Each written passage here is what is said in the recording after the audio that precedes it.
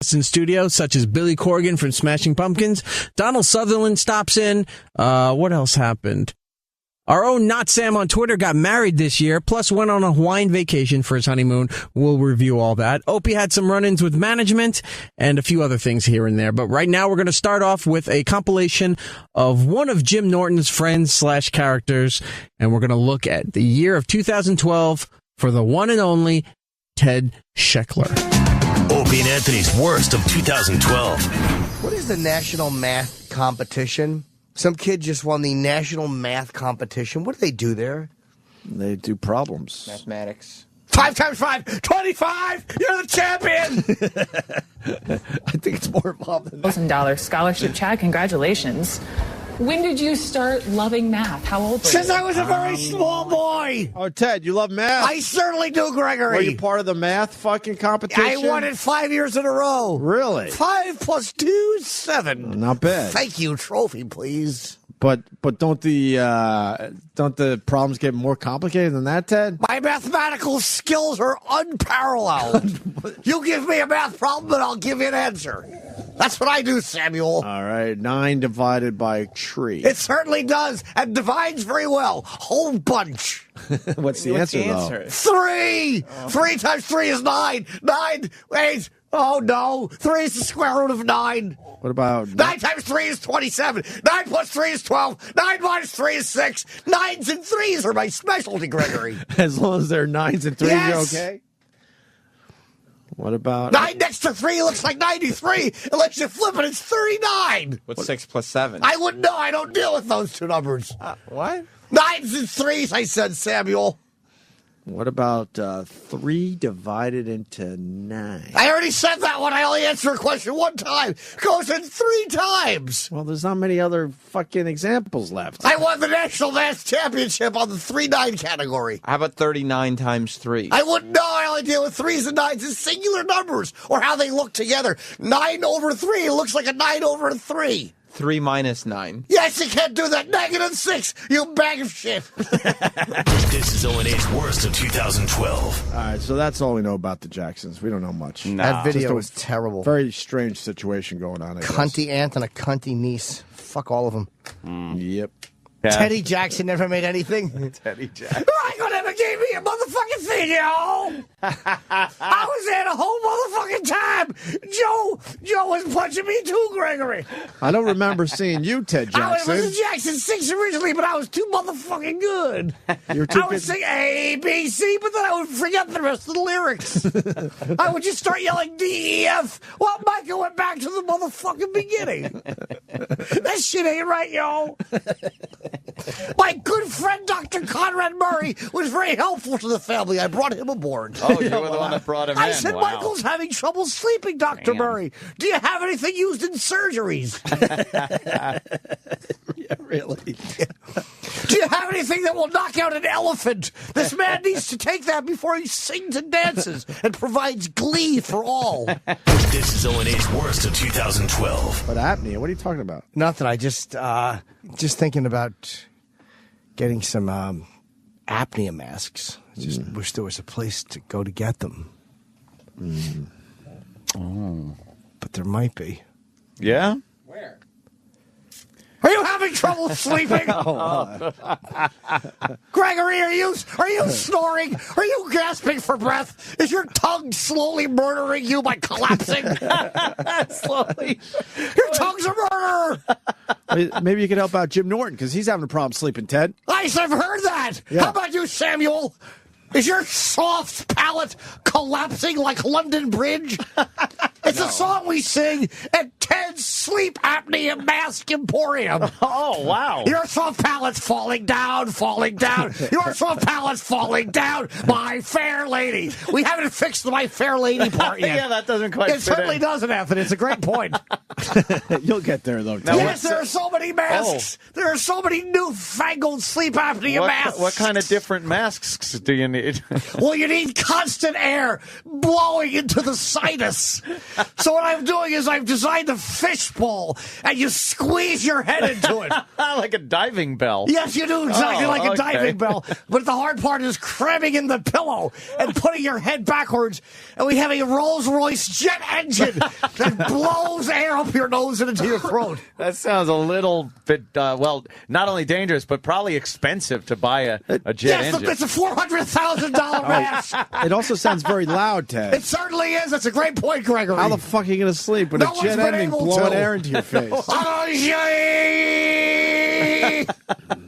So no one sleeps, so how does the mask even work? Well, at least you're breathing, for Pete's sakes. Oh, well, he's got a point there. Your tongue is murdering you, Anthony. It's collapsing. It collapses. It's conspiring against you. How does it collapse? I don't It just kind of lolls back. You know, the tongue was told to stand down.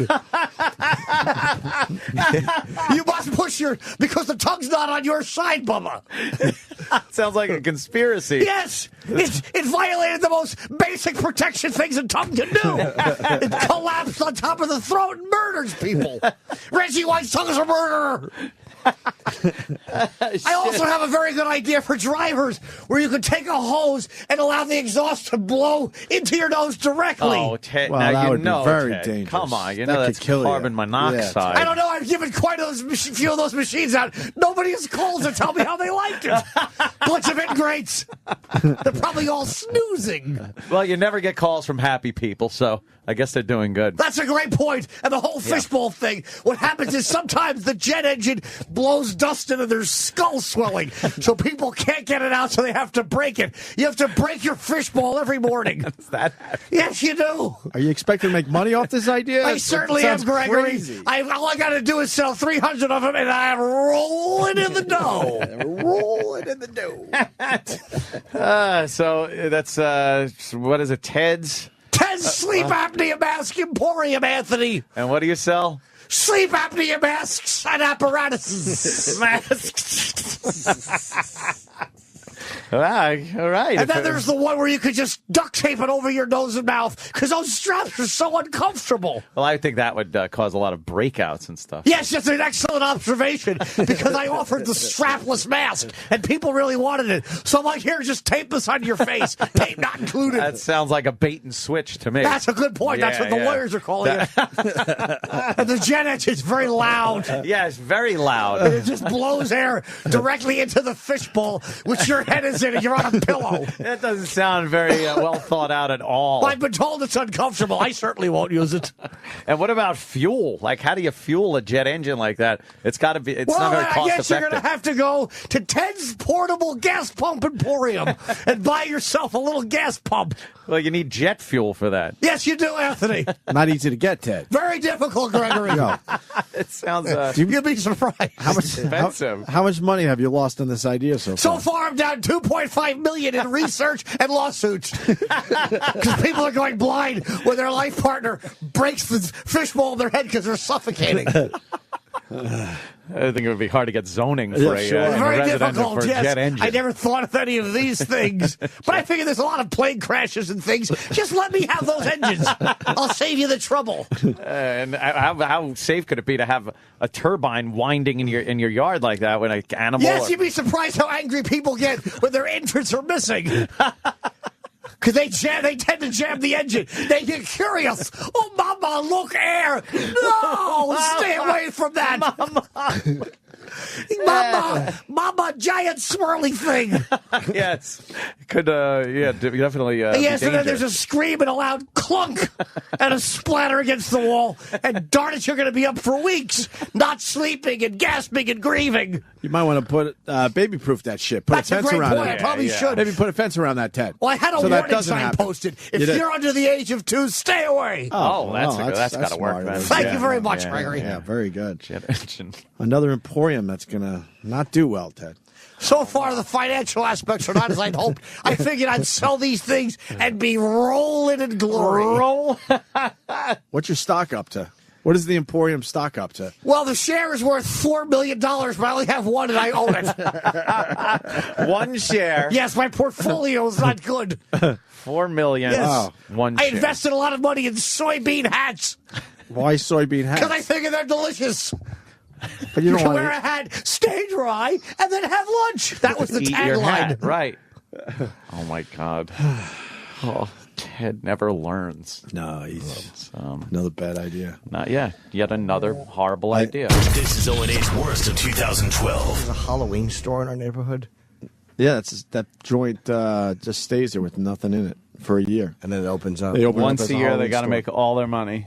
Well, yeah, because no one else is renting the space. Yeah. So the Halloween people rent it every year. I'm opening a Halloween store. Oh, Ted. Ted. I bet you it's some kind of emporium. Yes, it is, Gregory. It's Ted's Spooky Ookie Goblins and Ghouls Halloween Emporium. Spooky ookie. Yes, it is, Anthony. Is that it? I open it on October 31st at 8:30 p.m. Well, that's kind of not A smart. little late. People wait to get their Halloween needs. How many costumes do you sell? I have about 40,000 for sale. And how many have you actually sold? 6. Well, they were actually stolen off the truck. Don't you think it's a little late? Like people already have their No, at costumes? 8:30 on Halloween night, they're going to start rolling in to purchase their goodies. You should open it up now, Ted. No, I don't want to. Rent is too high, Gregory. I open it that night, and I keep it open until December 4th. Why would you do that? This way it's on Halloween, and people can go, let's go get our goodies. No, let's do it at 8:30 p.m. That's when they're out there already trick-or-treating. No, I have bushels of candy to sell, too. Yeah, what kind of candy you sell? I sell only Malamars. That's a cookie, isn't it? I throw it in the bag. So melty. Oh, well, what kind of costumes are we looking at over there? What's your best sellers? Oh, I have the Superman. I have a cape, actually. Like you say, you could be Superman with this cape. And I have a wig. A tape and a wig? 20,000 of each. That would be the worst store ever. No, it's wonderful. You could be the caped wigged crusader. Is it a different color wigs or is it? No, it's just black and a red cape and Malamars. I don't think this business is going to do very well. Can't people go get free candy at 8:30 p.m. on Halloween night? No, but you should buy it and then go home and give it out to all the children. It'll make you feel wonderful, Samuel. By the time you get home, It'll probably be 10 p.m. That's only me working, and I'm expecting a long line. It's on the 35th floor of a building. Wow. So no one knows you're there if they're just walking down the street. Yes, I'm afraid of a riot, Gregory, so I'm trying to keep it under my hat. Or wig, as it were. LOL.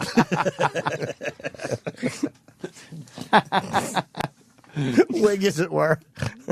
Wig as it were. Wig as it were. This is O&A's worst of 2012. All right, well, here's the guy himself talking about Ted this, Wallenda. this fake stunt. Yeah. We grew up in an age where this shit was on TV and the person could die. It's got to be tethered. Then don't do your stupid stunt. Yes. Fake stunt week. Or, Or whatever you're sign doing. away and promise not to sue. Yeah. Dumb lawyers again. Here's what it is too. It's probably not even him and the station. It's the station's lawyers, believe me. But it's probably the lawyers came back and said, "Well, you know what? If anything happens, we'll probably be sued for broadcasting something that fucked somebody up, that affected them." Like, imagine how many lawsuits would come in. I was watching, and when he fell, it affected me, and I can't sleep now, and I'm suing ABC. It's more of that overthinking shit. Litigious. Overthinking stuff that might happen. That's what shut us down from anything. The possibility that something might happen. I refuse to use a net, Gregory. Ted. I refuse to. I'm Ted Wallenda, and I'm the greatest tightrope walker in this part of town, at least. Are you going across Niagara Falls? I most certainly will not do that. Oh. I get very frightened when I see lots of water. But I like to keep I go a couple of feet above the ground, 30 feet in length, and I'll go right across. Once in a while, I'll take the old Dipsy Doodle fall. Dipsy Doodle. What's your greatest walk?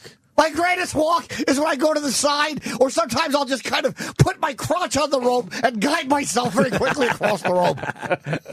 What did you walk across? What's that? What did you walk A across? cement barrier. barrier I put up. It's only 2 feet wide, and I have it built, and I walk across it with my arms flailing wildly. It doesn't really sound that dangerous. It's very dangerous. If there's not a lot of wind, my friend walks next to me with a fan and blows it on me. It keeps me cool.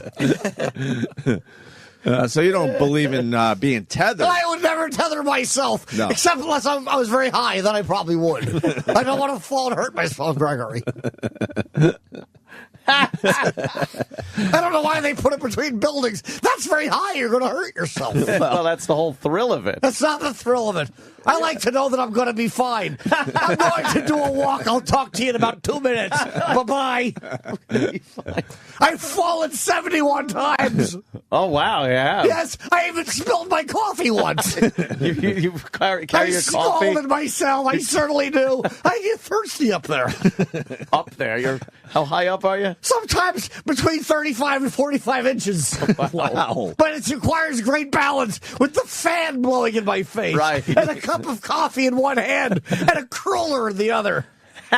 How wide's the rope? I have a 2-foot cement thing built. Thing. 2 feet. It's 2 feet wide, but God knows what can happen. Yeah. This is O&A's worst of 2012. We got to watch the Olympics. When does that start? This summer. But it's not. No, It already is that. if that was the last warm-up game, that means it's happening really soon. Next I don't know if weekend, that was maybe? the last warm-up game. Wow, we don't even know when the Olympics start as a radio show. Who knows? Well, July. I'm going to say July. I think the Winter Olympics is much cooler. Yeah, Winter Olympics has I better really stuff. do. Yeah. They got triathlons in the Summer Olympics or anything like that? I hope so. I don't give a fuck. You don't give a fuck, I don't try no athlons. I do them. They got decathlons. Decathlons. What about the gymnastics? Decapitate. You watch too much of that, and you're called a fucking pervert. What about the ribbon play? What's that? That thing where ribbony thing. That's a where real they do thing, little right? ribbons. Yeah, that's a real Run event. around with ribbons. Ribbon play, I call it. Yeah. Do people win a gold medal for ribbon play? Yep, they sure do. I could win that. Cycling, like, who cares? Yeah, because that has their own thing. Canoe sprint. Like Table tennis. Like canoe sprint doesn't have its own thing, so I'll watch that. Oh, you know what? I watched a little fencing 4 years ago. Fencing. That's all right. Blows. Sword Fencing fighting. stinks. Fencing. Sword fighting's fucking horrible with guns. Why don't you sword fight? I'm swashbuckling. Oh, what are ye doing? There's a parrot on my shoulder. What about sailing? Quiet, I'm swashbuckling. Don't knock over my little mole and my mustache. My swashbuckler's hat. Yeah, man. When guns were invented, that was a waste. I've stabbed ye in the heart. Quick, point your feet out in opposite direction. Skip, skip, skip, poke. Skip, skip, skip, poke. Poke, skip, poke, skip. Ted, it's called a foil, I believe. A foil? Yeah. I don't Use like a it. foil. I don't like a foil. I prefer saran wrap, Gregory. That was Ted Chipperson. Yes, Ted Chipperson. Basketball. I used to fence when I was a boy, Gregory. yeah. I was poked in the eye. Yeah. Yes, I was. What happened? I don't know. I just heard a zipper, and my Uncle Paul said, "We're gonna go fencing now, Teddy." And then he fenced my face for a long time. I didn't care for it at all. Did he use his flesh foil? I don't know what he called it. He told me to close my eyes and get fenced. And he said the only way to defend it was to open my mouth and make the ah sound. He said, "Theodore, open your mouth and go ah."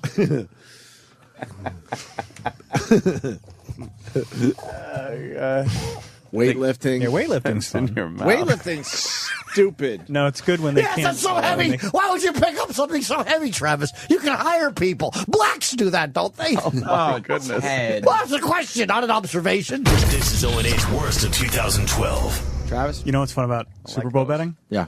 All the different stupid little props. Yeah, I saw some of those bets. Yeah.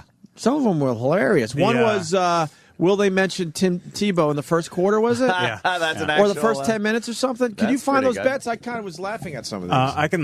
I can log into my Yeah, one of them is if the announcers, who's announcing the game? Al Michaels. It is Al again? Yeah. Al Michaels. He's not doing it alone, though. Chris Collinsworth. No. No? Bill Schefter. Bill Schefter's in there. Oh, yeah, right. This year, yeah. They got him out of retirement. But one of the bets is if the announcers will mention Tim Tebow. Tim Tebow? Either in the first quarter or the first 10 minutes of their broadcast. There's a something million like of them. that. There's a will they show the David Tyree more than just a catch Oh, more than 1.5 times or less than 1.5 times? I think they'll only show it once.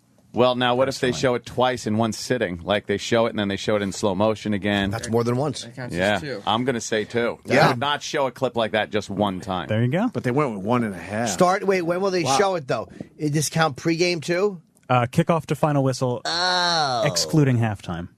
They're going to show it pretty much at the start of the broadcast. Right. Because And this we is basically remember the what rematch. happened when, I don't know if they will during the actual Oh, game, my though. God. In the pregame. They could show it once. I don't think they would show it twice. I'll put $1,000 that they show it twice. During the game? Take it. Yes. Take it. wow. You would make $1,000 at least. It's plus They, 105. they're gonna pretty much start with that. Say clams, don't say dollars. Wait, in the actual broadcast or the pre-show? during the That's what- broadcast. yeah, during the From during the kickoff- pre-show, of course. From kickoff to final whistle, All right. not including halftime. Right. All right. Oh. All right, now I got to So think it's this during over. the game. No, you already bet $1,000. During I took the the bet. game. Oh, shit. Wow, that is a tough one now that I think about it. I wasn't thinking. Maybe once. During the game. Absolutely. Bet take with the your under. head, not over it. That's what I say. During the game. I never say that. Oh, Chip. I don't see him showing it twice. Ooh, what do you think? Doctor that doesn't was think a so. big fucking Thank you, play. What if there's a similar play that happens that they go, well, that's very reminiscent of this. I can't. It'll be covered in the pregame. I cannot think of games in the Super Bowl where I've seen other Super Bowl clips being shown during than the once? live game. Yeah, not more than once. So that's an easy bet for you. bet. See, I put out a site I like don't this know. too, where I said the same thing. Yeah. But I said 17.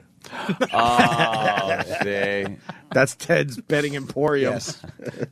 Will they or will they not show David Tyree coming from the bus more than 17 times? I'll take the over, Gregory. Ted's Amazing Super Bowl Bets.com Emporium. Emporium. Dot Emporium. Yes. You want Start a a few more? trend. Yeah. Will the Dow Jones be up or down on Monday after the Super Bowl? Historically, it's up. Yeah. I'd say up. I'd say up. Yeah. Everyone's feeling good. Yeah, and then there's a bunch like, who's the last to score a touchdown? See, I had something very similar. Will NASDAQ drop one of their letters in honor of the Super Bowl? The odds are 3,000 to 1 that they will. Can I take that bet? Certainly can, Anthony. Poor Ted's going to get his legs broken. Ted's going to get, when he can't yeah. pay out. He's going to have to skip town. Right. This lame bets. I have one, too. Will Al Michaels say cunt in the second quarter? Angrily. What's the line? 30 to 1 odds that he will. I believe he will angrily say it. Imagine something just happens to fall on his foot, though. You turn the God. Or if he said it but happily and I was wrong. Right. He's, oh, God. Opie and Anthony's Worst of 2012 continues right now. Now. Worst of 2012 for the Opie and Anthony radio program. My name is E-Rock. We have Will Ferrell in studio. This is a big deal. We're all big Will Ferrell fans. He was nice enough to come in the studio. We've been trying to get him in for the longest time. I think we did a couple phoners with him over the years, but this is the first time that he's in studio. I think I just slurred those words. I don't know. Anyway, Will Ferrell right now. This is O&A's Worst of 2012 on the Opie and Anthony channel. Right. Grab yourself how are a you? seat. Yes. The wonderful Jimmy Norton. The lovely Amy Schumer. Hi, nice to meet you. How's it going? The worthless Sam Roberts. Totally and worthless. I'm Anthony, and you're Will Ferrell. Yeah, and that's Carly on the couch. She was just showing us. She's been doing stand-up for like 6 months. 6 months, and she did a little of Right her in that act corner? for us. Yeah, Yes. right in the corner. She lives Wanted over to there. feel how it is to be a comic in the early. that's a tough. It is. Tough room. I mean, It- literally a it tough really room, is. tough corner, and Yeah. a tough Tough room. corner. Yeah. And she did material. She stood up and did material, which is pretty ballsy because I wouldn't be able to do that. No. Yeah. She's that's obviously great. a sociopath. Is that your real hair? Yes. Okay. That's all. No That's all. follow-up Yeah. questions. No, I just Needed want that. to know. Did you ever do stand up? I did. I did it very painfully. You started doing it or after I you got started. famous? No, I did it poorly for like a year, and maybe got 15 minutes of material. Right. That's a lot for a year. You ever sexed with Amy? Oh, God. I thought maybe it was him. Yeah. Okay. Yeah. I'm a tough crowd. She won't tell us. Tough crowd. Yeah. Oh, she won't. Yeah, imagine I'm like, No, when she he won't laughed, tell I'm like, us who it that was Will. It was Will. It was Will. No, I Yeah. had some excellent Star Trek material. Oh, nice. Yeah. So did I for years. My opening joke was an awful Star Trek alien Oh, joke. what was it? What was it? Come on. Oh, that's bad. It was humiliating. It was something, but it was such an obvious setup. Like Yeah. it was something like Star Trek. They would always meet these aliens that speak English, and like you don't know it's going to be and it would be some Miami joke after. Like He's you still can't- trying to sell it. Yeah. Still He looking for really that is. Target Still demo. like, I'm trying to find some reading value. It's going to work. So what did you one do? day? One day it'll You'll work. find it. You just did like improv after that, like from stand up to improv. No, I was doing stand up and then I found the Groundlings Theater on Melrose, and they had a whole, you could take their classes, and I immediately found out that I was more suited for that. Plus, when you bombed, you weren't alone. At Right. least when you bombed, You you can were with a blame it group on of somebody people. else. Yeah. There's no one to You place can the walk blame off on. stage going, "What the hell was that? What were you doing?" Yeah. Immediately point the finger and. Yeah. What's the rule in improv? You don't say no, or you always go with You what can someone else is always doing? exactly. You Yes, can never and. deny something. Exactly right. What's Yes, the and. word, Amy? Yes, and. Oh, yes, and Yes, oh. and. Which is how sexting is supposed to Yeah. go. Yes. Right? You that's say right. something, and then And then somebody's someone's supposed to continue. Yeah, Oh, they okay. She had a continue terrible it. sexting experience recently. Yeah. and The guy was an asshole. Yeah. The guy He just did not really yes and was. me. Yeah, he's like, excuse me, but Yeah. which was really unsexy. I have other ideas where I want this scene to go. Did he? Yeah. Did he write my word? It might What's as well going have on been. here? Pretty much. He Yes. just wrote back question marks. I am fanning myself Yeah, right now. it was Yeah. really disappointing. Yeah. I think improv is harder. Like I find that scarier than stand up. Like to be able to go out there and just. I've watched some bad improv is unwatchable, and good improv is fucking awe inspiring. Right. Exactly. Yeah. Good improv feels like you're watching a magic trick. Yeah. And Yeah. it's incredible. But you're right. And you have to go through the bad to get to the good. To the good. Yeah. Who else came out of the Yeah. Groundlings? Some great Painful, yeah. people. Bad. Yeah. Like Phil Hartman. Is Phil Hartman or Pee Phil Wee? Hartman, Jennifer Coolidge? Pee Wee Herman, Jennifer Coolidge, Lisa Kudrow. Not familiar. No. Okay. Not Yeah. ringing any bells. No. Who are the ones though that you never hear from? Like you always Yeah. hear, well, the Groundlings. Let me blast Let off me some do the names for you. list. Oh, And God. it's like, what about Joey Pepitone Yeah. lives in Boca now. Not doing a whole lot. Isn't John Candy? Was he Ground? No, he was Second City. He was Second But City. there's you the Groundlings, Second City, and then UCB. Now in it's New York. UCB. Those are like the three Those are big the ones, right? Three factories of comedy. Yeah. UCB, I went. If you want to make it, go right there. Guaranteed. Knock on You're the going to be door. a star. Pay your money. You're in. Your teachers Yeah. who were in your class the year before. But that's the thing with improv. It's just like stand up in that you can kind of seem like you have to suck at it for a while. I've seen friends who graduating shows at UCB and they can't find the end to scenes, so they literally just put the lights out. So they move on to the next Wow. scene. They Right. shut down the electricity because it's that uncomfortable. Kind of like an SNL sketch when they just bring the applause up. Yeah. They're Yeah. like, Wait. go to commercial. Yeah. What do you do when you're bombing in an SNL sketch? Because that to me is the scariest thing. Because I've never seen anybody break the fourth wall and address it. Like they're actually really good at not. Wow, this is going nowhere. I just Yeah. I know for me in dress rehearsal, if it was not working, the tendency is to speed up and just get off the stage. But I would just purposely slow down and torture Yeah. the audience. 'Cause they're like, if you hate this and hate me now, I'm just, you know what? I'm going to make it twice as long. You're all going to need a I'm shower gonna- myself. twice as long. That's amazing. That's balls. I too. don't know what Yeah. I don't know why the masochistic side of me would allow that, but I was just like, okay, you hate it, you're gonna hate it a lot more. Yeah. Do you have a trick for not breaking? Do you think about something really sad, or you just when you're in the scene you don't? I'm always thinking about things that are sad. Oh my god! Found out he was the darkest dude ever. No, I don't know. I just have been able to kind of commit to something, but yeah. Yeah. Oof. I'm not immune to it, but Yeah. Have you ever? In a sketch, have you ever ruined it laughing or ruined it by breaking the fourth wall? I've been lucky that the times I've started breaking, at least on Saturday Night Live, was usually when I was wearing a beard of some sort, so I could kind of hide Oh god. my laughter with right. keeping, my beard from Right, falling right. off. So, in fact, that Blue Oyster Cult cowbell sketch we did, if you watch Of it, course, yeah. of course. if you watch it, I'm totally. I'm just laughing, Just but I cry have a big laughing. beard on, so you can't tell. And everyone else is fucking laughing. Yeah, at that so- one. so That I'm- was, that was one that So really I'm got okay. people. I'm okay, but you know. That's a hard atmosphere. We've been, Daryl's been on, Yeah. Colin obviously a million times. That's a really you can either take that or you can't, because that seems like a very, very hard atmosphere to survive in if you're not thick-skinned. Yeah, you have to be, it's just, you're shot through a cannon in that thing, and you have to, we were lucky when I was hired, we had 8 new cast members, whole new writing staff, so we were all thrown in together, and we didn't know any better. Yeah, No one expected anything either. It was like, oh, fuck, Saturday Night Live, let's see what these clowns can do. Totally. And then it ended up being like amazing. I mean, the And a worst great part cast. of it, was the big press conference we had to do. We're like Warren Littlefield, and we're like in front of all this media, and we're just all sitting there, and we're all sweating and nervous, and in our little brand new clothes that the network's dressed us up in. And So what funny little sketches are you going to be doing? Hey, what kind of wacky sketches? what's your plan? What are you like? And we were just like, oh, my plan? I'm just hoping not to get fired. Right. Keeping my After job. making shows. I just want to get picked up.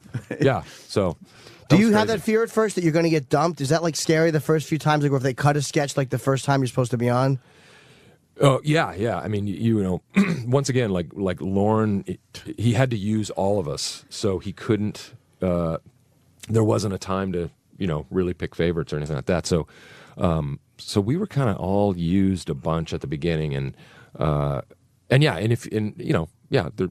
you're kind of bummed if you're in one thing, but then later, if you've been on the show long enough, you're like, oh, I'm only in 2 pieces. Great. You get lazy. I don't got to go to rehearsal. Right.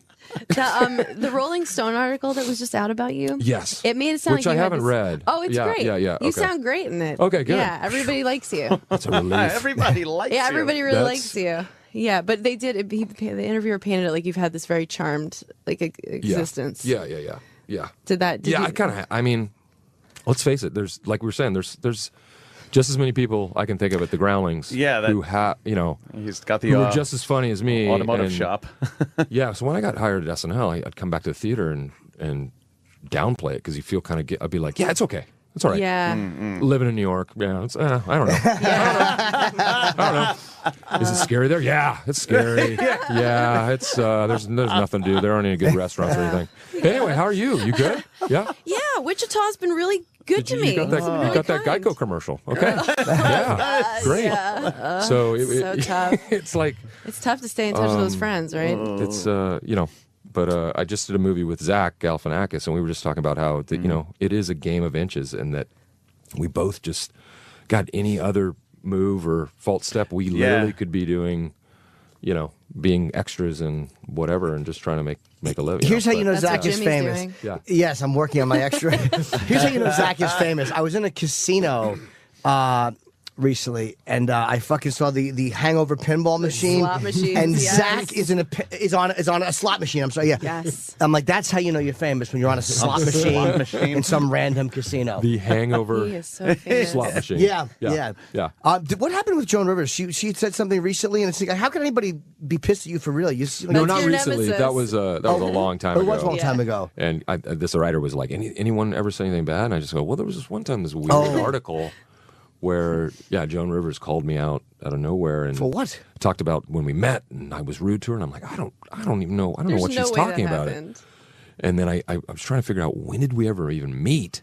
And then I figured out the only time was on when she used to do the red carpet for like the Golden Globes. And I the only thing I could track it back to was we were doing the red carpet, and the time was running out for when you had to get in because the show was about to start, and her producer was like, just walk in, go into the live shot. And she's talking with Mike Nichols and Diane Sawyer. So I just walk into the live shot thinking she knows I'm going to do it. And she's like, hello.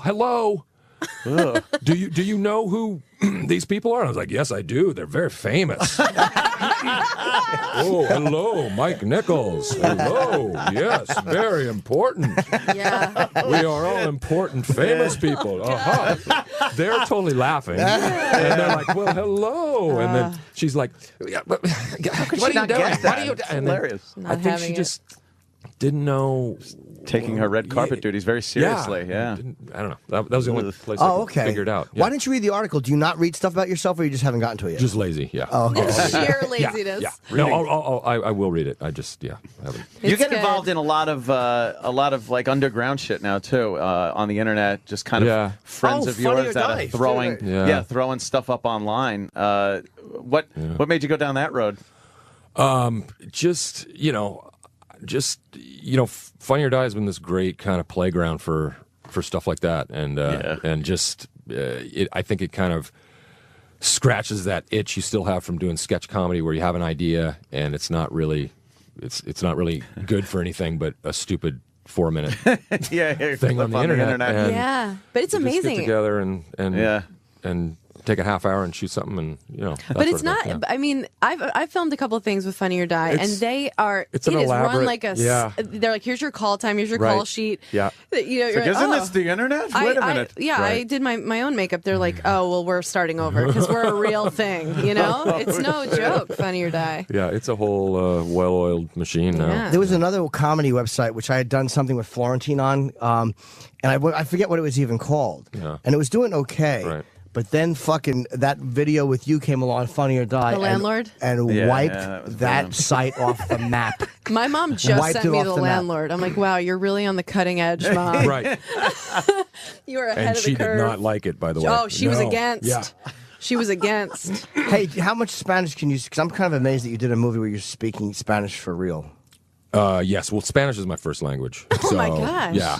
mystery. I've all these movies in English I've done phonetically over the years. Yeah. So I'm finally just showing off the Spanish. Yeah.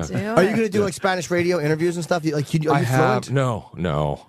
Sadly, No. I just I learned it for this movie. I took it really seriously because I didn't want the joke of the movie to be that I spoke Spanish poorly. Right. So I wanted to be that you sat down and you're like, wait, he's really speaking it. yeah. It sounds halfway decent. So I had to work, probably a month prior to the filming, and then I would literally the translator would show up at my house at 5 a.m. We'd drive to the set and go over the lines, and then drive home and start the next day's work. And Were you having nightmares in Spanish? I totally was. Yeah, Really? yeah. I was dreaming in Spanish and Wow. all these things, but it was the only way I could kind of do it to make it authentic. The movie's really funny. I Thank saw it. you, I was yeah. at the South Beach Comedy Festival. Oh, okay. So Yeah. it was like that was a great crowd, actually. Yeah. And what an interesting crowd because it's Yeah. like the real telenovela Yeah, stars yeah. were All there lining up. watching Yeah, it. That's yeah, intense. yeah. What's it about? It's it's like telenovela meets a bad Mexican spaghetti western, and it's one of these heightened epic stories of two brothers trying to save the honor of their ranch that's fell on hard times, and Diego Luna's my brother, of course. Yeah, of course. Sure, Natural. yeah. Parent. Natural. Twins. We've been bugged for years. When are you guys going to do a brother movie? Finally happened. And he comes back to help. He's gone off and as an international businessman, and So comes back general. to save the day. But turns out he's a narcotraficante. Oh no. Yes. Ooh. Yeah. And my Yikes. character does not like it. You're bringing the family name down. What are you doing? So it's it's all that kind of stuff. Did you shoot in Mexico at all or no? We shot in the Mexico of Southern California, Chatsworth. Okay. Chatsworth, Same- California. Yeah, Simi same Valley. difference. Simi Valley. Yeah. Yeah. Mexico's scary lately. There's a lot of stuff happening that's kind of dangerous. I'm not so it's- familiar. I don't- Yeah, right. It's frightening, man. I Yeah, would no not go spring there. break in Mexico City. No. I feel like I'd be a good drug mule, just for in case anybody's Well, looking end for up that. simply so for the room dead. you I could could offer. hold the balloons. I just feel like I'm equipped. She's the only one that can bring a hail of fucking Sorry. hail. A bale of. I don't want to pat myself on the back, but if you're looking for a balloon holder, why not network? And Will and I have worked together one time, and I thought we did very well together. We did. Tough on- crowd sketch. Right. Oh Right. gosh, yes. Well, you were the worst name of all time. Oh, that's right. Yeah. Yeah, Legendary. The Tough name. crowd sketch. It was Will played the lawyer. Pete. Wait. What was his name? Come on. Pete Bentley. I think that was Colin gave awful names, and he goes on purpose. Yeah, and mine was Marv Gresto. How do you remember Marv Gresto? That's Because a good it was the greatest bad name ever. When I read it in the fucking script, I went bananas. I was like, this is the best thing I've ever read anybody write. Because it was such over the top nonsense, and he goes, and my associate Marv Gresto here. He's got to say So the whole bizarre. name. Yeah. Pete Bentley. Yeah, first name and last name. Colin's hilarious. He gives you quite a bit of guff on Twitter occasionally. That's right. Yeah, there was a whole right. a there was scandal. Blaming you for things. Right. and- But it was your such illicit drug use. obvious Yeah, drug nonsense. use. Right. Nobody believed it except no. the media asked him about it. He's like, "That's scary that you guys are asked. Yeah. Like, read my Twitter." He's Yeah. joking. Yeah, if you did any research and read 10 of Colin's Twitters, you would know Right. that he They're does so lazy. nothing serious on the Twitter. But that's what's so crazy. Everyone's just trolling for that stuff to find, pull a thing out, and then, one tweet. Right. Here's the Every sound tweet bite. is a press Ooh, conference. ooh. Yeah. Look at that! Look at that! Right, exactly. Uh-huh. So What happened? insane. What happened? Explain this. Yeah. Right. Yeah, Louis C.K.'s in some shit because of some of his Palin tweets that he made. Yeah. But he had admittedly made those drunk from a plane. I remember when he did that, and then he deleted them, and he's like, look, the next morning he was like, I might have written some shit last night. I didn't mean any of it. I was like Plain trying to drunk apologize. Plain tweeting. drunk is a That's bad a whole drunk. different kind of tweeting. And you're bored, and now you have the ability to tweet And you up might there. die, so you can say whatever you want. Yeah. It's bad. Exactly. It's all bad. Are you in a place? Your back's up against the wall in that What was I tweeting supposed You're situation. almost to do? compelled to tweet offensive, horrid things. Yeah. Are you in a place where you worry because you have a great career and you're well known, and like where you worry about saying things like this could be a problem? Like, do you find that you have to edit yourself a little bit? I guess that's like the only downside of mainstream real fame is that you kind of have to watch it. Yeah, I mean, I definitely, I mean, especially with the whole social media thing, and anything that you say in an interview could be carried anywhere at any time, and blah blah blah. Yeah. Did that concern you when that happened with Colin? Or you more like, oh, what the fuck? Guys? What I are you didn't know doing? about it. I didn't know about it till someone brought it up to me. Oh, that's so I sad. I It's never. all Colin talks about. I never would have known. And someone was like, "Do you see what Colin was tweeting?" I'm like, "Whoa, You're what was Colin it? Firth? Oh, yeah, Wait, what Colin? Yeah, Colin Ferguson from jail. Colin Powell. Yeah, was it Colin Powell? I mean, were we talking my good buddy, close circle of friends? former or? Secretary of State. But I loved you in that sketch because Will played. He was right after the Elf movies, and they were so successful. And you come on with an elf hat playing a lawyer, and Colin just brutalizes you for being fucking wearing an elf hat in a movie. But I was like, what a funny dude to come on and do that. And then most guys would have a movie that big and like, oh no, I'm not gonna. No. But you just came out with that elf hat, and it was really funny. Yeah, you gotta kind of make fun of everything when you can. Yeah. I just felt that my part in it Well, was you good. carried it. You carry. I mean, that's the thing. That's how he gets brought on stage. Yes. You know this next guy Yes, from the Pete elf Bentley sketch on yes, Pete Bentley, of course, he played Marv Gresto. Marv Gresto. Gresto. Over here. I just was watching the Today Show this morning, and there was a bunch of kids with Marv Gresto signs. Yeah. Yeah, They we're know what they sometimes- want. MG sometimes, you know. It's just a fucking What was going on down the street? They There was some British boy band. was that what it was? All right. You guys have to get out of here. One Direction. Is that their name? I Why am I bet. pretending I like? bet. Yeah. Why am I like, pretending? what? Why am I pretending like I don't know? Yeah. Of course, it was One We Direction. see your T-shirt underneath. Yeah, I was driving up, and there were just a bunch of kids crossing the street Yeah, and looking at yeah. it. Easy pickings. Have you done anything dramatic? Because or do you want to do anything? Because Sandler went into he did I think Spanglish and sometimes for and Jim Carrey has done some stuff that's dramatic. Sometimes for comics it works, sometimes it doesn't work. I had a thing come out last year called Everything Must Go. That was totally dramatic, which was kind of an indie thing that a lot of people didn't see, but. That was great. Yeah, I loved it. Yeah, it was. And you were in the Woody Allen movie. I mean, you were I funny. was. But Yeah, it that was kind of. Yeah. Okay. Yeah. Okay. Yeah. All right. Stranger Than Fiction's kind of dramatic. Yeah. A little bit. What are you the most? Tim and Eric. That's a That was a yeah. huge, very dramatic role. in This that. movie's pretty dramatic. Oh yeah. Casa de Mi It Padre. gets heated. Yeah, I cried. Mostly I had my own stuff going on. Yeah, it was all about your sexing. Yeah, they were well, trying. you don't know how awry things went. You got plain drunk and went right to the screening of my movie. Oh, God. When you hear like something, if people like, because do you read what critics write? We always ask you, because sometimes people on Twitter will tweet me, and I'm like, you fucker. And I'm like, why am I responding to this guy? There's 5 people following him. What do I care for? I once again, laziness, but I don't really look at the critique so much in a way, only because even someone will send me one like, hey, pretty nice review and so, and I'm like, okay, great. Let me click on, I'll read it. And it inevitably starts with, considering most of the things he's done, I hate. This one actually surprised me. God damn it, yeah. And I'm like, it can't even... Yeah. It can't even be good Everyone the needs whole to way through. qualify. So then I'm like, don't even read the Gotta good one. shit on yeah. you. Yeah. Yeah. Oh man, It's true. This Or guy's even if it's all usually good. a loud asshole, but he showed amazing restraint in this role. Yeah. He's not a total buffoon. Yeah, it's like praising you by destroying everything you've ever done. So, yeah. But you're not fazed by it. You're okay with that. Like you. I would be if I looked at it. Yeah, if I went through Rotten Tomatoes and checked it all out, I'd probably be. Yeah, I wouldn't leave my house probably. But we were talking about how I just stay away from. I just try to stay. How away with Twitter and Facebook and whatnot, they have accessibility to people now that they never did in the past. Yeah. We talk about what it would have been like to tell Clark Gable he sucked. Sure. Back in those days, it was impossible. Yeah. They'd write a fucking letter. It would never get to him. It was like, Remember that scene in Mommy Dearest when they're signing the pictures? Yeah. And it's like the help and the maids are stamping the signatures and putting them in envelopes. Now it's like, hey, huge Hollywood star that's grossed billions. You suck. Yeah, you can basically text them with Twitter. They give a direct text to you. It's like you're texting people you never had access to. Absolutely. Do you tweet? Yeah. Are you on Twitter? I tweeted for 4 days. That was, oh wow, rough you 4 had days. your full. I had your fill? I had. It was a glorious 4 days. But I got criticism on the tweets that came back. Did So it was like that wasn't funny.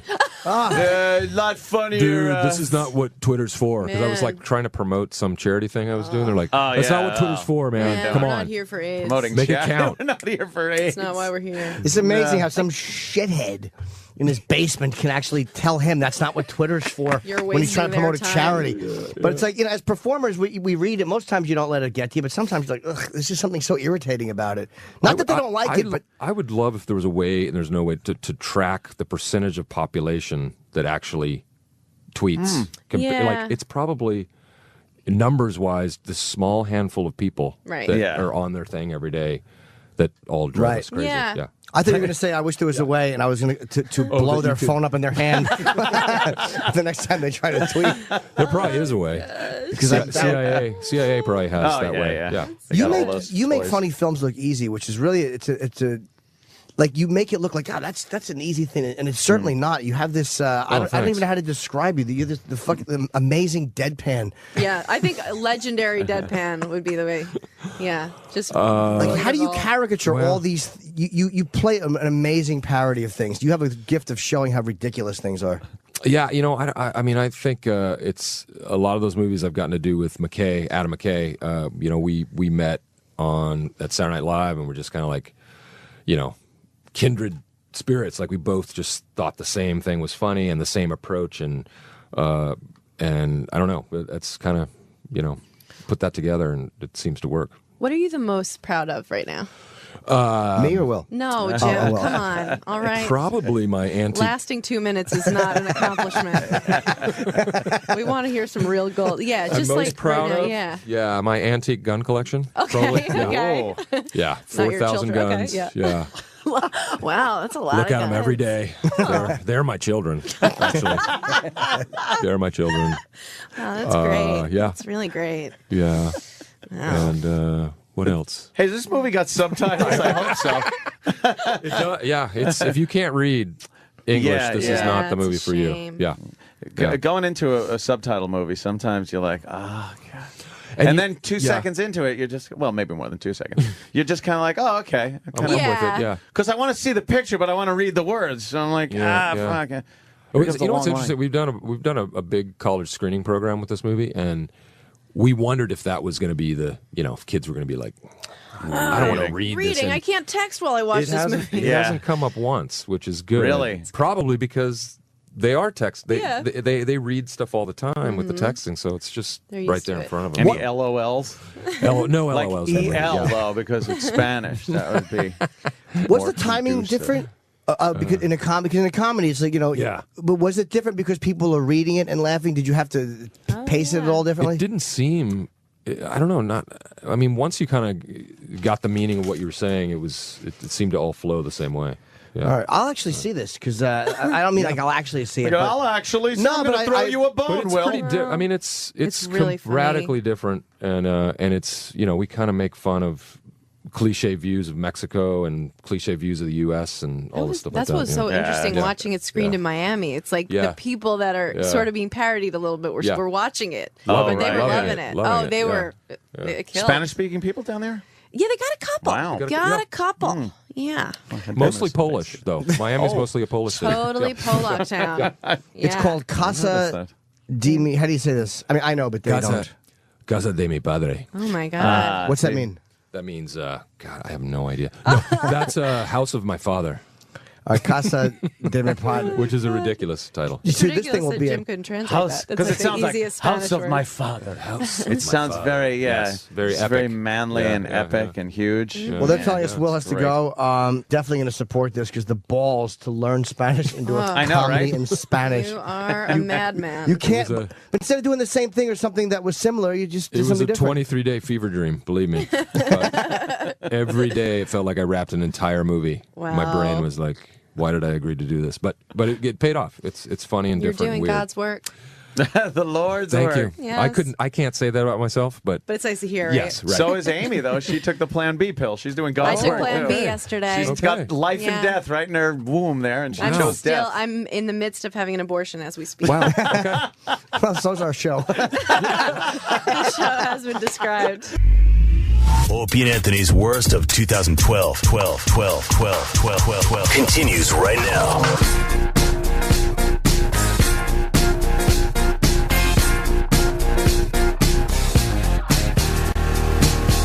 Laugh your tears away. Laugh your tears away.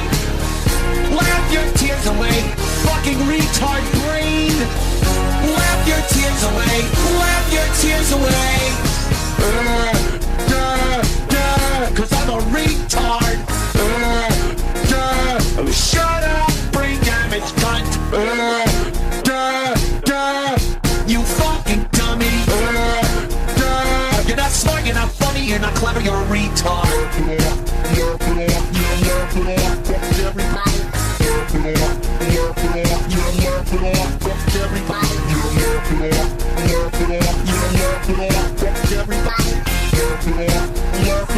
Laugh it off, fuck everybody.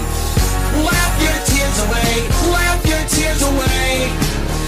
Laugh your tears away, fucking retard brain. Laugh your tears away, laugh your tears away. Take your medication, but you kill a child. Laugh your tears away, laugh your tears away. Get your own fucking life. Fuck you, you nosy body. Get your own fucking life. Fuck you, you nosy body. Fuck you. Bye-bye. Bye-bye. Fuck you. Bye-bye. Bye-bye.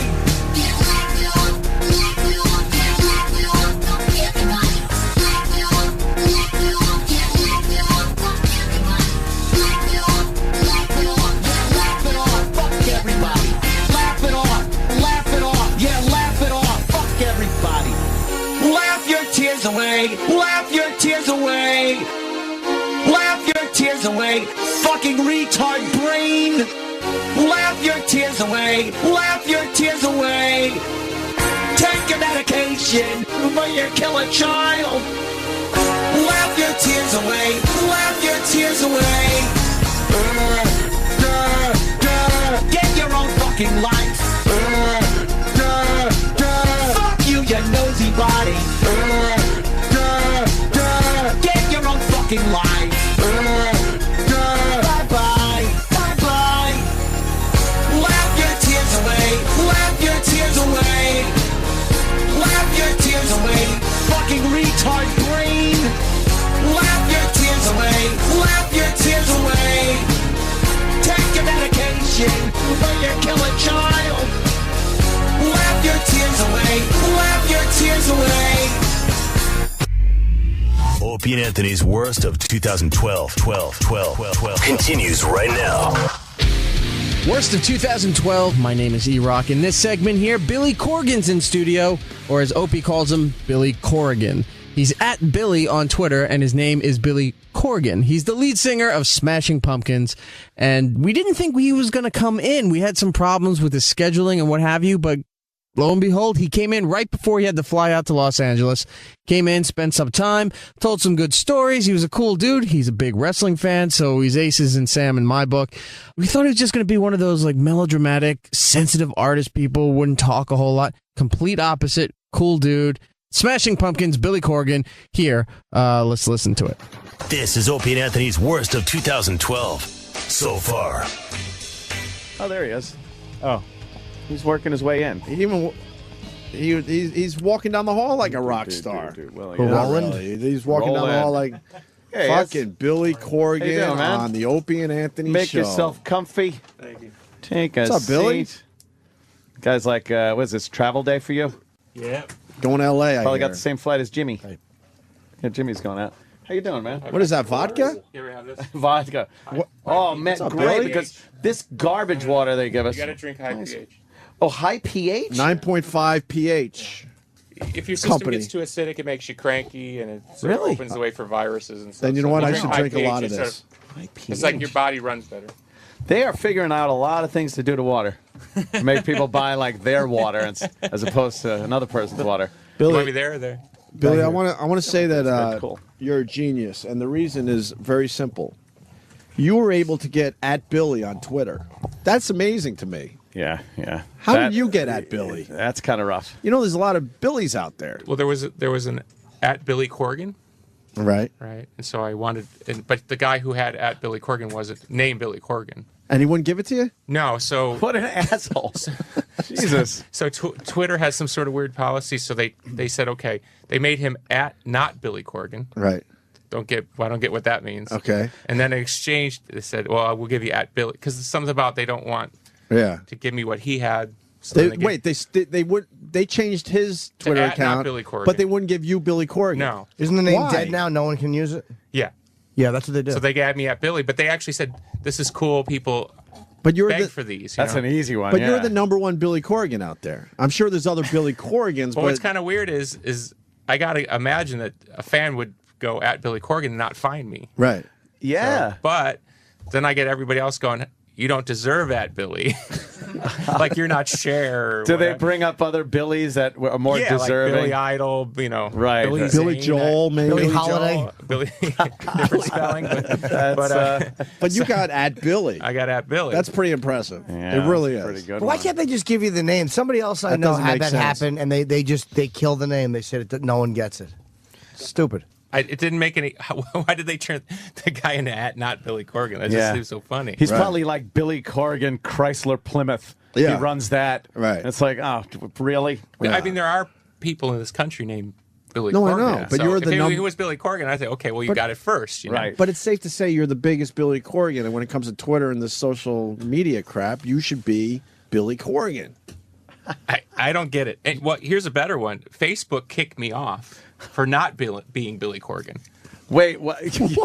How does that work? Somebody reported me, right, Yeah. and said this is a fake Billy Corgan, and Facebook shut down my account. Seized or froze my account, and then sent me some bullshit thing saying you got to prove who you are. Oh, and I'm my thinking, God. So that's I said. Screw it. Here's a and video I know, of me. I know Sean Parker. I mean, I could call somebody, Right. right? And I thought, But it was the forget this. principle. I don't want. In fact, thanks for doing me a favor. Right. Wow, I got the hell yeah. off Facebook and said, "Give me the hell away from this because this You is don't need it. And then I go and look, and there's like 7 fake Billy Corgans pretending they're me that are still there, who are trying to pick up chicks, and but they're still running. They're still running. Yeah, well, their stock isn't doing well, so no, they're rejoice in that. No, they had a bump up though. I just bought again. I fucking lost like $5,000, and I bought more back, and now it's dropping again. You keep buying high. I got my money back.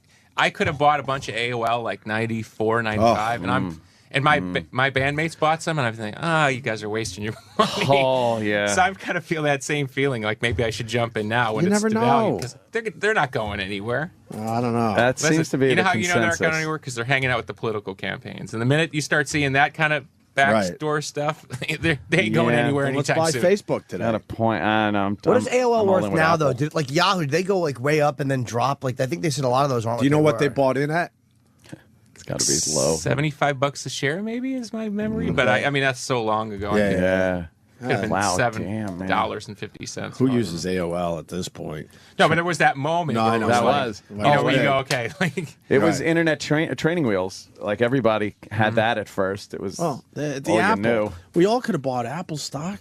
Yeah. We'd be bloody rich. Oh man. It went down to $80 in 2008 when the fucking market shit the bed. It went down to $80. And yeah, That would have been nice. Now you're talking Billy, touching on 600. I want to say I'm so glad you're doing our show. Oh, thank you. There was a little misunderstanding. We don't have to get into, but we're Yeah. very happy you're here because we're all was even all massive about. fans. oh, thank you. No, I'm happy to be here. And I was sick all week, but I came back in just to say hi to you. 'cause- Oh, thank you. Just to make you sick. Just to make you sick for your trip. Yeah, No, What do you have in case I get I'm it? good. It was sore throat, congestion, crap. You know, Yeah, normal that shit wouldn't for the affect me summer. at all as a professional singer. All right, you stay over there. I'm hearing nothing but good things about the new CD, Oh, thank you. Yeah. Oceania. Yeah. I haven't heard it yet. I literally got my copy this morning. Yeah, it's the first time I put out an album, I think, in 17 years that people like Oh man. No. right away. You know what I mean? Usually I get the 7 years later. Oh, that was actually pretty good. I It don't know what grew my on problem me. was. Right. It grew on me. Yeah, it's like, thanks. Why is that, you think? Is it because... I don't know. Honestly, I don't... Believe me, if I knew what people were thinking at this point... But you don't try to... do you try to write hits when you're putting an album together? You know, back in the day, you knew you had to come up with that MTV-type song. Right. But we never... I mean, if you look at the hit songs we had, it wasn't like we sat there and went with the formula. We always tried to come up with something fresh, Right. that felt really exciting. I think hits usually means exciting. Right. So if we felt, oh, this is pretty exciting, it was when I tried to maybe be a little more conservative and kind of just do music I really liked. That's when it didn't go so well. So exciting seems to work for me. So But isn't that okay with you? what's that? When you were getting more experimental and stuff? Yeah, it was fine by me, but it's it's kind of a weird thing. It's like It's a one weird day, balance? One day you're nobody, then you're a genius, then you're an idiot. You know what I mean? You know what I mean? And as I've been saying to my friends, now I'm a genius again. You know what I Right. mean? It's like I'm the same guy the whole time. Right. I wonder what that is though. That makes people like one thing that you do, and then just kind of not really Believe me, pay attention to the other. If they could quantify it in the music business, they would get rid of people like me because I'm too much of an X factor. You know, they don't like that. They don't know what you're gonna. All these other kids, they know what they're gonna say. Right. They line them up and they march like robots. I mean, people like me. I mean, who knows what I'm gonna say or do? And they that's too risky for them. in Have the you business. always been like that? Or Yeah. Even It's at the beginning, when did you have to do a lot of compromising, or did you do it your way? Really? No. Wow. No, we were that's- lucky. But I mean, look, I'll give you an example. 89, we're nobody playing, college gig for $50. Interviewer, snobby kind of indie person. Who are you guys' influences? Led Zeppelin, Black Sabbath, Cheap Trick. Guy laughs at me. Like, don't you realize that people don't like those bands? I said, we don't fucking care. That's what we like. Right. Oh, that's not cool. You know what I mean? So before anything, you guys aren't cool. This isn't cool. Don't like this. Now, of course, everybody loves Right. Ozzy. Yeah. Ozzy's great. Back then it was like people would snicker. It's like, why? He's great. Because we grew up in Chicago, rock radio was like, you love the Cars and you like Black Sabbath. You love Queen, you love Zeppelin. It wasn't a big deal. Right. Then you get out in the New Yorkie world and it's like, you're supposed to like this band, you're not supposed to like this band, and don't wear this T-shirt. This just got so old. Being too cool. What bands did they expect you to say you liked at the time? Well, it's Do you like remember? there's Sonic Youth would have been number one. you know? Sure. If you said you like Sonic Youth, then that meant Sure. you. Oh, these guys are cool. Yeah, They like and we Sonic love. Youth. But I'm saying we love Sonic Youth, Youth, but in their mind it was incompatible with like Sonic Youth and Led Zeppelin, and we Right. think Can't what's like kind of. both. But Yeah. of course, you get behind the scenes and you talk to Thurston Moore from Sonic Youth. What did you grow up listening to as a kid? Led Zeppelin. I mean, just like everybody else. Van Halen. Like Kurt Cobain, Van Halen, Cheap Trick, Absolutely. Boston, I believe. Trying to remember some of the other Teen bands. Spirit is basically more than a feeling. That's what a lot In fact, of people say. I saw Yeah. Nirvana. I saw Nirvana at their absolute peak. Nevermind, playing in Japan, and Kurt started playing More Than a Feeling. Oh man, and then You know, when and even saying "More Than a Feeling," and kind of laughed, and then they went into Teen Spirit. You know? Wow. shit, yeah. I mean, he knew. It's not like he, Right. He loved classic rock. Yeah, that I mean, was who his doesn't? It's- big influences. Yeah. Did you guys growing get treated well by the critics, or did they douche you? No. No, I'm laughing. I'm laughing because we got sort of a so-so review in Rolling Stone. The two biggest albums I ever had, Siamese Dream and Melancholy, bad reviews in Rolling Stone. So this is like good luck now because I got another bad review in Rolling Stone. did you? Meanwhile, across the board, everywhere else, great album, best album in 15 No, years. people blah, are blah, blah. talking about this album. Yeah, I'm saying. And the two you just mentioned So- were amazing albums. Yeah. I'll say it for you. Thank you. Unbelievable Yeah, albums. no, got bad Even the review- deep tracks. Got bad reviews then. Doesn't Rolling Stone? They really Weird. are snobby, and they try to be too hip, and I just think they stink. I think it's the most overrated magazine ever. I think is Rolling Stone. I think they try to hate things. You know, try to find something wrong with things instead of just letting Yeah, it I mean, be look, sometimes. if it was the critics only, I wouldn't be here. You know, fans have been amazing. They're difficult in their own way, but I appreciate the relationship that they want you to bring the best you got. Right. At least with the fan, if you bring the best you got, they'll show up. Right. The critics will think of some freaking weird reason why somebody shouldn't listen to you. But you seem like a guy that wouldn't pay attention to the critics. Is that I true? really don't, but at the same time, it's like, you know, it's a little weird to put out an album that you know is really good, see you get poor reviews from particular magazines who have a bone to pick, God knows why, and then 15 years later, they're trying to get you to interview about the album that they panned back in the day because it's become a classic. You know what I mean? See, it's like a weird Dostoevsky movie or something. You know, it's like, you know what I mean? It's like, hey, talk about the thing we didn't like then, and now we're going to talk about the thing we don't like now, and, Right. and it gets sort of surreal. Yeah. I think I have a good sense of what it is, but I don't know.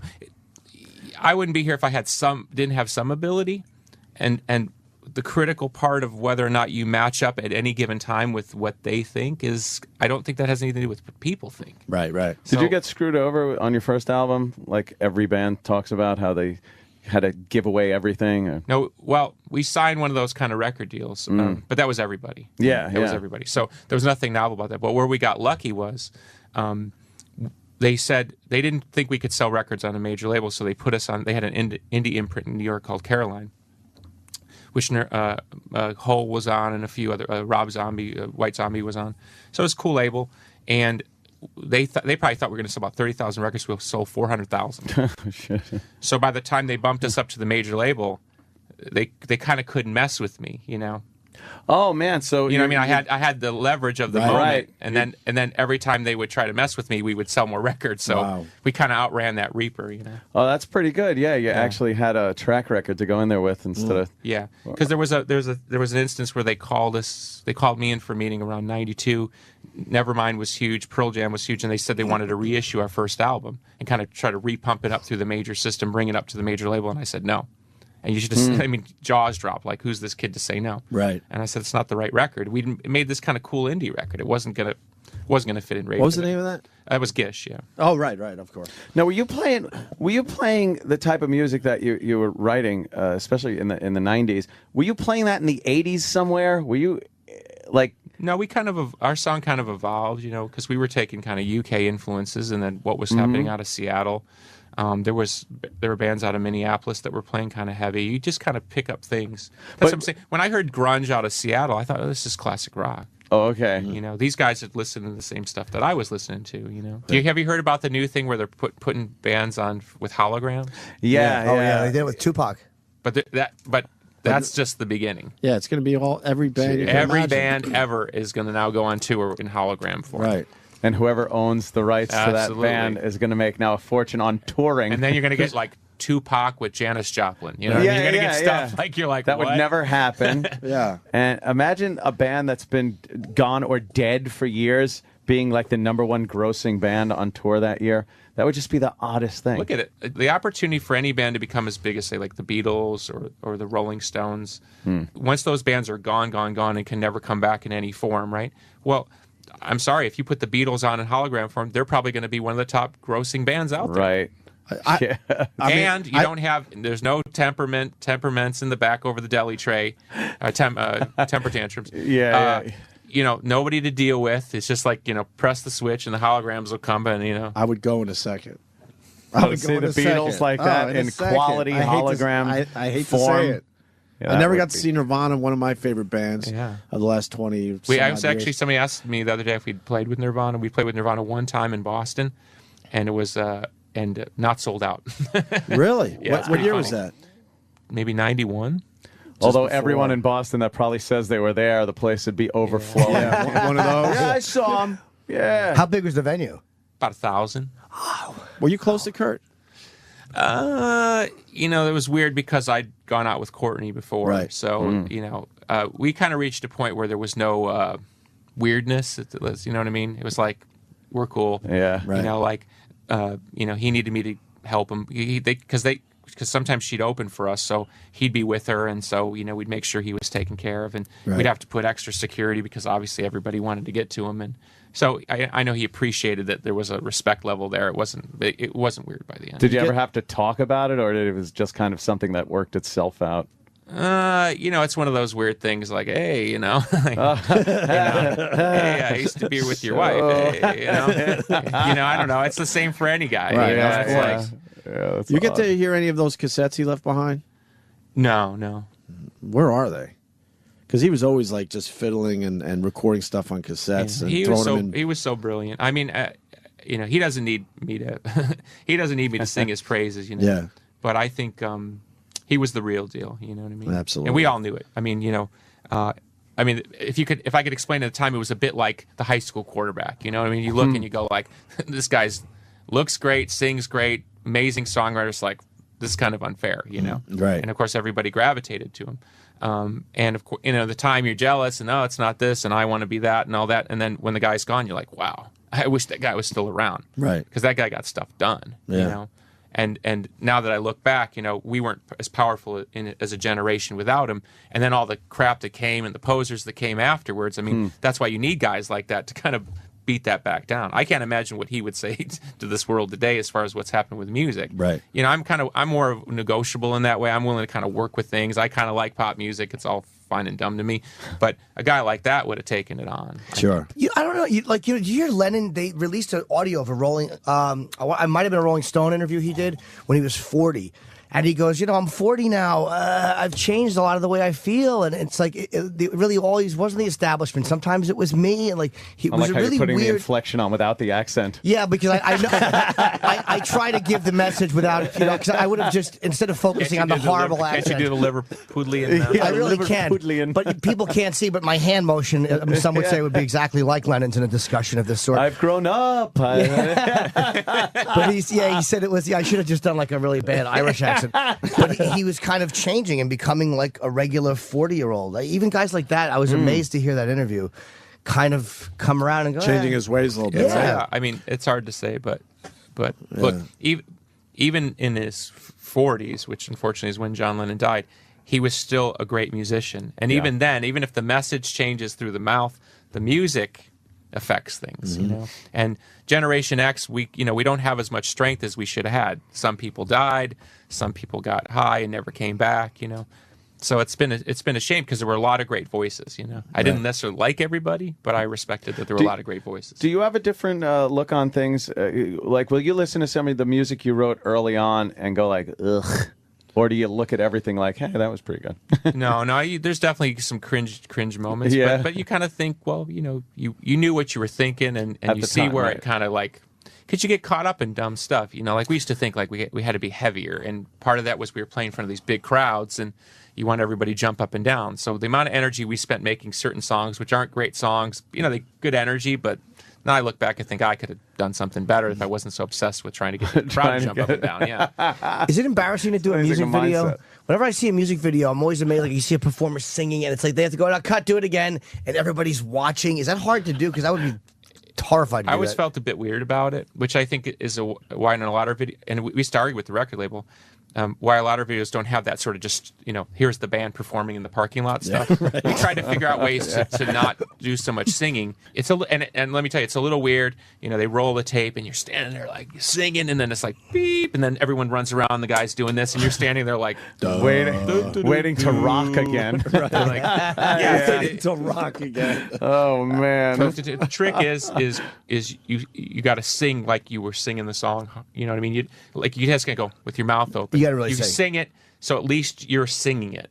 You got to see the veins in your neck, or it's not. Yeah, there's got to be some kind of emotion coming from you, because I think that's sort of what people feel or want to see coming through. If you're just mouthing, then you're really just acting. Yeah, and we haven't even talked about the new record. Oh, that's okay. You sure? Yeah. You got to promote a little bit. Just tell us a little bit about the new record. I think we were releasing one song at a time, and it was going okay, and I'd said I don't want to do albums anymore. Typical. And then I thought, you know what, we just need to make a really great record and get everybody back on point, including us. And so, the funny thing has been how people are shocked that I made a great record. Why is I don't get that. Because if the mainstream, whatever that consciousness, assumes that everything an artist does, you want to be that level. Mm-hmm. And when you've made a lot of money and you've had a lot of success, I mean, you saw it with Bruce Springsteen, Neil Young, some of the guys I really respect. There comes a point where it's like, not every album has to be the orgasmic, here it is, and the starship, you know what I mean? Sometimes you just want to make music that you feel strongly about. And so when I say that, well, you didn't feel strongly about your old work? He's like, no, we were trying to reach people. And so we found something that we felt strongly about to reach people. But some music just needs to be introspective. Some music just needs to be weird, just to kind of figure some other stuff out. So this is the first album I made in a long time where I was like, okay, I'm going to focus on that level. And it's like people are like, oh, you cry, like I climbed out of some grave or something. Meanwhile, I've been here the whole time. I've been putting out albums every couple of years. So it feels good. I'm happy. It's nice to see people happy around us for a change, and it's been a while. And we're just kind of going with that for the moment. Yeah, you're looking forward to touring? It'll be interesting because we're going to play the whole album in sequence, and we hired Sean Evans, who's been working with Roger Waters on The Wall, live staging. Jesus. Like I just saw The Wall in Chicago at Wrigley Field, 420-foot wall, on the outfield. It was insane. I mean, 42 projectors. It's like only Roger Waters could pull out, the flying pig and the whole thing. Yeah. Right? So, I mean, we wish we were that lucky, but we're going to do something where, at least you can experience the album played live, and then there'll be sort of a set of visuals to go with it. So it'll be more of an experiential thing, kind of like back in the day. I mean, back in the 70s day before my day. Right. What's your favorite Sabbath record? Sabbath, Bloody Sabbath. Oh, cool. I think that's the difference between just Sabbath being a great rock and roll band and Sabbath being an incredible artistic, creative band. That record's just so dark and crazy and weird, and you know what I mean. I always love Volume 4. I don't know if you know that album. Sure. It's kind of got a really weird sound. And I remember talking to Tony Iommi once in the studio, and I said, "What was going on with Volume 4? What a weird song." He was like, "Yeah." See, now there's the accent. Yeah. It always goes up at the end. Yeah. And he said like something along the lines like because it was they were working in LA in some house, and because it was LA, the drug dealer would just stop by every day. He probably knew it was like it's a good place to. Yeah, he's like, it's the drug dealer. He's like, yeah, it's really crazy. It's like, but it's like, as a fan, you're listening, wow, this record's so dark and weird. I wonder what they were, this kid like upside down crosses Satan. And he's like, oh yeah, the drug dealer was coming by every day. Came by, and that's the only reason. Every Sabbath record, every song on the record couldn't go on any other album. I think that was there's nothing on Master Reality that belongs on Sabbath, Bloody Sabbath, or from Sabotage to. There's just nothing that should go on another record. Yeah, and actually, I just got some sort of weird from Japan, like perfect. I think it's called SACD. It's like super high mastered of Mob Rules, because I love Sabbath with Dio too. Sure. I mean, sound unbelievable. I mean, Dio. And I got to meet Dio once and talk to him for 45 minutes. That was incredible. Yeah, he came on the show once. He's just a fucking great guy. He was fantastic, really was. And that voice of his was just. And then you go, wait, he's 70. That last tour he was he was 70. Yeah. He was born like in the early 40s. Jesus Christ. So when he was on that last set of touring he was doing with Sabbath, he was in his 70s. Holy shit, man! And you're like, wow. I can't wrap my head around that. Yeah, and still he was- hitting every note. Yeah, he had one of those friggin' rock and roll voices. Yeah, Unbelievable. Billy, what a great Yesteryear. conversation. I like this a lot. I think thank we got to you. get you out of here because you got to go to L.A. Doesn't that sound wrong? What? We got to get you out of here so you go to L.A. That just sounds so wrong. I'm sorry. It's like you guys are condemning me. I to mean, something. we got a guitar in the corner and Go to everything. LA. We wanted you to play, but please. I know you're a busy man, and we appreciate you coming in. Thank you. Thanks for having me. And good luck with you're not going to need the luck, but Oceania. We do need the luck, honestly. You think? It's a really weird atmosphere, you know? Right. I mean, look, if you're competing against people you respect grudgingly, it's one thing, but when you're competing against a bunch of robots, I mean, it's robot land out there. Right. Yeah. And it's shocking to me because alternative culture was always like, well, there's all that and then there's us. Right. And then when the Stepford Wives took over alternative music, it got, it's weird. It's like you're looking around like, what happened to that kind of vibe? Right. You just don't fit in our. We'll play all your old music, but you just don't fit in our demographic now. You're not heavy enough. You're not this enough. And then you listen to these bands, and it's like, who are these people? Right. You don't even know what they think. You don't know what they feel. You don't know what they look like. I mean, it's just sort of like this blur of people. Right. And they just keep running them out there with heavy names like Thor Hammer and Hammer Thor. And, you know what I mean? It's like, okay, just keep running them out here, You've been around. I'm like, okay, I'm still here. You've been around long enough to see the whole thing change. Yeah. A few times. Yeah. I get the feeling, though, like Rush just put out a new album, right? People are praising that album. Okay. Biggest first week in Canada they've ever had. Really? Okay. So that tells you something. People are kind of figuring it out. You know what? Like, I'd rather have Rush around. You know what I mean? Now, they made a great album. Then Thor But Hammer. hey, I'd rather have a Rush around than all these other people. I think people are starting to figure that out. Right. Because don't forget, Hope I Die Before I Get Old. There was a point where you weren't supposed to be old and rock. Right. But hey, I'll go see The Who any day. I'll take The Who at 80 over just about anybody. Right. Because they're going to give you something. I remember when they played at the 2001 9/11 memorial, and people were like, because that's what you need in those moments. You need real music. Right. And that's the weird thing for me because economy's bad. A lot of people are struggling. They need real music right now. Right. And people like us aren't perfect. It's not.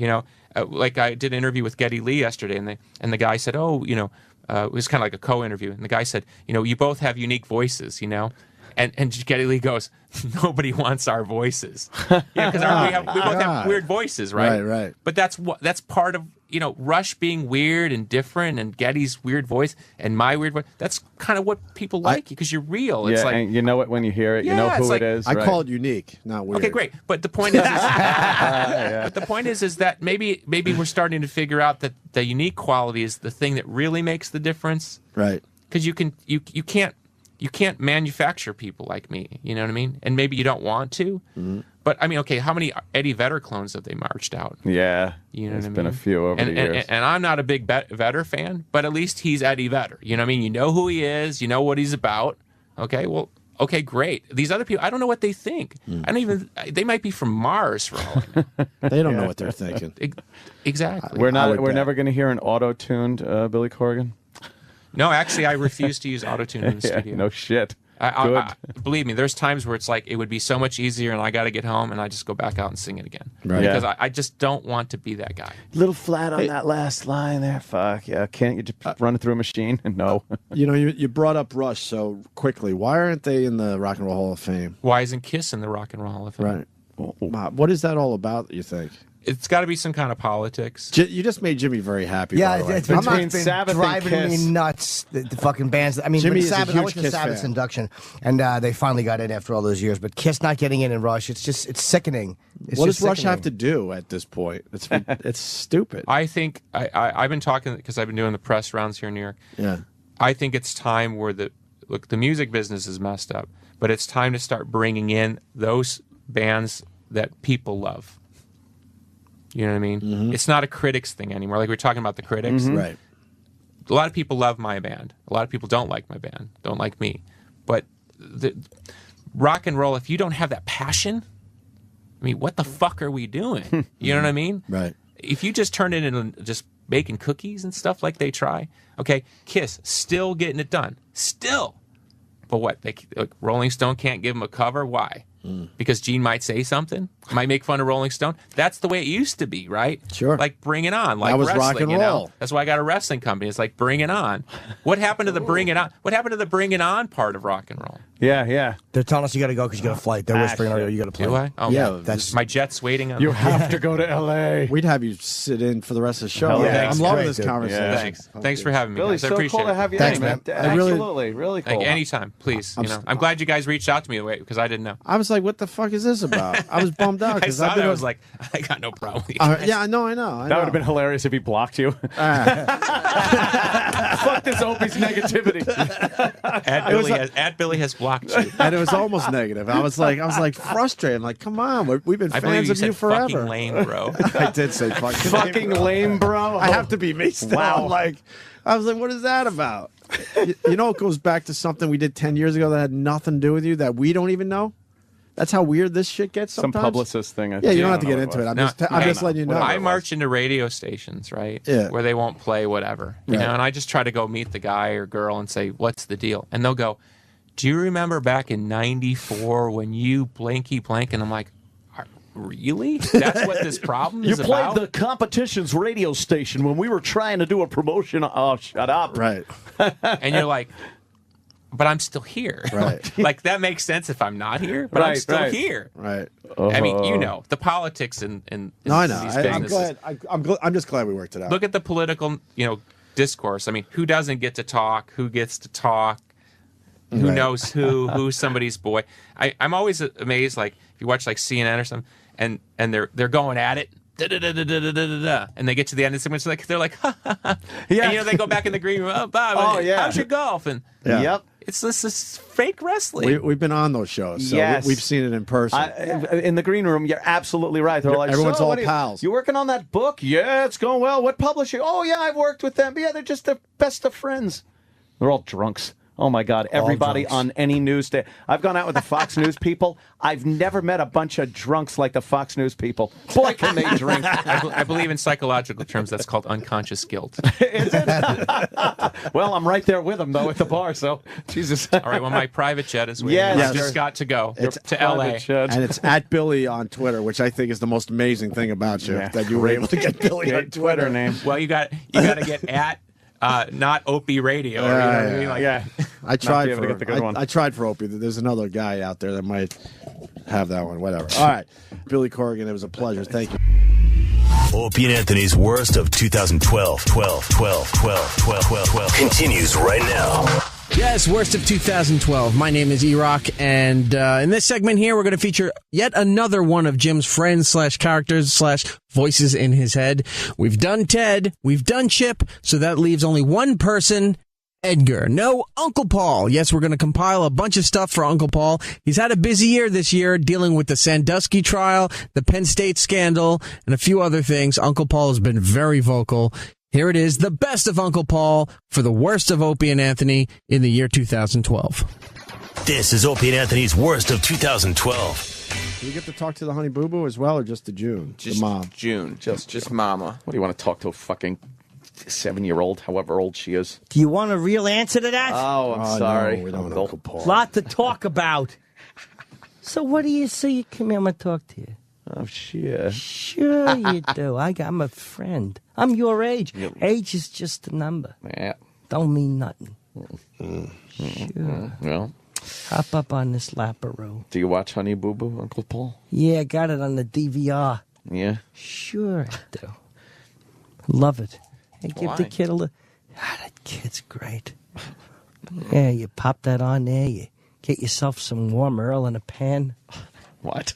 I heat some Earl on the stove. Some Earl, yeah. Yeah, and I put it over some Crisco Earl. And then what? Rub it all over myself.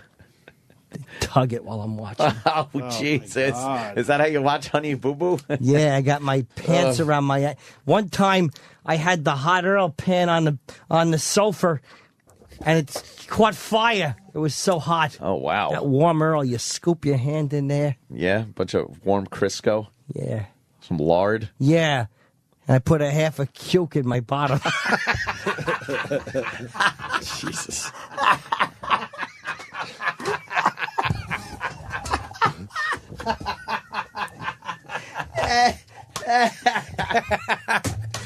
You gotta put one. You gotta cut it in half. You can't put the whole cuke in there. Sometimes you'll lose. You gotta cut it in half.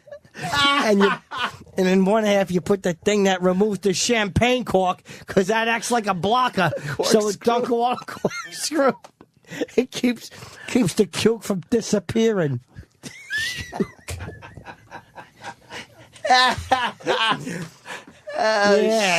You put the cuke in a little earl and you stick that in your bottom and you watch Honey Bubba. Yeah, for cuke. Yeah. You dip your hand in the earl there. You get Peter pumping. That's what Honey has after Uncle Paul visits her. A boo boo. Sure, I said that to her. Where's your boo-boo? Let me give it a kiss. Oh, boy. This is O&A's worst of 2012. The father who killed a man trying to sexually assault his daughter. Oh, yeah. Good for that fucking father, man. 4-year-old daughter. Right. There was a guest in his house, I guess. Now, the story says trying to molest. You're saying it was... Oh, well, from what I read, it seemed like he was, molesting. Completely in. Well, whatever. Completely in. Completely in on the my molestation, if you know what I mean. So the father killed the guy. Good for him. God, I hope he doesn't do jail time. I do. Texas father has not been arrested, and is unlikely to face charges. And they're saying, I don't think it was his intent for the man to die. Oh, really? Yeah, he might have punched him and he falls down and hits his head. No, I think when a father sees his 4-year-old being molested, the intent is to kill the guy every time. I'm sure in the police report it says, well, obviously he didn't mean to kill him. And the man's grandfather also said his son was sorry and the killing was an accident. There you go. The killing wasn't an accident. Off the hook. Good for the father. Good for him. He should go to jail. Oh, Jesus, Uncle That's Paul. unnecessary. He should have talked it over. What did she say? What was her part in it? You don't just go beating people up. They may have been in a relationship like Romeo and Juliet. Romeo and Juliet. Maybe they were going to elope or something. You don't go beating people up for being in love. That father needs to go to jail and be punished. So you're saying the father deserves to be punished now? Yeah, he interfered with that relationship. What if it wasn't a relationship? Sure it was. They was getting to know nice. each other. This makes it much better. Yeah. Oh, how are you, my darling? She was 4. Hello. Uncle Paul, she was 4. Sure, that's what I'm saying. She's ready to travel. Travel? You're going to elope like Romeo and Juliet. Of course. It's Romeo. a beautiful love story. And then the father comes in and starts yelling. Oh, what are you doing, Paul? Get that out of there between the crib bars. She's going. She's going. No. Get that out of the crib bars. No. She's going at it. She's going at it like a gerbil going after the little water bottle. Oh, come on. Wow. Yeah, everybody's got to yell at you. No reason for that. Why don't you just talk things over? Hey, what are you doing? Is everybody okay with this? Sure. Tell the father to get out of here. Go in there and watch the TV. We're making love. Oh, God. Oh, my God. Uncle Paul, that is despicable. It's not despicable. Oh. And then my friend Jerry's in trouble. Jerry Sandusky? Sure, we used to get together and play the old Frickle Frackle. Frickle Frackle. Yeah, that's where you put like all the soapy suds on your penis. Yeah. And you move your hips like a hula hoop. And the water's splashing the boy in the face and he's getting Frickle Frackled. Never heard of freckle Sure, fight. and the suds are flying off his cheek and everybody's laughing. Like the Sandusky soap fights that we heard about from victim number 4? Yeah, we'd have all 4 was a bummer. 5 and 6 were fun. we do the old frickle frackle. Why do you think they're calling them victims if they were willing participants? His name is Victor, isn't it? No, it's victim. Oh, I didn't hear that good. Well, you thought all their names were Victor? Yeah, Victor 4, Victor 5.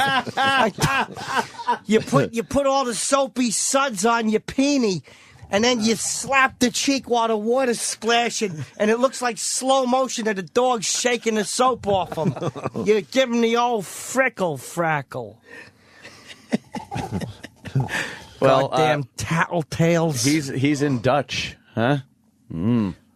Quite a jam. Hope that father gets in big trouble for beating up that lady's boyfriend. Lady. 4 years old. People are saying you got to mention it was in Texas. Of course. Yeah, Texas. They certainly have their own law in Texas. Yeah, they're They've learned over ruthless. the years. They don't treat you nice down there. They don't fuck around with Yeah. bullshit. They kept thinking I was riding a file bike or something. They thought I kept riding it away. I don't know. No. They was yelling at me. A file bike. Yeah, who's Megan Slaw? Megan Slaw. I don't know who she is. File bike. Oh, my God. They kept saying, this Slaw girl, Megan Slaw. I don't know her. I think it's Megan's Law. I know, Megan Slaw. They were Megan yelling Slaw? at me. I'm like, I never met the lady. Yeah. I don't know who she is. And they were saying pedophile. They weren't saying pedophile. To pedal your file bike. Oh, of course. See, I don't. Get that out of the get that out of the crib, Paul. She's slipping and slapping at it with her little hands. No. Quit poking that between the crib bars. God damn. That guy should get in big trouble. Interfering with a married couple like that. Married. Sure they were. 4-year-olds can't get married. Yeah, they can. His old balls hanging over the crib like a mobile. Sure. Just because you don't know how to make a smile and giggle, and I do. Right. When they hang over there, when the sack hangs over, and they go, ah, ha, ha, and they slap at it like it's a toy and such. Yeah, they just slap at it with both hands, and everybody laughs. You are fucking horrible. Well, Texas sure has a way of they do. delivering Taking care their of their own own. justice. I like the cop who goes in there and, well, case closed. I love it. Fuck yeah, we should have more of that. John in North Carolina. John. Hey, boys. Hey, John. What do you see? Well, y'all got to hunt out this video. Back in the 80s, a news crew captured a guy on a phone, and his son's molester was extradited into an airport, and he just turned right around and... Yeah, We've seen that one. I think most people have seen this video, but it's a classic. What, the father was on a payphone making believe he was just kind of a guy in the... It just happened to be a guy in the area, but he was the father. Wearing a little hat. Of the kid that was molested, and Karate they were instructor. bringing the molester through, and he fucking took care of business. Whatever happened to that guy? We always Spun ask. around, He one was shot. justifiable homicide. Right in I the believe he guy's was head. acquitted. He was acquitted. Yeah, and he shouldn't have been. My friend was a karate teacher. You'd get in there and everybody would take off our clothes and he'd go, hey, ya! Hey, ya! And you'd roll around doing judo. How do you know all these people? They're friends of mine. Yeah. He was my karate friend. Hey, ya! Hey, ya. Yeah, let me show you the crane. Oh, Oh, yeah. boy, not the crane. Sure. Yes, Sensei. Give Sensei Paul a kiss. That's not right. Protect the guy. Yeah. Hey, ya! This is O&A's worst of 2012. I learned that if you're going to molest a baby, you need to make sure that your penis fits through the crib bars. That's right, Uncle Paul. And what was just so disturbing about Uncle Paul today is that he did the voice of the person yelling at him, and you could hear someone saying, "Paul, get your dick out between the crib bars." It's so gross. I'm so happy that having a child hasn't diminished my love for Uncle Paul. Yeah, you still enjoy it? That's hysterical. I was commenting in the back that it's like, no one's going to sit here and realistically think that molesting a baby is a good time. No, it's a bad thing. But if you have the kind of humor where you listen to a joke like that and you can't laugh hysterically, I just don't want you in my life. I just don't need to know you. I also loved that the characters started morphing into his real life when Jim saw Coco Jones, who I guess is like a Disney Channel star, who's the daughter of a football player named Mike Jones. And she was with her father. Jim thought they must be boyfriend-girlfriend, and he was talking about how beautiful she was and how much he wanted to kiss her. We looked her up on Wikipedia. She's 14 years old. She is 14 years old. Jim apologized immediately for his discretions. Rich in Buffalo.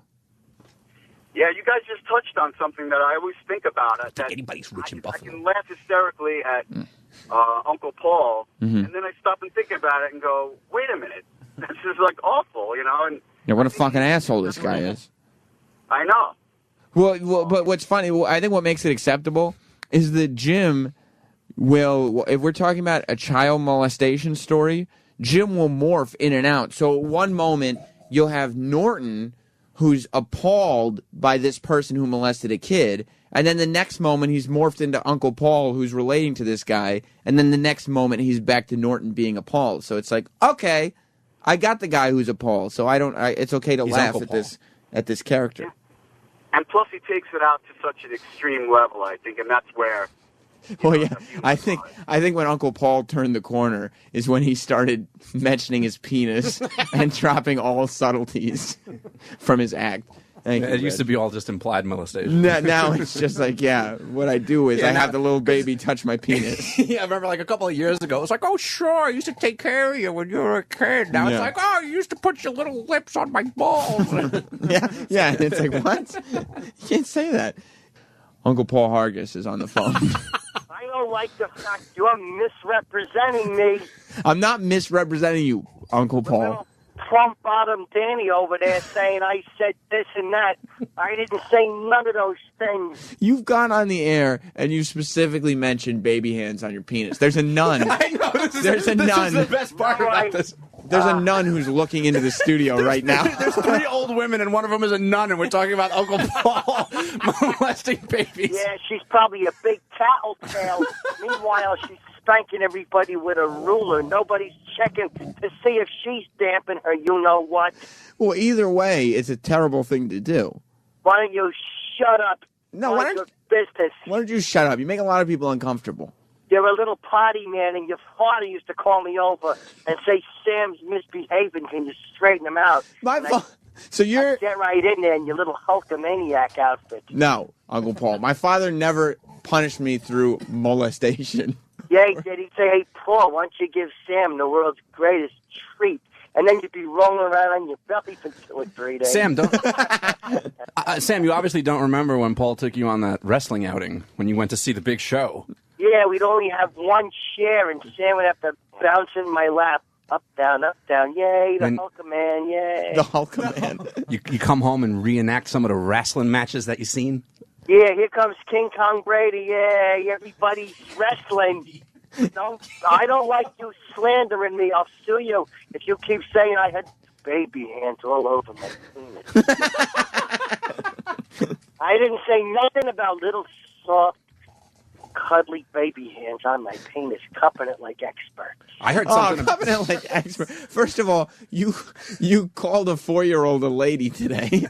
I didn't say nothing about none of them little rattle shaking hands expertly moving back and forth over my genitals. I didn't say that.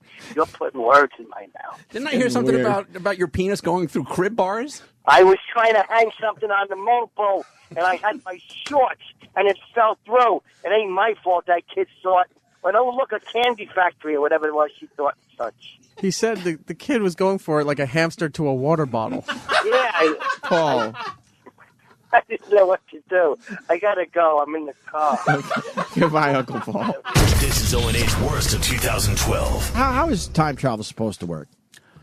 Well, based How on are you supposed to go back in time? Based on the episode, there were so many different variations of this time But travel. how are you supposed to go back in time? It's got something to do with traveling at the speed of light or close Yes. to the speed of light. So then what happens? You could see George Washington living? Yeah. That sounds stupid. Yes, you would. There's particle accelerators, and they spin particles faster than the speed of light, which then opens up a tunnel, which you can then go through and end up in various times That's just dumb. through history.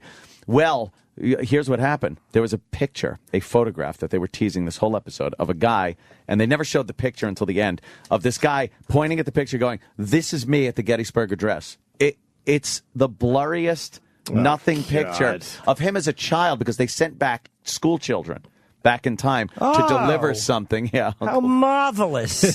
To the first Uncle Paul back in 1790. Yeah, sure. Uncle Stanvish. Stanvish. Hey, Uncle Stanvish. What's that stuff dripping on my pilgrim shoes? Hey. Miles Standish? No, it's Stanvish. Hi, I'm a little injured boy. How are you? Oh, no. Come here. You got some anthrax in your underpants. More atrocities for the Redskins. Let me slide down your underpants and get the anthrax out of there. It fell in the crack. Time traveling, Paul. Hey, look close your eyes. I got a peace pipe for you. Oh. Kiss the spitting peace pipe. Oh, Jesus. Yay. Yay. Have the spitting peace pipe give you a little piece in your backside. Yay. Oh, that's terrible. Shouldn't send Uncle Paul back through time to molest children. Yeah, put the pilgrim hat over your face so you can't see nothing. Look at my big pilgrim socks. Yay. This gentleman wreaks havoc on the voice, huh? Yeah. This gentleman said he went back in time as a child. They had a bunch of school-age children you've that watched were these time episodes. travelers. Oh, fuck yeah. That were time They're all in. travelers. And one of them was this guy who went back to the Gettysburg Address, and he goes, "You could notice in my picture here, I'm wearing shoes that are much too big," which I don't know what that was supposed to mean. You know what it was? His shoes got blood on them, so I gave him mine to wear for the picture. Bloody shoes. File trading was so hard back then because there was no electricity. I'd say, hey, let's trade some pictures. I'll meet ye by the pub. Meet ye. And we would show up with drawings. That's wonderful. Look, this is Timothy without his underpants. I drew this on a piece of paper. Show me ye pictures. Let's have some warm ale so we can breathe it into the boy's face. They got this picture, and the guy apparently has these giant shoes, big shoes on. And then he's holding a cylinder, he said, which just looked like his shirt. No, that wasn't a shirt. Oh, it was no. a cylinder, a fleshy cylinder, holding it in his mouth. He brought a fleshlight back with him. This is O&A's worst of 2012. Rush, headlong fight. Oh, boy. Light. It's no Red Barchetta. It's no Yeah. living in the limelight. Him and his Right. uncle dreaming by the fireside. Sure. You took my red car out, did you? Get in here and dream by the fireside. Big gleaming alloy air car was heading towards you 2 lanes wide. That's right, yeah. Why'd I told you the bridge is singular. Take the bridge and leave him stranded by the riverside. Didn't know Jimmy knew that much about Then Red get Barchetta. back here. Dream with me by the fireside. Yeah. Your white-haired uncle. Yeah. Get over here. Uncle Paul. Come to my farm. He's rubbing his He's rubbing his Sure dick. I am. Jimmy rubs his dick. No, it's not Jimmy. Little Or Uncle Getty Paul. comes to the farm. And I showed him out in the barn. I said, look at the red Barchetta. Here you go. We're going to make sure your bottom's clean before you sit in the seat. Oh, of course. Yeah. Why wouldn't it just... Oh, my God. I got to get in there and clean your bottom out good before you sit You know what? I don't want to put you in the driver's seat of the red Barchetta with a dirty bottom. The older my kid gets, the more I hate Uncle Paul. Why? Just say it. It smells like yeah. It smells like well-weathered leather, hot metal and oil, scented country air. And you got the something with chrome, sunlight on the chrome, and there's a blur of the landscape. Right. And every one of your nerves is aware. Get all those nerves aware. Put you in the seat of the red barchetta. Yeah. Gotta clean their bottom. Gotta clean their bottoms because you don't want it to smell like dirty bottom and well-weathered leather, hot metal and oil. You just want it to smell like leather, metal, and oil. Hot metal and Earl. And Earl. Well-weathered leather, hot metal and Earl. Scented country. Get back here and dream with me by the fireside. I got a fire lit. Got to check your bottom, though. He's rubbing his stick. I know he is. Get in here. I know. Get in here. He's rubbing his pants. I'm gonna punish you for taking the red barchetta out of the barn. Of course. I was just sitting you down, but you took it for a ride, and that big alloy air car almost hit you. Alloy air car? Yeah. Shot towards you 2 lanes wide. Right. What'd I tell you? Yeah. Fresh boy. Because that's the way the new cars are, and the old red barchetta. It was gleaming. Right. Let me get in here. Make sure you don't got no sweat down there to get all over the well-weathered leather. I want it to smell like hot metal and Earl. Uncle Paul, you're despicable. Get back here. Dream with me by the fireside. Of course. I'll give you special milk. Put you under the Afghan.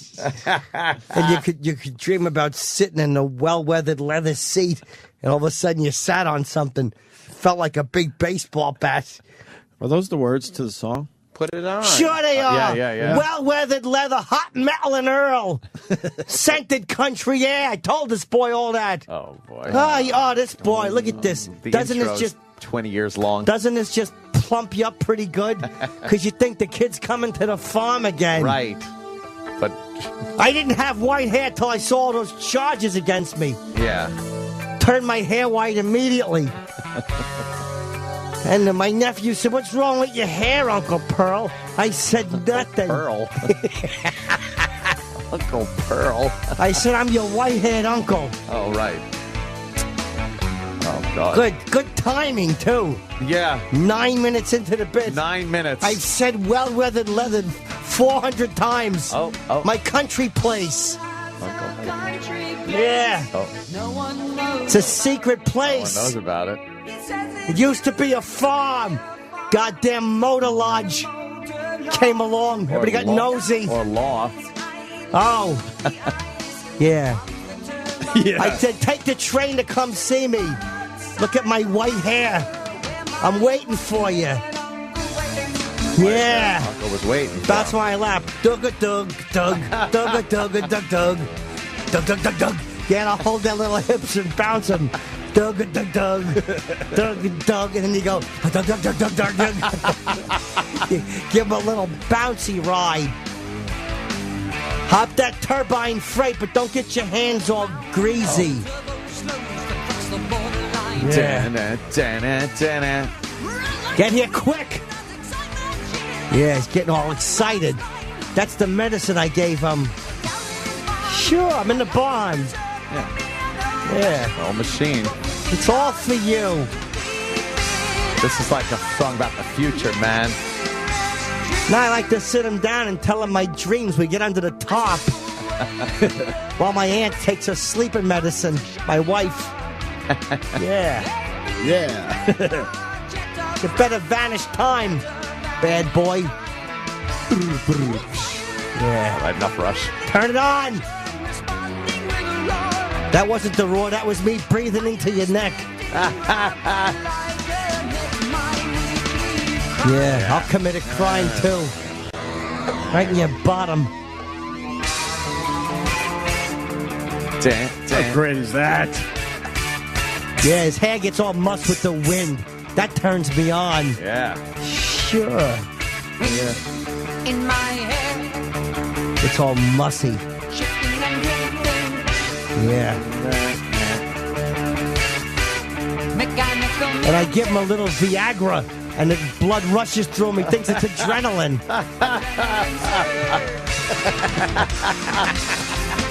Gets his nose all stuffy. Little Peter stands up. No hairs on it. Oh, Jesus Christ there, Uncle Paul. This is O&A's worst of 2012. Are you still a Mets fan, Danny? I mean, call it what you Horrible will. I mean, year, obviously, but- define fan. Like, what does that mean anymore? Like, when your team just sucks for so long. Like, I'm not going to switch to the Yankees. I'm not going to be like, hey, let's get Yankees tickets. I will still go to a Mets game, but I don't know if I could even call myself a fan. Like, what am I a fan of anymore? There should never be. I was a sports fan my whole life. Loyalty to teams. It's stupid. It's fucking nonsense because none of these kind of stupid cocksuckers would step over my fucking body. So it's like, fuck them. Fuck all of them. You're right. No, I mean, and I'm not like a fanatic like that because I don't honestly, I just don't really give a fuck. But when you're that close to a team, like how do you? In New York is you kind of have to pick a side because there's two different New York teams. Like it's one or the other. It's not like we could all agree. Oh, it's the New Yorkers and everybody's happy. It's there's a line in the sand. So how do you pick? We used to look out your window at Flushing at the stadium together. Remember me and you? Oh. Now that you bring it up, watching now the I ball remember. club, I'd be like, "Come here, let me pick you up. I'll take you there someday." And you'd push your little rump back while I was holding you with your little face up against the screen. Didn't you get me one of those mini bats at the stadium? Yeah, I brought one with me, and I say, "Hey, it's the mini bat. Look at that. It's got like a little bit of juicy candy on the tip. Get it on, spank your bottom with the mini bat." You said that was chocolate ice cream. No, it was just a little bit of clear candy. Yay! Clear candy. Have some sugary candy. And you said that little skin shell thing. You said that was just from the Cracker Jack popcorn. No, I would always rub that between your upper lip and your gums. You remember I'd do that? I'd rub the little bat between your upper lip and your gums. I don't like going to the ball game anymore. I wouldn't either. Not with Uncle Paul. Yeah, I'd slide your PJs down and tickle your feet. I don't care if I ever come back. Yeah. Remember, I would touch your bottom and we would sing the Meet the Mets song. Jesus. Slide my finger down back by your thighs. By my dugout. Yeah, you'd be so confused. Where are the Yankees at these days? Why am I going along with the molestation? Because you remember. Your little... Because you're remembering? Yeah. Your little feety part of your pajamas would make that shook sound while you was... Shook. Did I get a jersey after the game? No. Oh. He was a very bad boy. I gave you some Jesus juice. You'd fall asleep. Tell your mother you was bad. When is baseball over? I don't know. It's, end of the month. Mr. October and that shit. Yeah, so, I know. We got to still do the October thing. Yankees hanging in there? Yeah, Yankees are a game ahead of the surprising and fantastic Baltimore Orioles. Yeah, Travis. Remember I took you to Camden Yards when you was a baby? Yeah, I do. Sure. I drove by, you sat in my lap, we looked at them building the new Camden Yards. You're like, Uncle weird. Paul, will you take me? I'm like, sure, kiss the magic eel. Remember that little Travie? I was 10. So. Yeah. You're an old boy. Well, it only opened 20 years ago. I dropped your mother off at the temple, and then me and you went downtown. I showed you Camden Yards. I said, Babe Ruth is from Baltimore. And you was like, really? Damn it. No wonder we're both gay. Yeah, that explains it. Dr. Gay, of course. I give him that nickname. Oh, you did? Sure. We was playing doctor. I says, go ahead, push back, Doc. Push back. It's always about the pushback, isn't it? Sure it is. That way the police can't say you did nothing wrong. You should have seen Your Honor. He was pushing his little hips back. He was gobbling it up. It's like a little Pac-Man hiney. Eating my seeds. Waka, waka, waka, waka, waka, waka. He was pushing back, going after all the little colored monsters.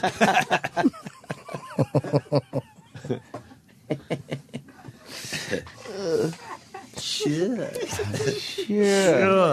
I never seen one eat one like that before. Just gobbled it up. This is Opie and Anthony's Worst of 2012. Worst of 2012, Opie and Anthony Show. Production just said that, but I said it again. My name is E-Rock. In this segment right now, I guess you could call him an acting legend, royalty, if you will, in the Hollywood community. Donald Sutherland is in studio. You may know him from countless projects. For some of you older people, MASH, Animal House. For some of you younger people, Hunger Games. And for Travis, he's Kiefer Sutherland's dad. So that's all that matters to him. Here it is, Donald Sutherland. Opie and Anthony's Worst of 2012. I'll handle this well. He's got his luggage. Oh, yeah, he's rolling past with it. He's gone. he just flipped Jimmy the Bird. He just went by us and gave us the finger. That's funny. He just flipped the bird. He went around the corner and gave us the middle finger. Oh, shit. What the hell was that about? What is he doing? He's in OutQ right now. What's that? He walked into the OutQ studio. I guess he was supposed to do us first. Oh, he's but coming back. he walked by. that's hilarious. I don't think he knows where he's Well, going. bring him in. The fuck are they? No, they're trying to figure it out. Yeah. It is people trying to figure it out. He's his own guy. Oh, that's hilarious. He just gave us the He's just finger. like, whatever. That's great. He's got his Donald Sutherland luggage on. He's taking off his trench coat. Okay. What Got happened? to go to the restroom. Oh. Well, he is Well, what are we flowing, supposed to do? He Look has at those locks. Of gray long hair. white hair. Yes, white. Hello. Hi, how are you? Hello, sir. I don't know. What are they? What kind of microphones? Probably cheap ones Yeah, from they're this cheap. company. Sure. Very Yeah. cheap. This company isn't known for. Can I have a U-87? Exactly. See? Here's a guy that knows his stuff. Why are you carrying your own luggage? You're making everyone nervous. You're rolling your own luggage, sir. I am? Yes. The mics do work better when you pull them in front of you. You smell really good. Does he smell Oh, good? he smells great. Yeah. What does he smell like, Jimmy? Just really good cologne. Like very rich. clean. Yeah. You smell Like good. success. I'm sitting beside someone who can't tell the difference between perfume and flatulence. Well, I see them as one and the same. Yeah. No, you smell great. I really appreciate that you guys have water and tea and all that stuff. It's nice. Yeah. And why wouldn't you? Do you want I something? have no idea why I don't, but just no one Well, you offered. do have water. That is your That's for water. you. Do you want something else, sir? Unopened. I'd Yes. love a cup of black tea. Oh, yeah. Go ahead. We'll get Please. some. Rock. We'll get some Snap black to tea. it. Wow, you do smell good. Yeah. Man. Permeating the room. Yes. I like it. Thank God, because this place stinks. It's success and it's successful movie. That's what it is. Everybody came out. You know, the Twitter feeds all said it was an A and A plus. Yeah. Which is great, you know, because an exit poll nowadays can kill a movie. Mm-hmm. And this one is just, but it's people keep saying, you know, I don't want to go see it. It's a movie for kids. It's not a movie for kids. It's a movie for adults. It's living up to the hype too. Yeah. Like a lot of times, like you're saying, if you pre-hype a movie, there's nowhere to go but down from there. But what an opening weekend! This one's got everywhere to go up. Yeah. You know, there's a movie for the 99%. It has a chance. When I read the script, I didn't know anything about the books. When I read the script, I said, "My God, this could allow young people to feel that they can determine their destiny." You know, and it's great. Do you feel when a movie's this successful that would you rather have a successful movie monetarily or something that you really are happy with and proud of doing? I'm happy with this, and I'm proud. Yeah, of doing that's what I mean. It's like it's amazing you got both successful as far as this monetarily. is concerned. And if it can in some way organize young people, you know, it's been a pretty dormant generation. I read the other day the Port Huron statement that the STS produced in 1962, 50 years ago. It was wonderful, and we have nothing like that today. STS? SDS. I know what that means, but they don't. What is it? Students for a Democratic Society. Oh, SDS. I got the wrong letters. And you said SDS. No, DS stands for Donald Sutherland. Who booked me into this show? Exactly. Look at it. Can we?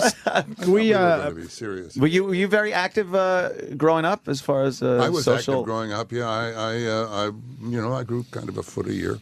Oh, see that because he is tall. And No, very active, tall. Active politically, no. Yeah. I was no. I'm from Nova Scotia. Yeah. You're Nova Scotia, huh? Yeah. Oh, Canadian. Where men are men and sheep are afraid of us. Are you a Canadian? No, but I have friends that are Canadians. No, so we're not fellow Canadians. Did you hate the way he tried to bond with you on that, and then you realized he's from Long Island? Our neighbors to the north. Yeah, I'm just from. That was Long creepy. Island. Are you from Canada? Really? You too? Yeah. No, Long Island. All right, Well, good. one of their glaciers ran over Long Island. If I could try to put the So there's a connection there somewhere.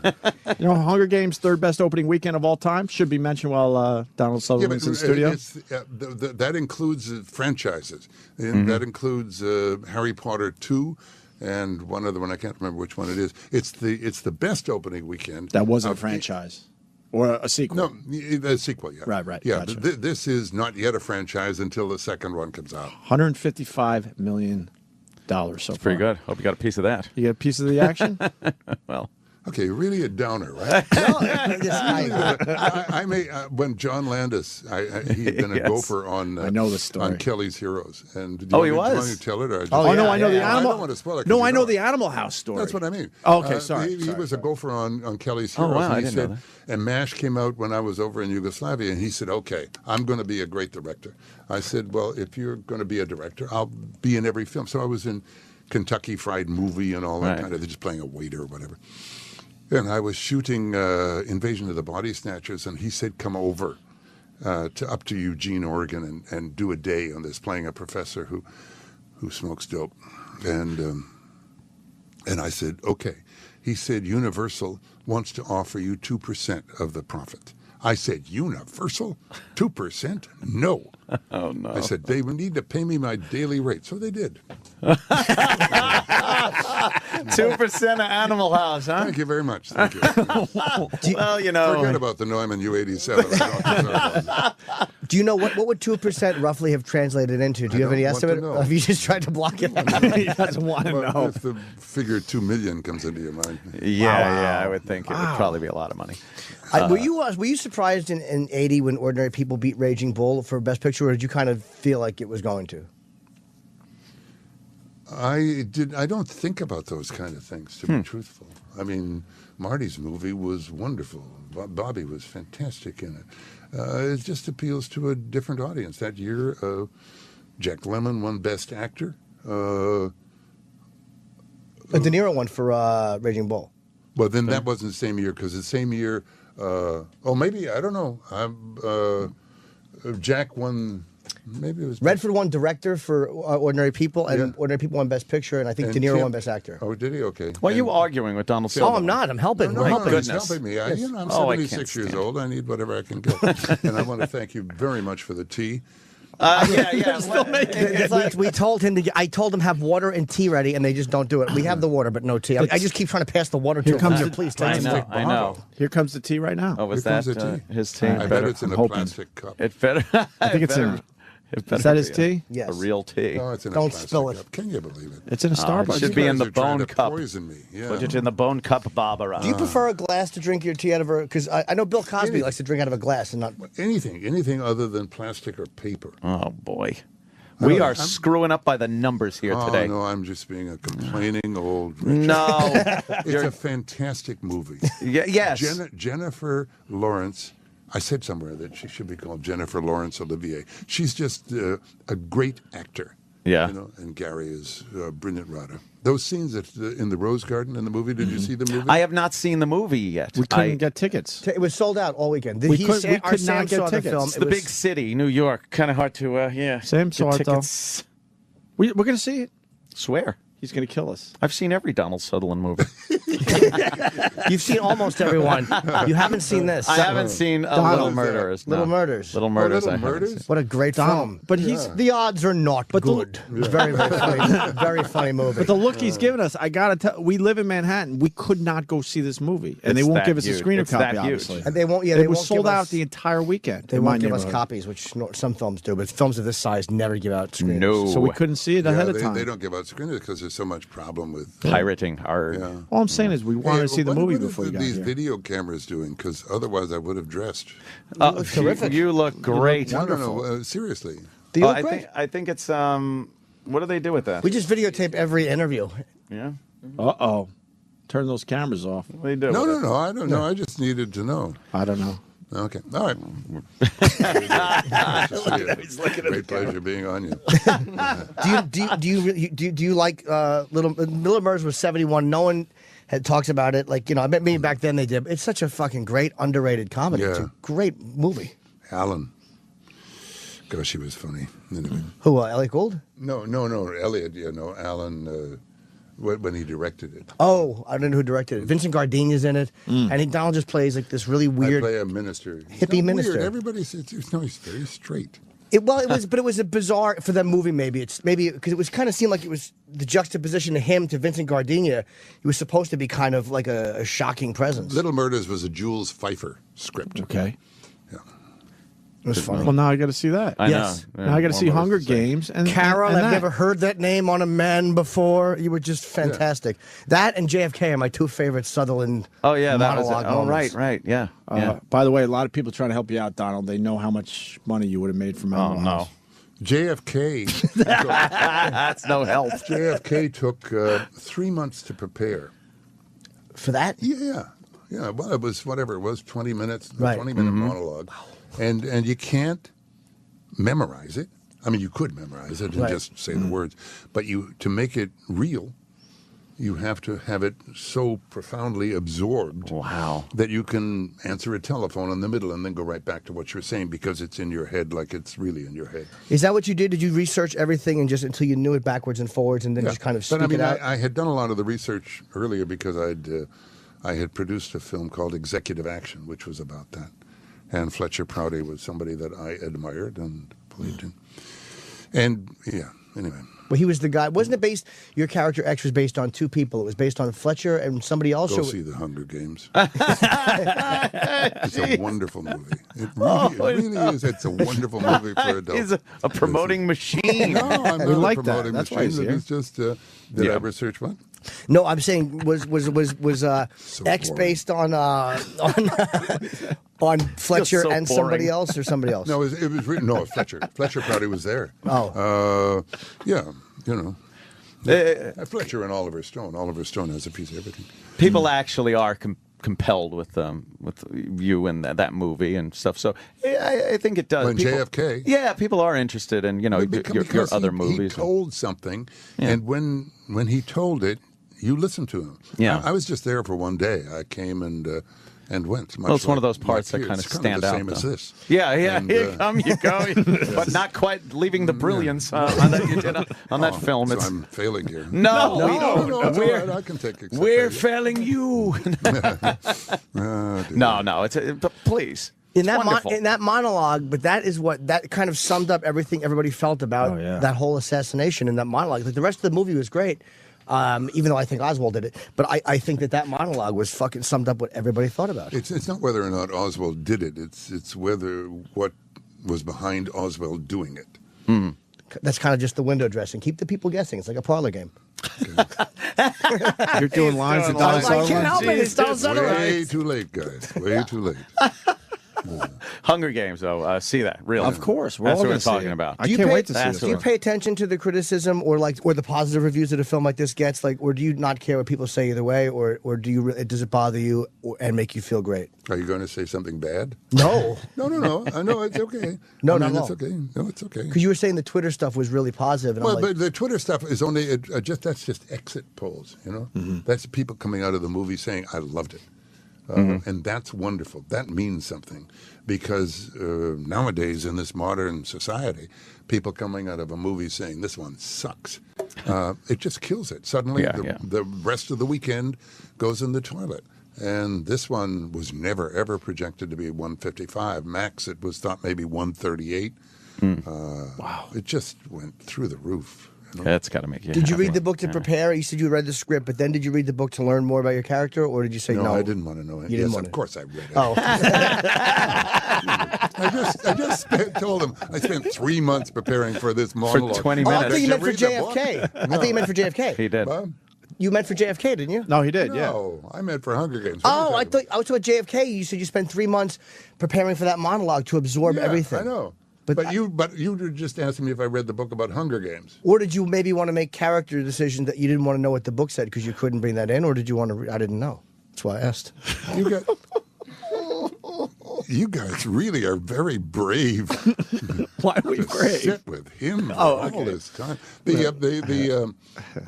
No, you know, this is how many? 30 million people have read this book. Wow. This is a movie in the imaginations of 30 million people. And 30 million people are going to be happy with the movie that Gary Ross has made. But to be a part of their imagination, obviously I had to read the book that their imaginations movie was based on. I was just afraid if I said, "Did you enjoy the book?" you would yell at me and go, "I didn't read the book. Why would I read the book? I'm playing the part." See, you screwed up, I Jimmy. know. I really. There's no good answer here. That's what we're all finding out. There's no winning. How do they upset one of my favorite people? I don't think so. No, I'm in love with you. I didn't know how to bring it up. But I think you gave me an opportunity. But it's you come out of the movie feeling so happy. It's just if young people will recognize that they've been a dormant generation, and if they can just get it together to, this is a movie for the 99%. Yeah. They should stand up and do something. Did you think Occupy was a good thing? Like at least it got people moving? Or? Oh my God! Of course, it was a good thing. It was a wonderful thing. It still is a wonderful thing. Really? Yeah. When you have people, I like it. Ann said, "Really." Oh, I'm over here going, really? Yeah, Ann said, yeah. "Really." No. When you have people standing up saying, "We don't care that you're rich, we just care that you're trying to buy our government," those are people that you can believe in. Yeah, but then they do care that you're rich. No, they don't. No, they kind of do. No. Well, they care if you're rich. If you have somebody like what's his name, Steven Schwartzman, who says that Obama, when he tries to close that corporate tax loophole, when he says that when he makes it akin, when he draws a parallel between that and the Nazis invading Poland. Yeah, sure. Take his $4.7 billion because he doesn't owe it. But when you have General Electric, who makes $4 billion in profit and doesn't pay any tax and gets a rebate, yeah, sure, come on. Oliver Wendell Holmes said taxes are what you pay for a civilized society. Yeah, but when do you think it kind of stops a little bit and gets a little more? They can't keep taking. My God, it gets a little. But it's the people that aren't paying. That's what I mean. They keep taking, and that's what I mean. The young people have to realize that it's their identity to take hold of and their destiny to realize, and stop the taking. I mean, the taxes they keep taking from me. See, I was on the other end of it. I'm talking about no. I don't like being taxed a lot. Well, then you don't like a civilized society. He doesn't. He's very uncivilized. You should see him eat with his hands. It's disgusting. I can't believe they got me on this show. Yeah, I he's know. part of the 1%. And you actually have listeners. Oh yeah. Yeah, can you believe it? Boy, do we. I know. It is astounding. I was surprising listening to NPR. I'm sorry. Wow. I was listening to NPR. That's the I came polar out of my opposite of us. house and Would you have insomnia? I have insomnia. Oh. I was driving on the PCH heading towards the McClure Tunnel, and the young woman was interviewing Willie Nelson on the occasion of his 75th anniversary. And it was, I just heard the tail end of it. It was a wonderful interview. And she was fine. She was very young. And as I got into the tunnel, she said, is there anything, it was the end of the interview, is there anything about being 75 that has surprised you? And he said, yes. And you could hear in her voice how excited she was because she thought, I've got a scoop. This is it. She said, and what was that? And he said, I never thought that I would outlive my penis. No. You could tell. It was heavy traffic on the 10 going east, right? Yeah. In Los Angeles. 1 out of every 6 cars went out of control. That's a great line, man. That's Willie, though. Yeah. Yeah, we've had Willie. Yeah, he is. He likes his pot. He'll say whatever the hell He he loves wants. his pot. I'm 43 and I'm already in a Cialis binge. I don't know how anybody makes to 75 and keeps a solid rod. We're going to talk about that stuff. I require medication. Jesus, this is the most depressing show. No, that's uplifting. That was uplifting. Yeah, right that was there. uplifting. No, if it were uplifting, terrific. But Then he wouldn't if need it's the not Cialis. uplifting, Yeah. Yeah, literally. Yeah. So Hunger Games. Have you ever refused the role because you didn't like the tone of it, or that you thought the movie itself was giving the wrong message? He doesn't like your questions. It doesn't. He doesn't stop. like. Do you like? Okay. Do you like? Do you like his John questions? Borman came and lived beside me for 2 weeks. I love John Borman. His twins came and played with my twins. He wanted me to do a movie called Deliverance. And I said, no, I do not. I said, can you believe it? No, I do not want to do violent films. So he went and he cast John Voight and made Deliverance. Sam Peckinpah said, please do Straw Dogs. I said, no, I do not want to do films that are violent. And then I went to play a fascist in Novecento who killed a kid by swinging him around his head. Oh, Jesus. And the part they offered you in Straw Dogs, I guess, was Hoffman's part, or was it one of the... Yeah. No, it was her part, but I said, yeah, it was the part that Dustin eventually played. But yeah, I have to, Alan Alda, have you ever talked to I Alan love, Alda? yes, he's one of my favorite people. One of the great gentlemen. And I'd never met him. I was standing beside him in a lineup to meet the Queen Mother at a film, but a Royal Film performance in London. And I saw that it was him, but we hadn't actually met. And his elbow hit my side, and I leaned in because you couldn't look sideways because you had to face the Prince Philip actually and the Queen Mum. And he leaned over towards me and he said, "I want to thank you for my life." Wow. And it was the most elegant, wonderful thing. Just what a wow, that's amazing. Beautiful, eh? Really beautiful. That's all right, man.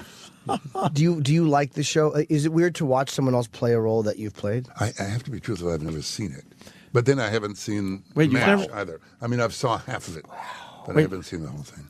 You never watched the show? I didn't watch the show, and I've only seen half the movie. Why do you guys do that?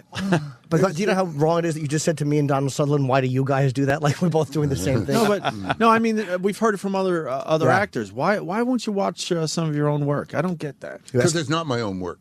I mean, I give somebody else my work, and Right. they take it. And, But I mean your own performance, I guess. But they take my performance and change it around. It's not me. I don't give a shit. But my character, early on, I'd never seen Clute, for example, really protests because they've taken my arm and put it on my ear and that kind of stuff, And that bothers you, obviously. It bothers my character. Was that bad? No, it bothers my character. Panicking. That bad? The look he gives you. The look he gives you. You'll be very happy that Dick Cheney has a new heart. You'll be very happy to know that he has a heart. I wouldn't wish ill of anybody. So yeah, if he gets a new heart, that's nice. He might have been a Cheney guy. How does the donor's family feel? Well, I guess that depends on their political affiliation, but I'm sure they would rather have whoever the donor was in their life than Dick Cheney having a new heart. He probably jumped the line in front of a few people no, too. Please. No, he didn't. It took 20 months. Yeah, right? he was on the waiting list for a while. But, I mean, to get a heart transplant when you're 71. Yeah, that's going to take over. That'll take a while. That means he knows some people. Yeah. You think? Oh, come on. I don't know. Remember Mickey Mantle getting his liver? That was a travesty. That was a travesty. Yeah. He drank through that second liver in 2 weeks. Oh, did he? I saw a guy with a heart transplant in Canada sitting in the window of his fish market smoking cigarettes. He was gray. Wow, really? And this was in Canada, and so we pay for it. And I Yeah, went in yeah. And I said, listen, mother, I don't give a shit what you do with yourself, but that's my heart. You're damaged. I paid for that. Sure, repoed it right there on it.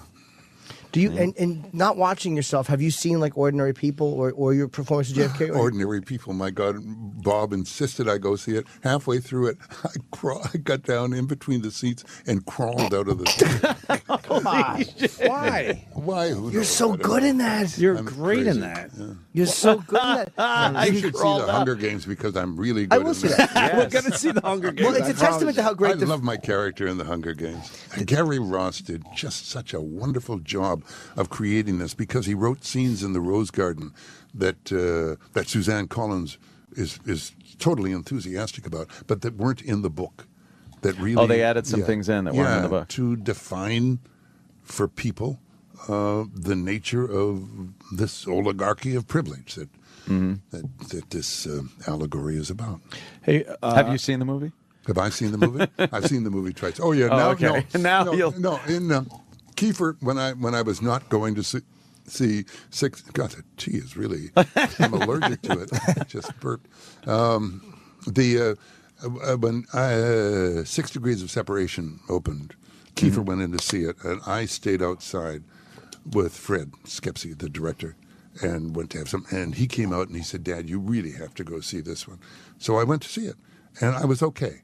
You know, I mean, it was like having vertigo or something. You know, you get over it, and I got over it. So I go see everything now. I forgot you were in that with Stockard Channing, I think. Didn't she play you away? That was great. Do you get embarrassed watching yourself? Like, if I act, I get embarrassed watching myself. And I probably should. So does the audience. I should get embarrassed. It's incredible that he leaves himself open. Like that. I know. Believe me. Wow. And it's very rare of these guys to hit me You below the should belt. never be embarrassed about your work. Oh, shit. Donald, who do you play in Hunger Games? We should get the basics out there for the people that I haven't seen played the film. Coriolanus Snow, who was the president of Pan Am. That seems He's like 76 years old. Mm-hmm. He's beautiful. No, he's great. He really is Just great. staring at Opie. Yeah. I'm hanging in there, though, man. Yeah. I'm staring right back at it. I'm trying. Were you nervous when you had to? No, don't do it. Don't When I came in here, I was terrible. Absolutely terrible. I thought, gosh, look at these three wits. I was going to say going through the audition process, but I couldn't say it. Oh, my God. Don't look at him. When is the last time you auditioned for something? Like how many years has it been since you've had to do that? 2. No. Oh, no. Hey, you know something? After Ordinary People, I couldn't get an audition. I couldn't get a meeting for 1 year. Why? I couldn't get a job. I couldn't get a job. Why? There are other people you have to ask, because I thought, I'm ready. No, I couldn't get a job. Weird, eh? You honest? I was joking. I figured you hadn't gotten an audition since MASH, but you'll still have occasionally ask you to read for something. Oh, sure, yeah. You know, and they'll say things like, "Oh, he's wrong for this. He doesn't do comedy."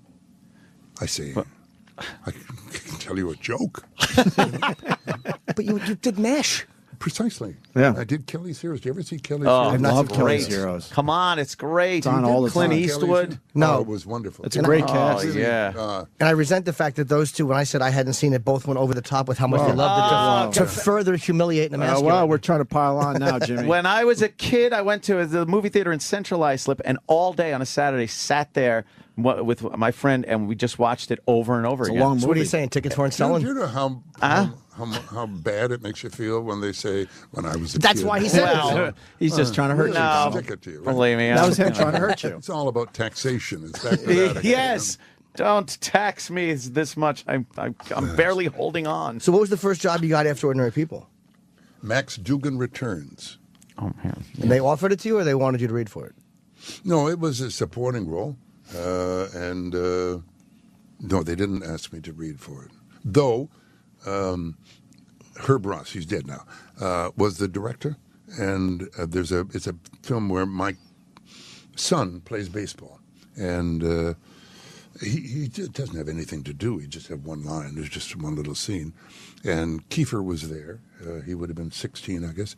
I said to Herb, can my son just do this? He's not acted. He's played an extra. He was interested in it.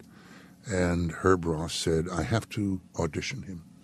And he took him into his trailer for 2 hours and came back out and said, no,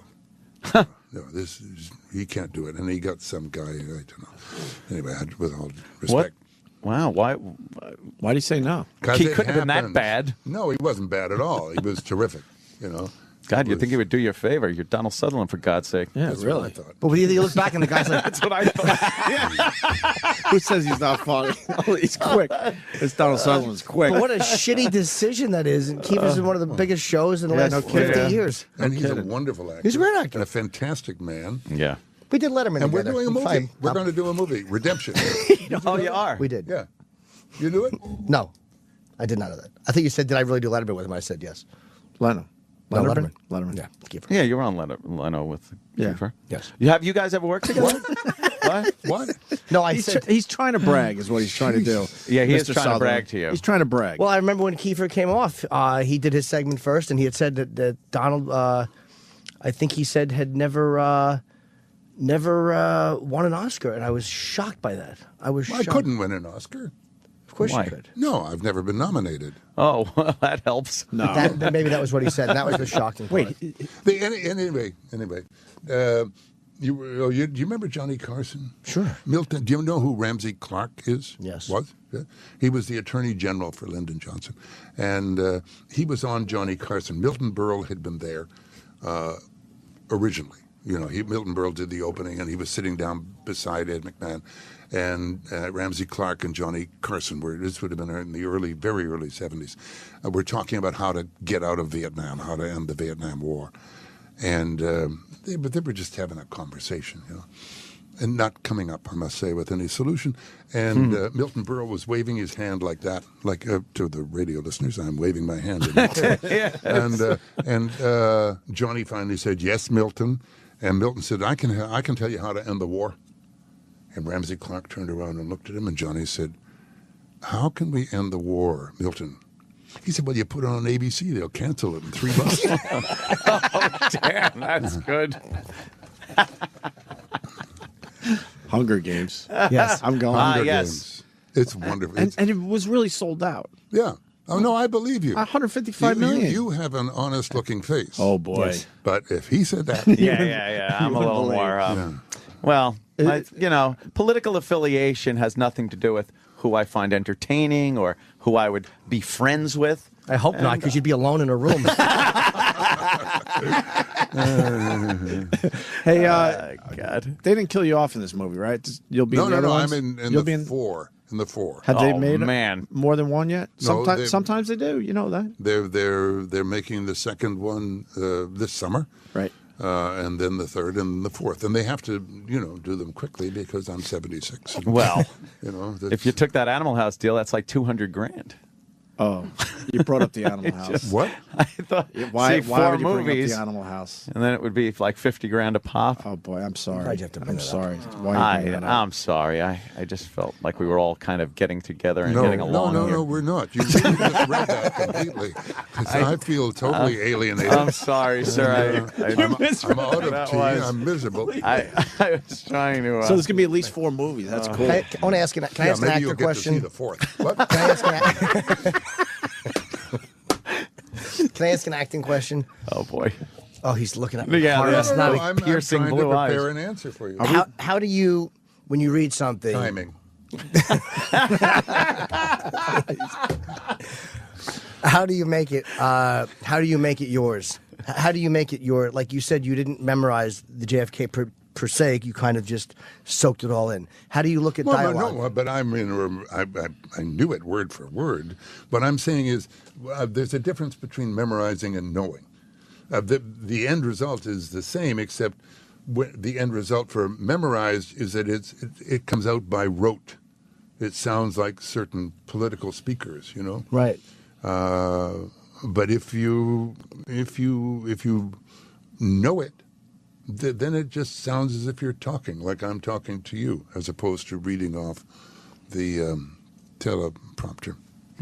And that comes from just absolutely going over it and Yeah, getting it so that it's an integral part of you. Yeah. Are you an actor? I'm a comedian. I do a little bit of acting, but my acting is, let's be honest, it's okay. Well, but okay is good. I thought you were going to say it was terrible. I should have.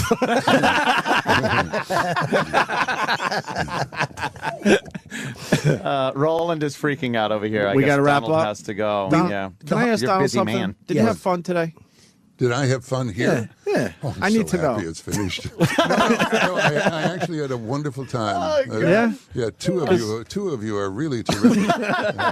But it's him is the one you don't like. Of course it is. He's the problem. Yeah.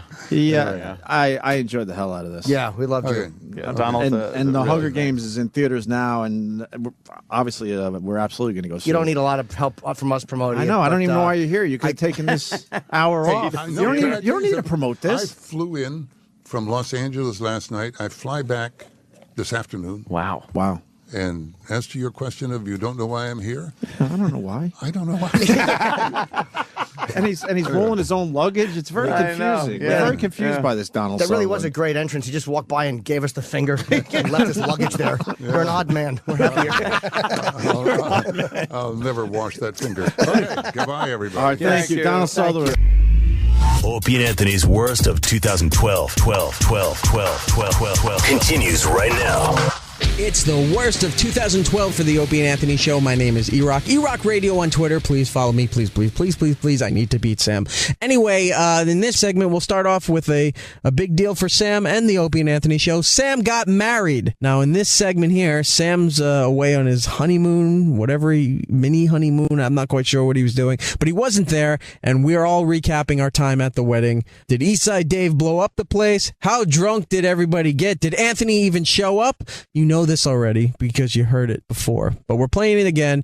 We recap Sam's wedding right now. Opie and Anthony's worst of 2012. Last time I saw you guys, we're all at a wedding. I know, on the heels of the Roberts wedding. Ooh, the Sam Roberts wedding. Where were we? I guess we could say now, huh? Yes. Shithouse, Connecticut. Yes, Middletown, Connecticut. What a weird fucking Main Street they got. Anybody walk around? Oh, no, you guys kind of came in and... That way we just winged in and winged out. I had to be there Friday for a rehearsal dinner. Oh. And so I had some time to kill. Yeah. And that Main Street is a weird place. Yeah, and that it's really... Like, they're trying to go for a hip vibe, like almost hippie-ish. Oh, please. Like a Good little luck there. Little chic-ish. Yeah. And then you got fucking crackheads walking around. Oh, yeah? I missed and those. They're mingling with each other. Really strange. I didn't see much of anything. No, because you guys came in. Yeah, we had a... You're up there for what? Maybe a total of 5 hours? Yeah, probably What around time there. did we get in? We got in at literally not 5, but 4:30. 4:30. Wedding started at 5. Left at 10. 5.5 hours. Or 10:30. Yeah, About 10. that's about it. About 10. Yeah. And then you did it. And then out. And Get out. the fuck out. Back to New York. It was before we, make fun of some elements. I do want to say it was one of the nicer weddings I've been to. Oh, it was. I don't blast. really like going to weddings. I Yeah. don't know if I've said this on the air because they're all the same fucking wedding. Well, they are. I like those Yeah. weddings where they just have a little twist, something a little different. Yeah. And they had a reception in a barn, so you didn't feel like you were in a wedding hall. I It liked was. that. It was. Yeah, a barn. I liked it. This place called the Barn. Although the AC was out of fucking control. They had apparently one unit upstairs, like up in the second level of the barn. Right. And in the rafters. Yeah, in the rafters. No, this was a real barn. Right. Just blowing as hard as it could. On our if you were- table. if you were in the way of that stream, it was getting a little chilly. Well, we were. Our Yeah. table was. Yeah.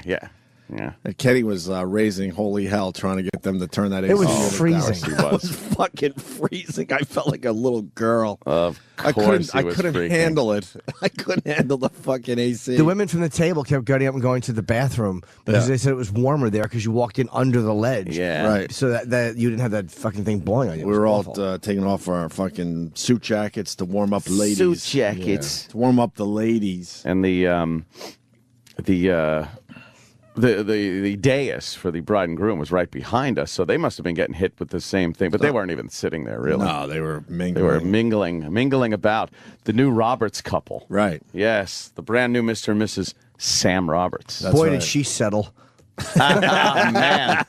Oh, my God.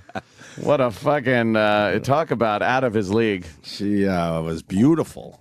Yeah. Absolutely beautiful. Really, really fucking unbelievably attractive in her wedding dress. Yes. And she read off her vows up there, and she did an amazing job. Yeah, Sam does it for a living, and she kicked his ass. She blew him away. I can't wait to tell Sam that when he gets back. She kicked his ass. Kicked his ass. He did okay. Yeah, he did okay. But she had a thing. Yeah, she had like it was a ticker tape. Yeah, a little like scroll. ticker tape. That was white, so she was kind of reading off that or referring to that. Yeah. Referencing that, I should say. It wasn't distracting like she's holding a piece of paper. Right, and then it kind of was falling to the floor, but it looked like it was kind of part of her dress. Right, yeah, it was pretty cool. And she made up all those words herself. Words.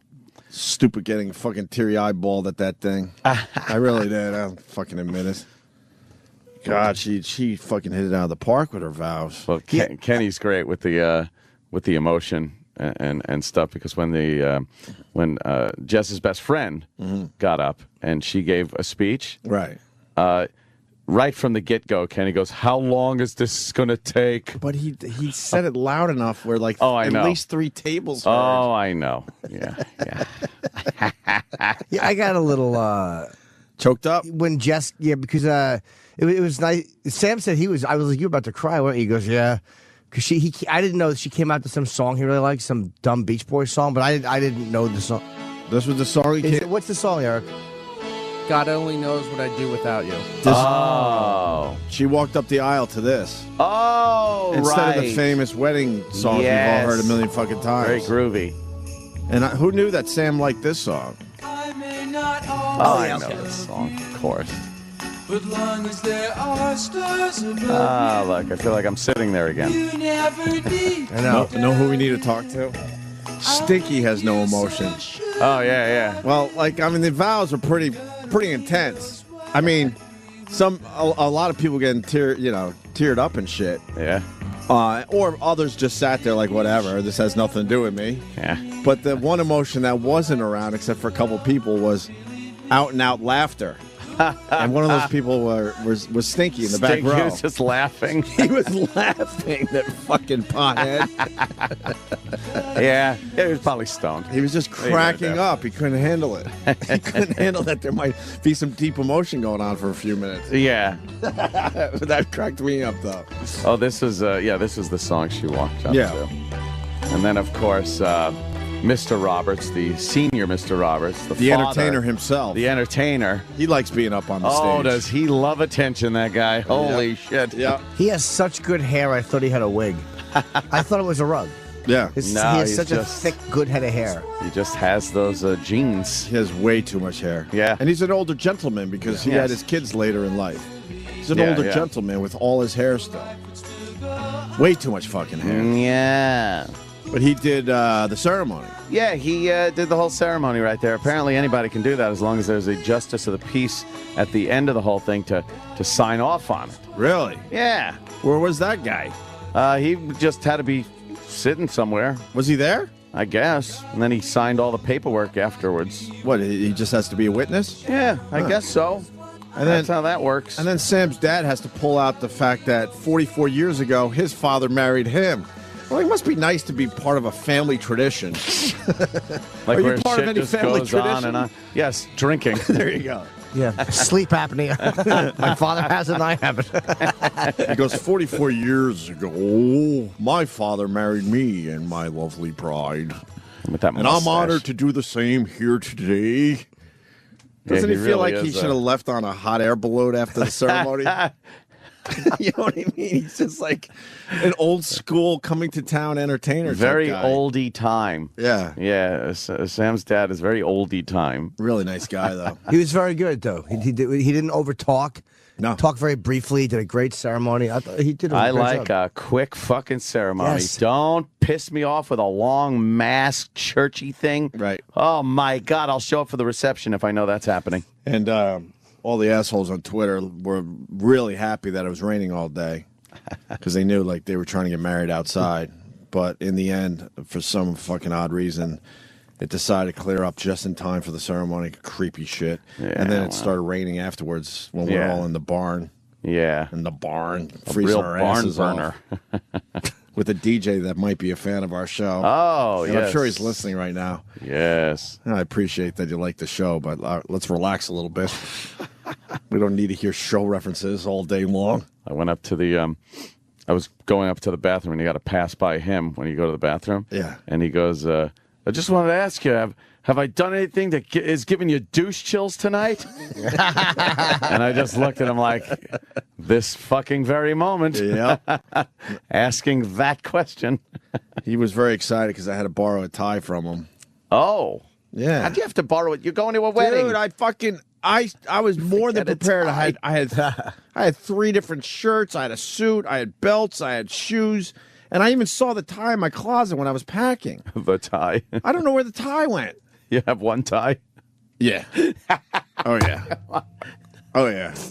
Why you laugh? Because you're grown up in so many ways, but there are others that. Why would you need not more so than much. one tie?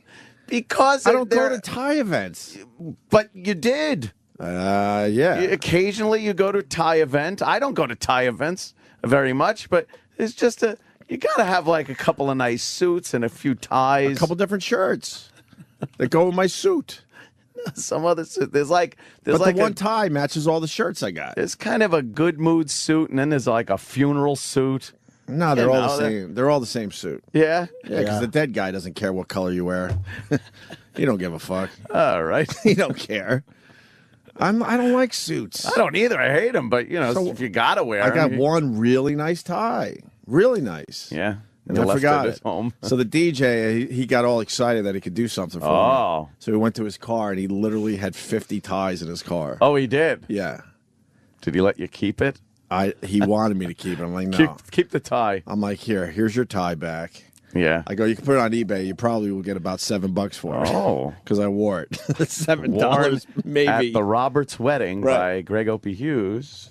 And then the DJ couldn't help himself. Just before the lovely couple were making their way into the barn for the first time, the guy wished little Jimmy a very happy birthday. That's how he started. Yeah, that was the first thing he said, pretty much. I looked at Jimmy, and he even was like, we're assholes and all, but Jesus. Well, I took a wave to the crowd. You did wave. Half of them were like, what does that even mean? Exactly. Yeah. Oh, boy. It was important.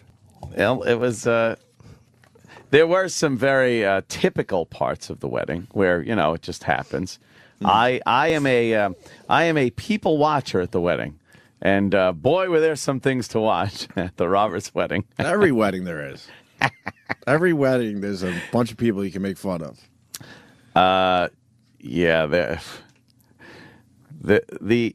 the older broads that try to do the sexy dance is it was beyond me. They're sexy in their own minds still. Oh boy, yeah, they are. There was a couple of women dancing there that night. One in particular. Oh my God. We'll call them Monster and Sir.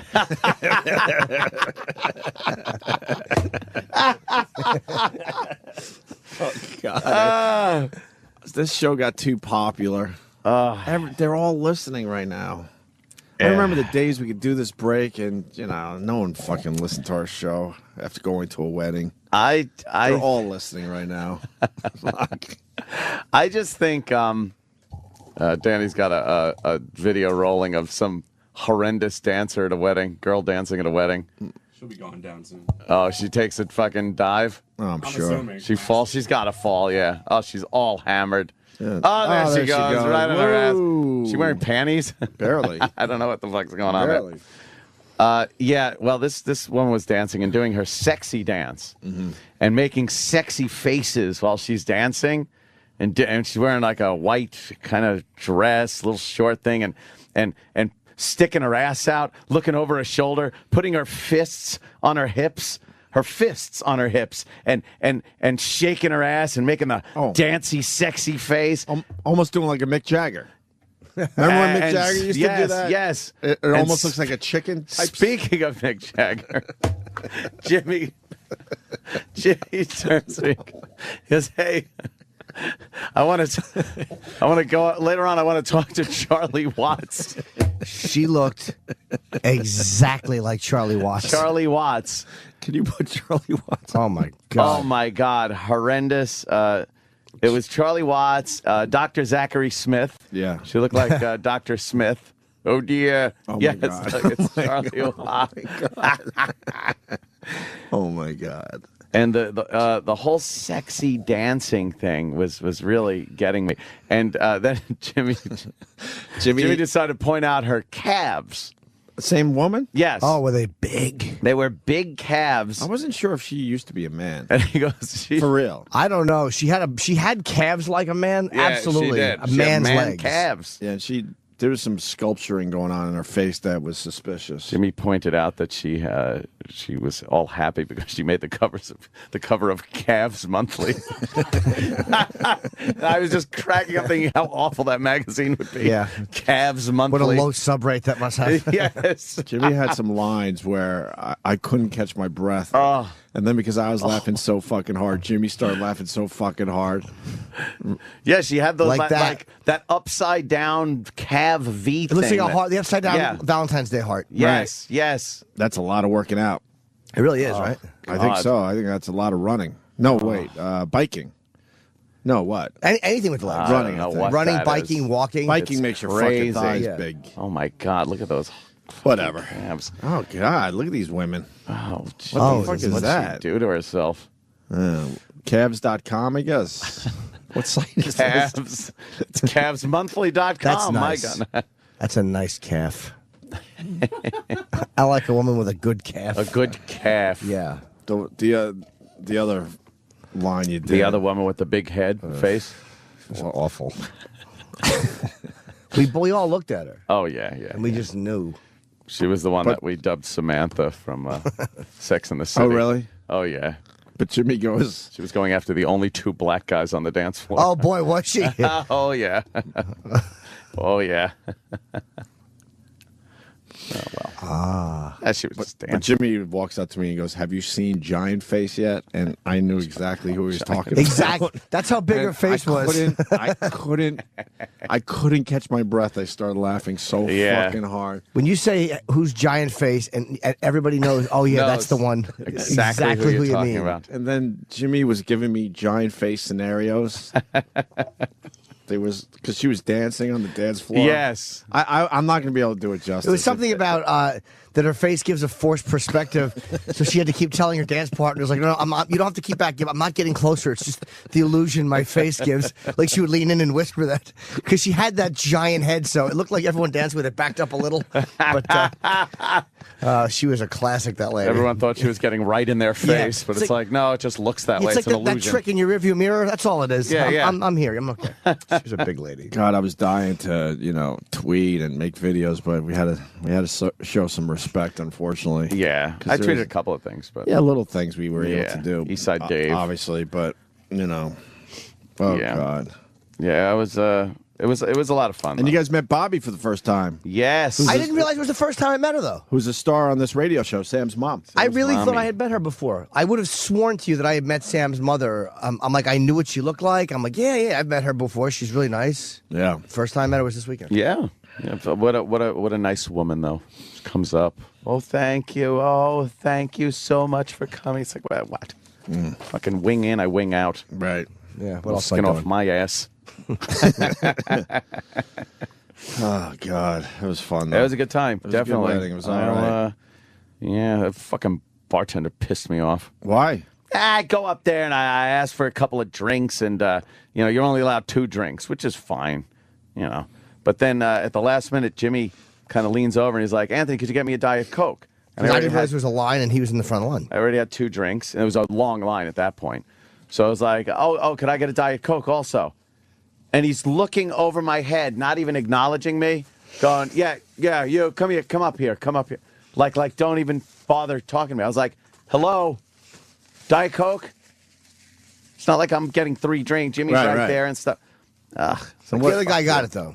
Yeah, the other guy. Really? What was that So I'm about? just like, fuck it. Well, it was about him not getting fucking tip. That's what it was about. Bastard. What a dummy. It's like he blew off the biggest tipper in the place. What a dope. He's an asshole. What a dope. Good for him. Fucko. I tipped the other guy great, too. His partner. Although they probably split the tips. They so it doesn't probably matter. split up. God damn it. Yeah. Of course. Or they just, from what I hear in this scandal that's going on, a lot of these catering halls, they collect the tips from the staff and they just pay them their wage. And the venue keeps the tips. What? Yeah. There's a class action suit going on with some fucking union. There's a union of catering hall workers, apparently. Right. And they've been just taking their tips. What? And keeping it. And then they just pay the fucking staff what they pay them. How do they do that? God. I know. It's amazing, right? I don't know. I would assume that's not happening at all. Wedding halls. Not at all of them. But there's a few that are doing that, huh? Few shysters out there. Wow. Few shysters. How do you allow that? Like, why wouldn't you just keep reaching in and grabbing your tips? And why would you? I know, right? Yeah. They probably fire you. Catering hall tips are a little different. It's not like people leave money on the tables. I think it might be something that's like built into Included a bill. in the bill. You know what right? I mean? And then and then the workers never see that. Right. I think that's probably right, more of the okay. scam. Oh, okay. Yeah, it's like I'm just No, talking yeah, out my that makes ass, sense. But they're not just grabbing their jars off the thing. Well, that's the thing. I mean, I've never been to a wedding where I left a 20 on the table. You know? Yeah. Hey, good service. That was great. Okay. I've done that. Or I find a guy. I find the one guy that was good. Find to a us. guy. I didn't this weekend because there was no real guy. No, there wasn't. Right? I like when there's a guy you could just, hey, get me drinks. Yeah. I had to keep getting up and getting drinks. But, Food was awesome. Yeah, really good. Usually wedding food sucks. Wedding food. It was awesome. Yeah. Did you have the salmon? I did, and I hadn't eaten all that, day. That corn relish thing? Yeah, the corn was very. Oh, the corn Shock relish Jock's was talking great. about corn relish. But it was good. Holy fuck, that was a nice combination. Sam's mother's cookie was fucking phenomenal. She didn't fucking cook them. She said I heard you baked that. I thought she did. There's controversy. She goes, everyone's asking me, but I didn't. Last thing I want to do is cook 200, cookies the night before the wedding. Because in her mind, she has to do it right before the wedding so they stay fresh. Because I felt the cookie was a little lackluster. I was just being polite. I didn't think the cookie was that great. Yeah. She would have done a much better job. It's going to drive her nuts that she didn't cook that now. Yeah. Roland, you have a good time at the wedding? Yeah. What was your highlight, sir? The cake was delicious. The cake was delicious? Yeah. Drank, ate. I just woke up. It sounds it. I'm tired. What's with the? Would you do something last night? What happened? No, I went home and passed out. He was hanging out at the party table. I don't know what the fuck was going on at that table, but We drank a lot. it seemed to be other things going on at that table. I don't know what you're talking about, sir. Troy seemed to be trying to get everybody high. Troy was working the table. Yeah, he's trying to get me high at 12, Definitely. 12:30, 1 o'clock in the morning at the hotel bar. I'm like, wow. I do want to maybe, toke a little bit here and there eventually, but I'm not going to start with Troy Kwan and his misfits at 1 in the morning And at his the hotel bar. I picture a different scenario, to be honest with you. Yeah. If I go down that road again. He was Jesus. He was. Somebody said he was dressed like Ace Ventura. He had a very colorful jacket on. Did anyone get a picture of his sneakers outfits? and? You got a picture of his outfit? You should tweet that. Oh yeah, He has it up on his Instagram. Oh, he's got it up on Instagram. Okay, He does. Where's what is he on Instagram? I don't know. Troy Kwan on Instagram. Troy Ace Kwan. Good luck Ventura trying to look. spell that. Yeah, but something was going on. That you guys had a good party going on at that table. Yeah, lasted till like 3, 4. Huh? Lasted till like 3 a.m., 4 a.m. Really? Where'd you go after the wedding? There was nowhere to really go. The lobby. Because the bar closed, right? The hotel bar closed at 2. Mm-hmm. Yeah, we bolted out about an hour, I guess, before everything was pretty much wrapped up. We made it for the cake. Yeah, you know, you definitely made fucking it for did the cake. It wasn't just a come in and come out really quickly. But we had a good time. Mm-hmm. Ace Ventura, there he is. What color is that? I don't even know. Salmon. You got to go with salmon, right? Salmon. Yes. Isn't salmon kind of a pink color? Yes, though? very. So why aren't we saying it's pink? And he has a white linen shirt under it. Yes. It's a see-through linen shirt. Yeah. And he was wearing sneakers with the whole thing, wasn't he? Yeah, Vans. Yeah, Vans. Vans, of course. Are they the hip sneakers? Oh, he was very Yeah, fashionable, Williams very very good. fashionable. Yeah, Indeed. there was some thought that was put into Yeah. this. Oh, a lot of thought put into His look outfit. just like a regular. I cool just guy. got my one suit with my one tie that I forgot. I gotta stop wearing like suits to everything that's formal. Like apparently, like you're just allowed to be casual at everything now. I don't mind that So though. amazing. I'm just gonna be casual at everything now. I don't mind that. You know, I would never wear a salmon jacket, but a casual jacket I'm with done no wearing suits tie. to weddings. Yes, It's You are just allowed to just wear whatever the fuck you want. I now. think that's it. Amazing. I think I'm done too. I think you're right, Yeah? Danny. Fucking Yeah, had it. fuck that. I'm throwing my one tie away. Your one tie. And really, how long is it on at the wedding? Like you put it on just for the and like the second you get your first drink, it's off. Mm-hmm. And So I can't why wait are to we put, still wearing these And I things? can't wait to take the suit jacket off usually too. Yeah. Unless you're freezing.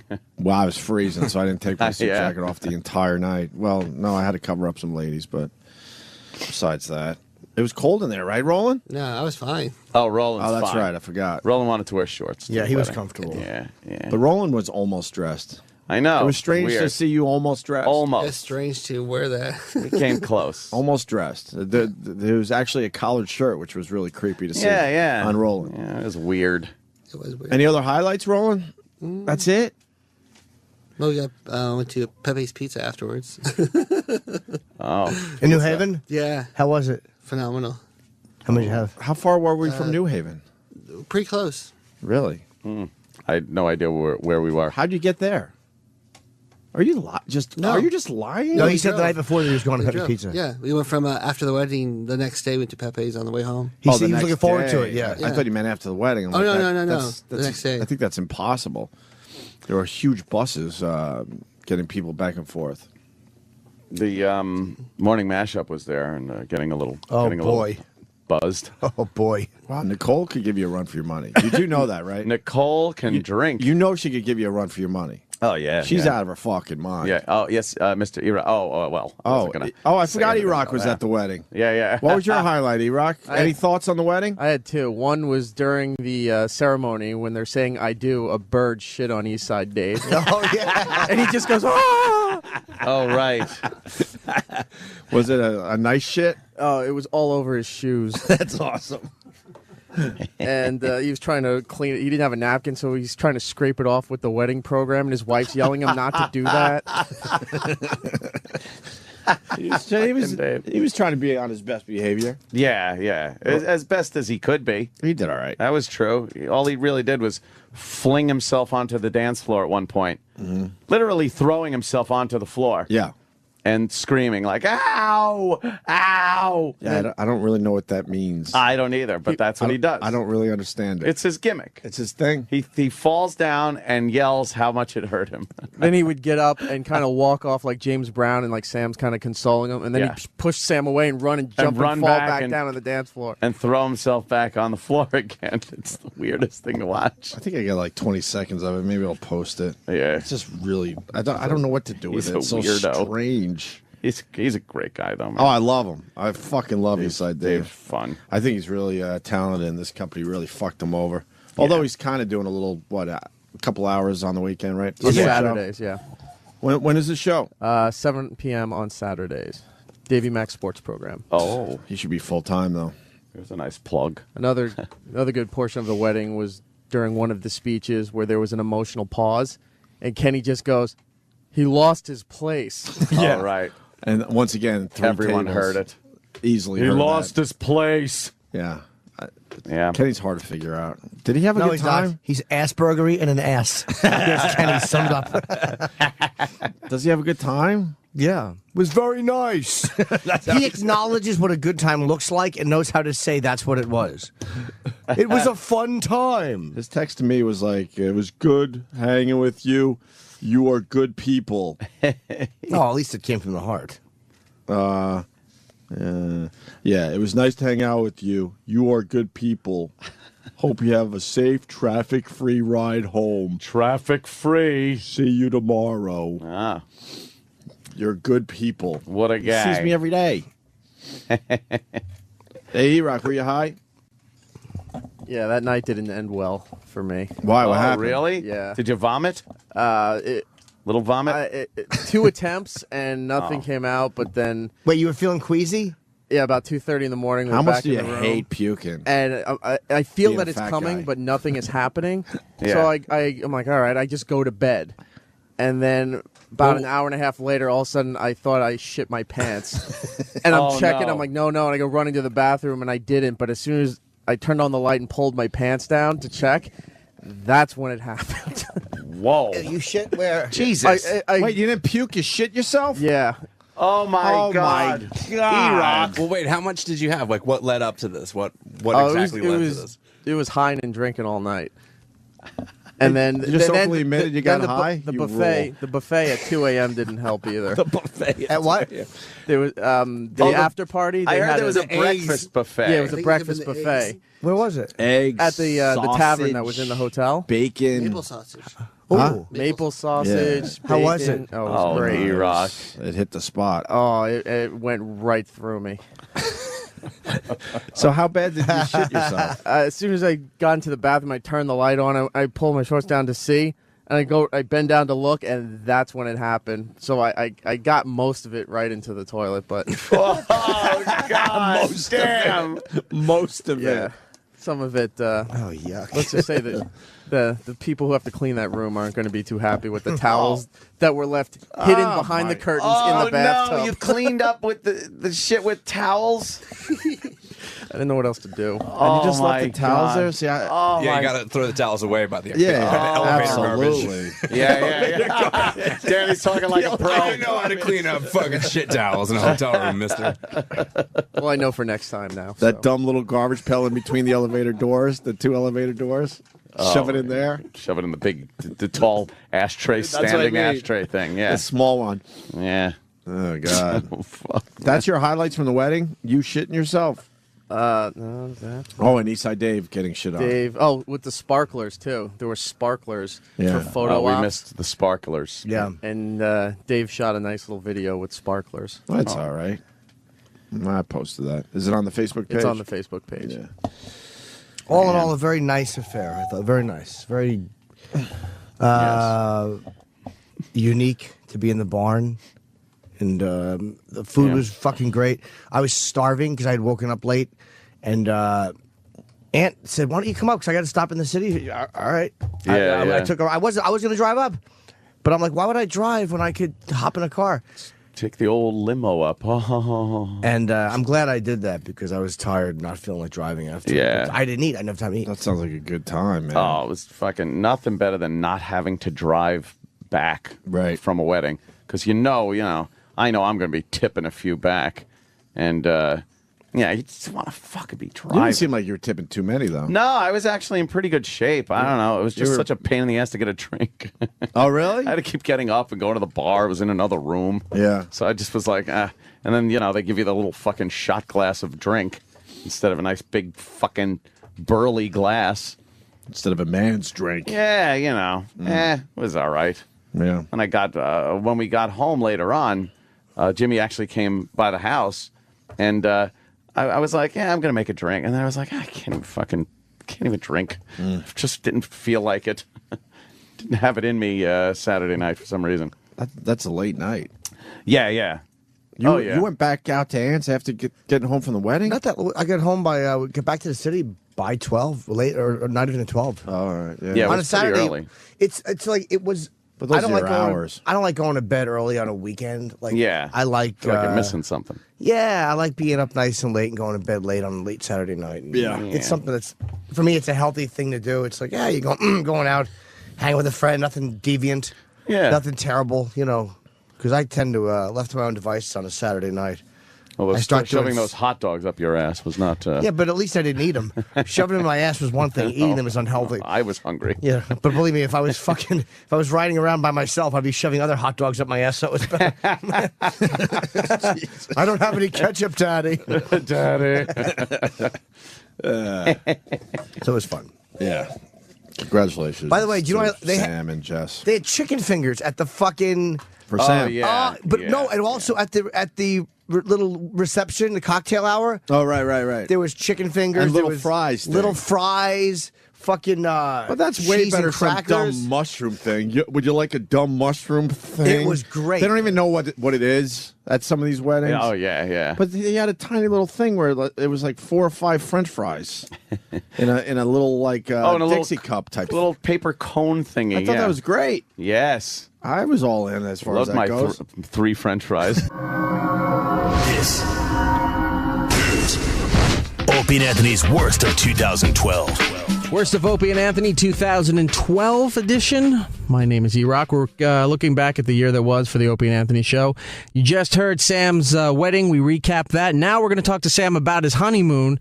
Sam goes off to Hawaii with his lovely bride, and we hear stories about where'd they go, where'd they stay, what did they do, what did they eat, all the cool things that you could do in Hawaii. Did they do them? Well, Sam thought he did. We thought otherwise. As we recap Sam's Hawaiian honeymoon, Part 1. Opie and Anthony's worst of 2012. How was your honeymoon? Oh, it was awesome. is great. We went to Maui and then Kauai. I don't know what that means. They're islands in I Hawaii. know they're Hawaii islands, is but made I don't up know of- what that means. What's the difference between the two? Well, Maui is like a more touristy type place. which is I very heard it's nice. wowie. Yeah, Maui was very wowie. Is Maui where they do all the surfing and the hotels are all big right on the beach? Yeah, I mean they do that at a lot of the islands. I mean they do the Honolulu is The like the islands, big city. you just city. call it. Is that what you call it? The islands? The islands. Why would you go from one island to the next if it's Hawaii? Well, Kauai is like a more sort of. Kauai, look at you. You know all the islands. Yeah. Ooh. But you, hey, big shot. But you were in a plane for like 80 hours, and then all of a sudden you're going to start taking more flights to go to another island. Who fucking why don't you settle down? Because you get a different. Settle down. I don't understand these people that they go on vacation, then they have to do more vacationing and more traveling. Yeah, more traveling on your vacation. You saw the brochure. Pick a hotel and settle down. You get a different experience. We flew into Honolulu, and then from there took a quick puddle jumper over to Maui. How long was the flight to Honolulu? 11 hours. Holy Was it nonstop? fuck. Yeah. Were you and Coach? Yeah. How was it? It wasn't bad. Actually, no, the flight there wasn't bad at all because it was a big plane. It was Hawaiian Airlines, which is nice. They give you food. And it's the 3-4-2 setup, you know, the row across. Yeah. And Jess and me were in the middle section, and there was no other two people with us. Oh, So we okay. had the 4 seats to spread out across. How would you allow yourself to be in the middle section? How would you not have gone in advance and checked that out? I at least need a window to check out shit. Oh, hell yeah. Because we figured out, I told her that this is what we'll do, because we found there were 2 seats and then 1 seat. So there's no way that somebody's going to take a middle seat in a middle section just by themselves. So I was like, we'll at least have 3 seats to ourselves. We could stretch out a little bit. Okay. And then the 4th seat guy wasn't there. Sam's, okay, that was smart planning. So Were we you all went- crampy by the time your No. plane landed? The seats were surprisingly Wait spacious. till you get a little older, man. Your knees are going to ache. Yeah. From those 11-hour flights. Wait, was it Hawaiian Air or Aloha Air? No, Hawaiian Airlines. Okay. Because that's probably the one you want to fly, the one that's constantly going over the ocean and having saltwater erosion. And that didn't hurt a few years ago. I don't think you'd want that one. No, you really wouldn't. When the roof got ripped off and the woman got sucked out. Right. Oh, nice. Man. How great would that be if the only thing that saved him was his shitty hair? He just fucking clogged man. up the hole. All right, God, sorry. Like a drain. They appear to be new planes, though. They're Oh. really nice planes. And Okay. They want give you to think they're new planes. They give you meals in coach. Oh, yeah? Yeah, the seats go back further. What do you mean than they on the- give you meals? You're in the sky for 11 hours. They better feed you. Nobody gets fed in coach No, they anymore. charge you, man. They Even charge for you. 11 hours? They give you free blanket and pillow. They give you free meal. Wow, and Coach? Yeah. All right, Hawaiian Air might be the fucking shit then. The seats are wider and they go back further. What's the Wider? first class seats look like? I couldn't see them. Wait, didn't you walk through it? Oh, I love it. Did they have it where you walk in and you to the right and you to the left? I love that. They had 2 separate doors on the flight back. You might have had big stars on your plane. You don't even know it. No clue. Wow. I looked at business class though. Yeah. It really didn't look very much different from coach. It And was. like Right. $350 to upgrade. So And you didn't. how What a much to wait? chiseler. How much to upgrade? To business. $350 a seat, and it didn't look any different.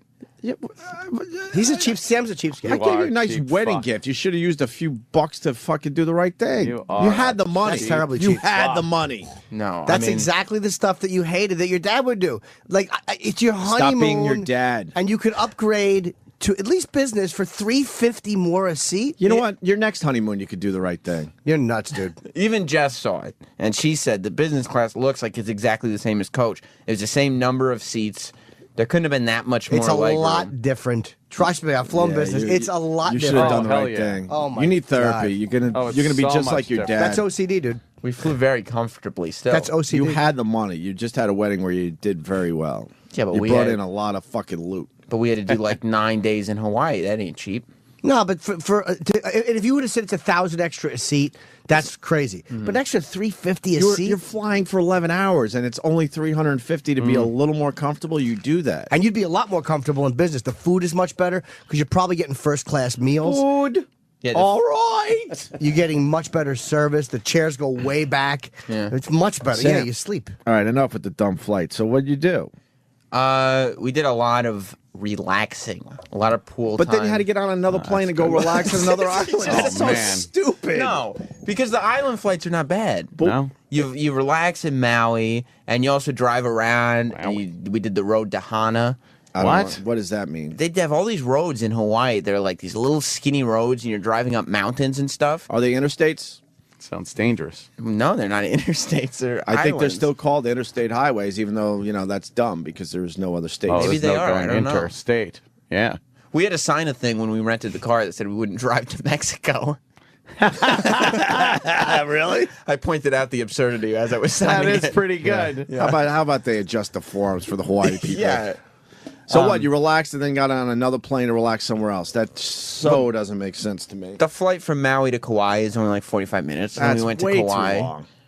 Kauai was great. They had like 5 pools and a saltwater lagoon. But didn't you have pools where you were? Not as nice pools as in Kauai. But you were in the air for 11 hours. The pools better be fucking nice. They were very nice in Maui. And why are you in a pool if you were in a plane for 11 hours? When you go in the ocean at that point? I went in the ocean too. You could have been in a pool in fucking, what do you call it? Bestchester? Bestchester. Oh, God.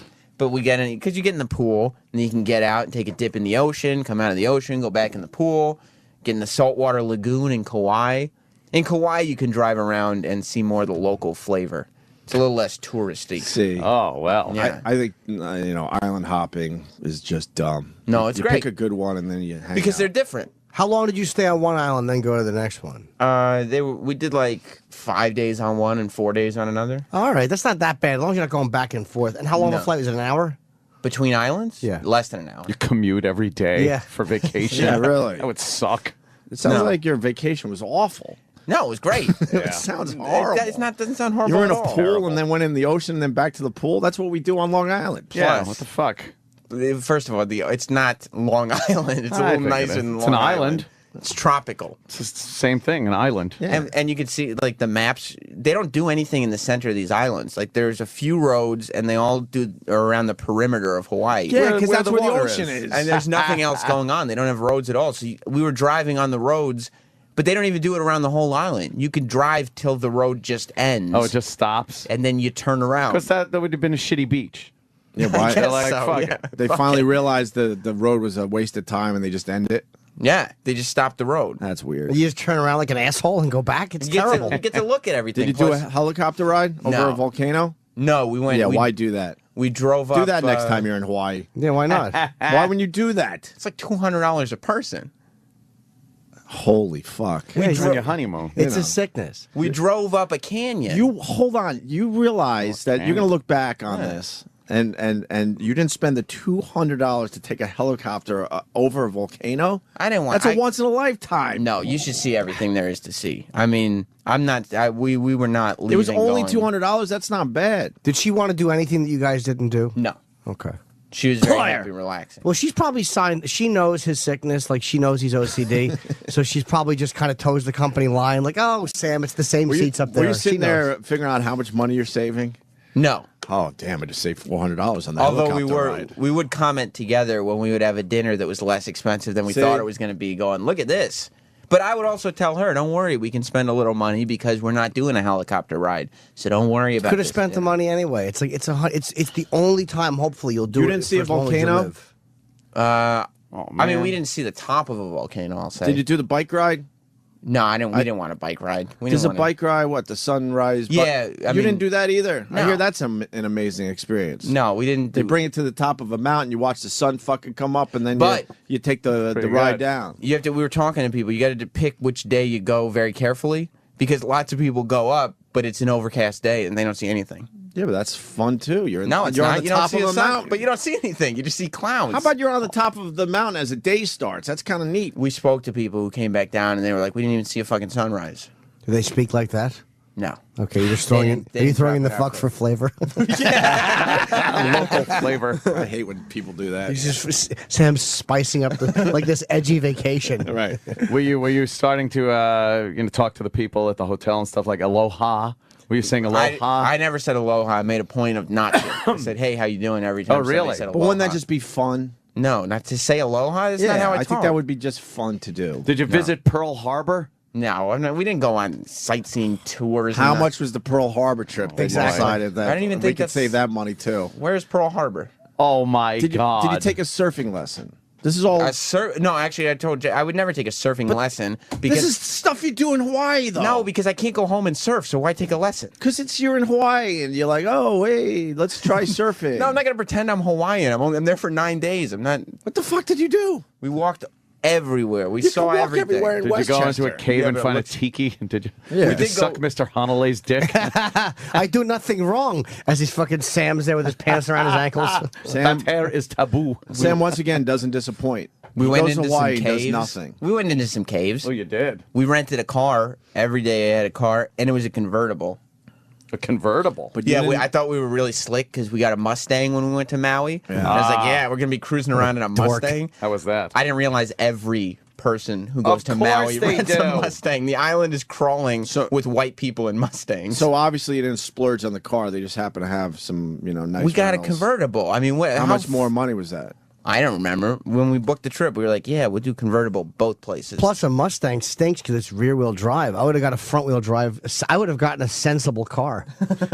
Any Saab. any mishaps at all in Hawaii? Any mishaps? I don't think so. No? I mean, it was just... Ooh, everything went swimmingly. Everything was nice. We got to, nothing. We didn't plan anything out in advance. Because that would mean money. Yeah, No. That's what that means. We wanted I'm to- reading between the lines. Relax. We had a nice breakfast buffet included with the hotel every day. So, you know what you do? Yeah. Eat heavy breakfast, skip lunch. Who's with me? You are. Who's with me? I have Kim done that Flint. in the past. He's a total I'm not gonna chiseler. lie. 9 days He in a is. row? Pinch penny. No lunch in Hawaii for 9 days. So then helicopter ride. No. Go, all right, we're going to sacrifice lunch, but I'm going to show you a volcano. Want to see helicopters? From a helicopter. Yeah. Look, we were And doing Jess our likes to own. work out, so the bike thing would have been nice for her. We hit the gym in the hotel. And then the surfing lesson would have been kind of cool. Like, look at us. And then you got pictures of you surfing that that's you could dumb. show your kids someday. Look, I pretended I knew how to surf one time when I was in Hawaii. That's not fun. Did you wipe out? I didn't go surfing. I've been waiting to play that for a while. All right. Why not just play along, you idiot? Jesus. How about I saw his finger on the button. Something was wrong. Right. How about the condoms? No, there were no. I mean, we haven't used condoms since we were shit. married. Oh, you haven't? Okay. no condoms. Are you guys, trying? No, No? can't afford a helicopter ride, let alone a baby. You could have afforded that. no, we're Sam. not. We're not trying to You have did any. very children. well at your wedding. Yeah, we did. But we're trying to. You should have bank some pushed, of that. pushed a few of those bucks to the vacation. A helicopter ride. We didn't even care about. The I went to the helicopter Grand ride. Canyon. I was like, yeah, I got to see this from a fucking helicopter. It's No, a we didn't- no-brainer. We didn't care about the helicopter ride.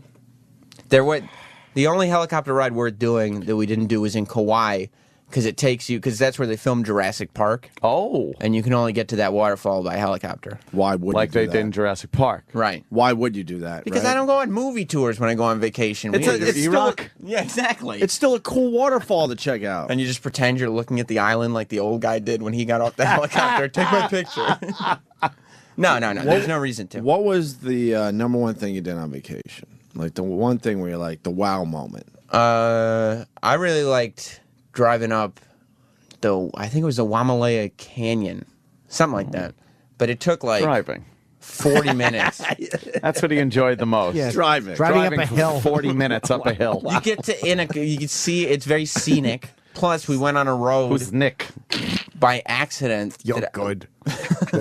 That was way longer and nobody else was driving on it, so it was a little like, uh-oh, where are we going? Because it was the wrong road. And all the Oh. street signs had bullet holes in them. Ah, But that's nice. we got to the top of the canyon, got to see the beautiful scenery, beautiful canyon, way up high, and drive back down. It's amazing in Hawaii. How are the hotels? Really nice. Did you stay in the honeymoon suite? No. Why would you? We just had a room. Oh, Do you have man. a Not even a ocean honeymoon view? suite. Oh, Boy. no. Ocean view costs a lot more. Why would you? No. I actually, Hold the on. first I night- understand. Like you have a checklist and you go, all right, we can't do all these things, obviously. So maybe we'll blow off the ocean view What? so we could do the helicopter ride. We're just chilling And in maybe we'll Hawaii. blow off the surfing lesson to Just chilling. Yeah. How long you spending in the room anyway? Am I right? Keep the curtains drawn. Who cares? What difference does it make where you are? Oh. You want an ocean view? Let's go to the beach. Am What I right? was your view in Hawaii? The first night of the honeymoon was not a good view. What was the view For her. from? The first night? Yeah. Because we had to switch the room. He had to switch rooms. Why? Oh, what happened? Well, we got to the hotel and they said you're Tarantula? No. Oh, no? No. AIDS? Oh, you're playing on Dad's ribs. I love that one. Yeah, it's an oldie but a goodie. Oh, I love that. We were in room 101.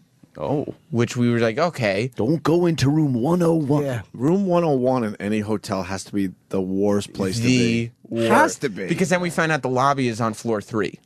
Oh. Which, so it's the basement. You're but in the they just basement call of it, the fucking... You were in a hotel in a basement in Hawaii? So Wait, did you have no window views? Well, we went. This is just the first night. we go down the elevator. You never disappoint. We go down the elevator and we looked out. Oh. And directly across from our room is the hotel. A little piggy blowing some man. Did someone spill a fucking avocado all over on you? So what happened? You were going downstairs to go to the goose and duck soiree. Directly across from our room is the hotel doctor's office. Holy which immediately we're like, shit. what? And then we look and we're like, wait, that's 101.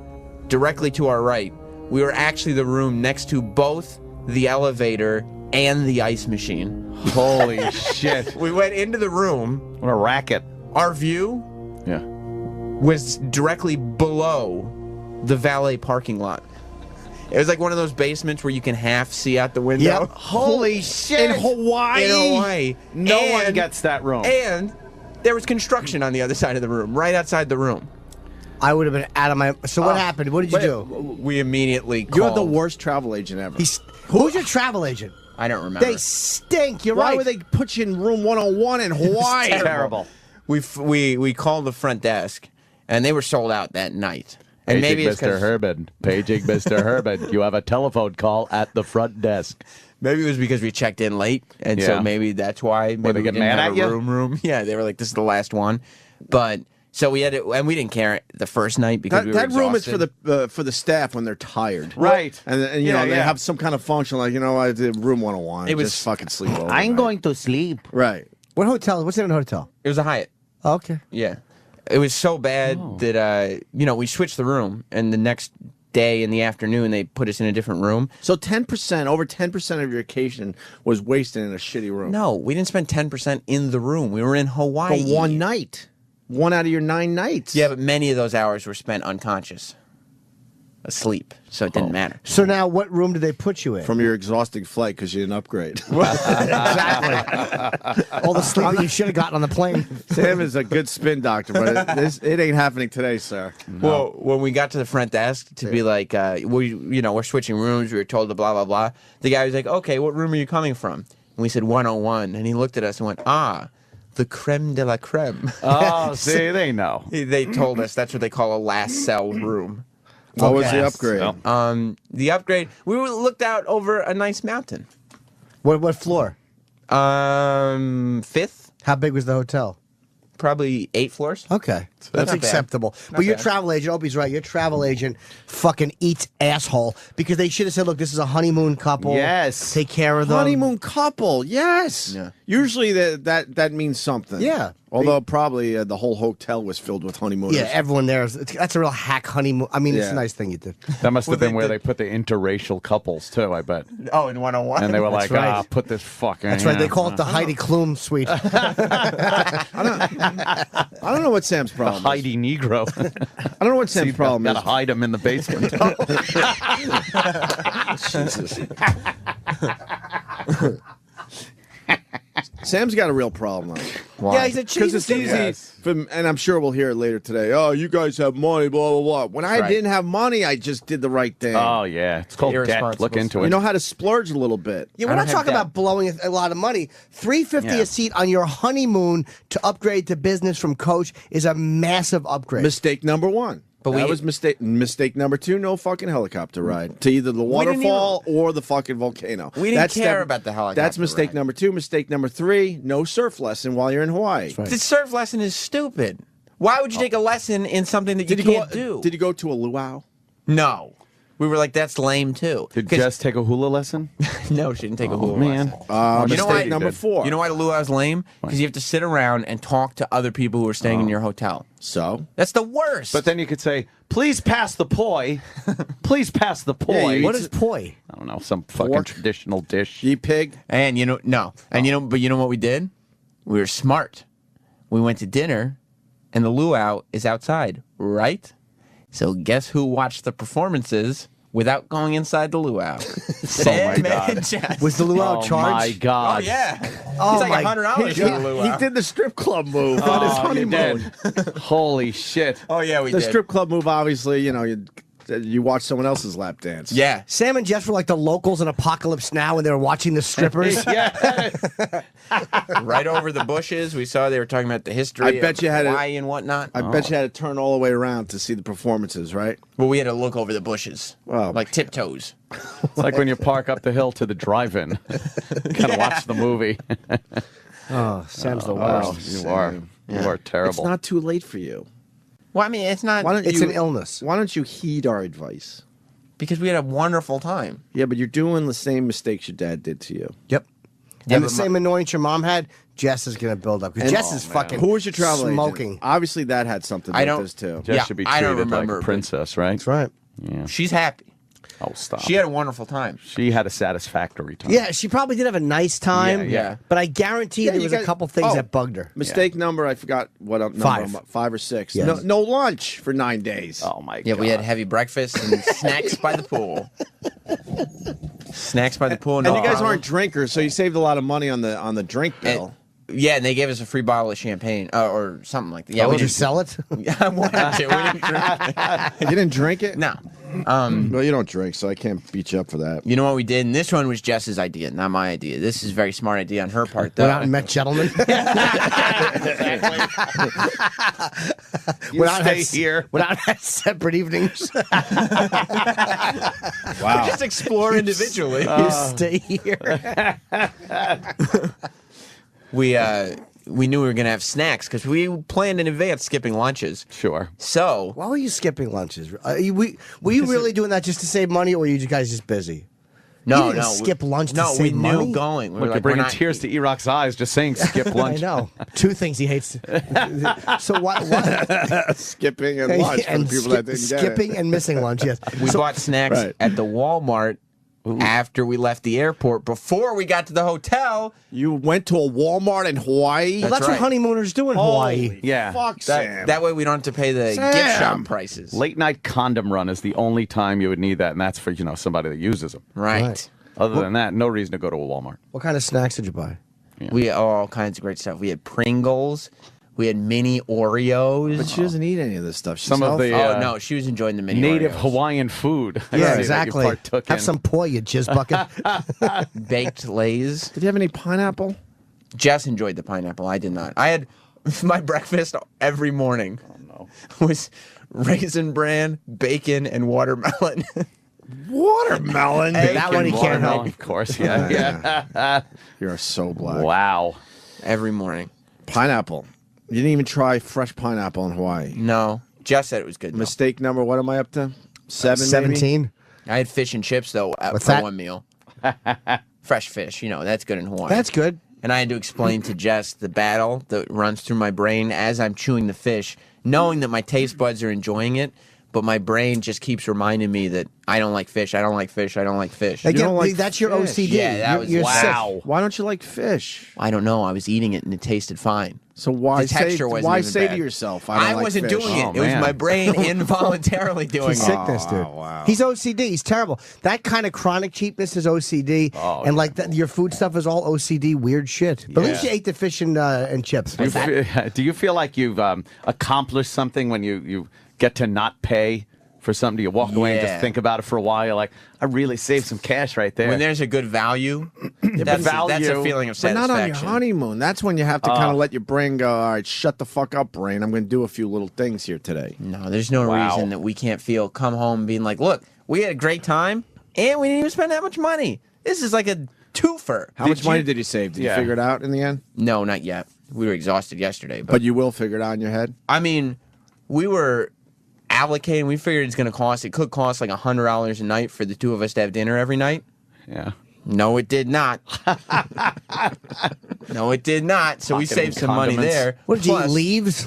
Plus, we didn't do any zip lines. We didn't do any I helicopters. was going to ask you, did you do anything that was Hawaiian? Dude, we did. Like, we explored. We went to villages. Wait. You're not getting away with that one. Why not the zip lines? That sounds like, wow, that would be a cool thing to do in Hawaii. Well, I didn't want to anyway because I'm afraid of heights. Right. But we didn't do any of the tourist stuff. Yeah, why do that in Hawaii? They didn't want to spend money. They wanted to walk around. She tolerated it because Sam did marry her. But believe me, there was a part of her where she was like, ugh, business class would be nice. What this could have been. No. She was so close to a good vacation. But she's at the Exactly. She's at the place, but then you just like don't do anything. Her whole vacation was peeking over the bushes. Like instead of realizing that you married way out of your zone. Yeah, you really did. You went to a much higher level. That's fair. She tolerates your wrestling nonsense. She tolerates your dumb chair that's signed and going away and allowing you to decorate. You gotta, at times like that, you gotta spend the extra $350. I'm telling you, because that shit's gonna creep up on you. Oh, That's right where now- you gotta spend it. Right now, she's very happy, and I kept asking, "You having a good time?" She having a great time. That means you were Isn't scared this she wasn't great? having a good Yeah, time. because he knows he knows he's chiseling. But when we you're on a had- good vacation, you never ask that because Right. you just know it's But happening. it wasn't like, "Are you having a good time?" It was like, "Isn't this great?" Of course. Then what is she gonna go? No. We had desserts almost every night, and I normally wouldn't be like, "Let's go get dessert." Treat. Why desserts? Because we're on vacation. Why not spend the extra money on ice cream? That's great. How enchanting. Both of them with lactose farts at 2 in the morning. There's lots of shave ice places, so let's go get a shaved ice. Because that's pretty cheap. That's a cheap dessert. Exactly. Not expensive. How old are you? 9? Is It's that what? a little local flavor. Oh no, it's not. This guy spent $22,000 on his Hawaiian honeymoon. Oh my God. He's a fucking idiot. Why would you spend man. 22? I'm not saying you were supposed to spend $22,000. No. Probably for an extra $1,000, you probably would have had a little better time. I wasn't spending an extra grand. Why not an extra $1,000? Because a grand is a lot. Wow. It isn't. That's why it's Yeah, called it is. grand. You do great things with it. Could you- grand. No, it's great to have. Oh no. To do what with though? To do what? What are you going to spend it on that's more important? You don't spend it on a TV. Because Jess also, the reason Jess doesn't mind this stuff is because she is also of the future minded. She's not so wrapped up in the right now. Really? Was she getting a divorce lawyer? No, but what's happening in the? Think about it rationally. What's happening in the future that's so important that, like, on your honeymoon, you wouldn't spend $350 a seat to upgrade to a much better class of service. Like 350 plus 350 is 700. $700 plus 2, that becomes 1400. Right. For again, this is not a trip to Florida or Chicago. This is as far as you can fly in the United States. Possibly Alaska might be the exception. Yeah. What's more important? Like, what are you doing that $1,400 will make or break 5 years from now? Well, I don't know if But think about it. That specific cost wouldn't have done much. But we have, we're going to eventually have kids. We're going to eventually have a house. Yeah, you're going to you're going to be skinflint with them because the those sickness won't change. Cheaply But I can't- raised. They're gonna have a great time. Poorly reared idiots. Poorly reared. Yes. Yeah, this is Opie and Anthony's Worst of 2012. Worst of 2012, Opie and Anthony show. Continuing on with recapping Sam's Hawaiian honeymoon. Now, if you've been listening, Sam is not really your typical dude where you'd go to an exotic location. You'd think, I'm going to go to the beach. I'm going to go check out the volcanoes, maybe swim with some dolphins. Sam has other ideas, and maybe it's because he doesn't like to spend any money. Sam's Hawaiian honeymoon, part 2, right now. This is O&A's Worst of 2012 on the Opie and Anthony channel. I can't comprehend. You go to Hawaii. Yeah. Granted, maybe not do all the things we suggested here today, but like a volcano. Who gets to see a volcano? You're that close. true. And you go, can we drive to a volcano? Do we take a helicopter? How do we see the fucking volcano? We did. Why the would you see a road- volcano? We did the road to Hana. Did you see a volcano? In the distance, at least? Yeah, oh yeah, in the distance, sure. It's all mountainous. The road to Hana stinks. No, it doesn't. Yeah, it's terrible. It's a road. Exactly. Fuck Hannah. Just got a little car sick, but of course she it did. was beautiful. She didn't actually throw up, but she felt nauseous. Yeah, you just feel like shit. She probably felt that way when she saw the room, when she realized she was in coach and she could have sat in business. When she said, "I next do." to her. Every night when she was looking up, that dumb hairdo over the pillow. Right. I didn't tie my hair back once when I was in Hawaii. Wow, you're a wild man. What I think I speak for everyone. When you go to like a new place, you think of the one thing that you're going to see there that you're not going to see anywhere else. And Yes. you do that. I We get not doing take the surf advantage of lesson that. and the zip line, I guess, because you kind of could do that stuff elsewhere. Hmm. But a volcano, you're never going to have that opportunity. Did you go to the black sand beaches? We did go to one black sand beach. Yes. How was that? It was awesome. What's a black sand beach? Just It's- black sand. Yeah, Sand's but it's black. like it's because it's volcanic. And we saw lava rocks. Oh. We saw caves that you could just swim in. And it was clear. But you saw them. Did you swim in a cave? I like We you didn't said go swimming. you saw. You didn't go swimming. Why? Oh, you're in Hawaii. You didn't even take a dip in the water. To the No, cave? in that specific Why cave. would you swim in caves? Jess didn't want to swim in the cave. We didn't swim in the Oh, cave. Jess didn't want to. Why All right. wouldn't she swim in the caves? We were getting back And in why the car. wouldn't We were you? doing some more. So that's when you say, I would have. hey, How why much don't would it cost to have swum in Wait, the wait, cave? wait. You No, didn't hear it's what he free. just said. I would have. Why didn't you? Because if Jess doesn't want to, I don't want to spend Tell all her my to time. fucking get some sun. I'm going to go Oh, check out man. the caves. Look at this canyon. Let me ask you a question, Sam. Would it have cost money to swim in the cave? No. Okay. Why didn't you swim in the caves? Maybe we didn't want to. We were on a tour that we were guiding ourselves on. Oh boy. And You we chose had a- not to go on the guided tours either. No, did you? we got a GPS. How much is that? Like $50 a person? About be. 60, maybe $70 a person. We had a GPS tour guide that we just plugged in the car with You us. didn't even take a fucking $39 a Yes, day. tour guide. You didn't even take one guided Return that tour. day. For the you returned it that day. Yeah, One I day. mean, on the way back, we returned it, but One day he had his little GPS guide. You didn't do one guided tour. I hate guided tours. You're in Hawaii though. No, I hate. We didn't want to do anything where we had to go with a bunch of other people, a bunch of tourists. We Yeah, I didn't can want to see have any of the shitty tour guides that are just giving us the runaround. But you didn't do Bullshit. anything. We went. Logically, you're explaining every single one of these, but in the end, you didn't do anything. We went to the places where the guided tours are, but we just drove But there. you didn't know what was going on there because no one was telling you. No, we knew what was going on. We went to like all the little local neighborhoods. Did and you stuff. like go to Yeah. any of these towns that maybe were wiped out by lava? Well, we went to towns. They weren't wiped out by lava, but they had lava rocks in them. I stood on a lava rock. There's a picture of Wish me. you were under one. Begging for help. There's a picture of me. Tootsie's all hot. They weren't fresh lava rocks. Oh. There's a picture of me standing on a lava rock. That's good for you. All right. Exactly. There should be a picture of you in front of a fucking volcano. You're Imagine obsessed that with this scene. bubbling hot magma coming up behind you. With- Yeah. You should have That'd be melted cool. your sneakers. No, That'd be cool. you're obsessed with seeing the top of a volcano. I don't know if I'd saw take the tons of helicopter stuff. ride because I'm scared of helicopters. That I might not do. Right. But I would have You done would have other done stuff. something. Oh yeah. We did do stuff. I don't know what you did. They didn't even have lunch. You didn't even We have didn't lunch. No. Why wouldn't you? Was she hungry during the day? No, we had snacks from Walmart.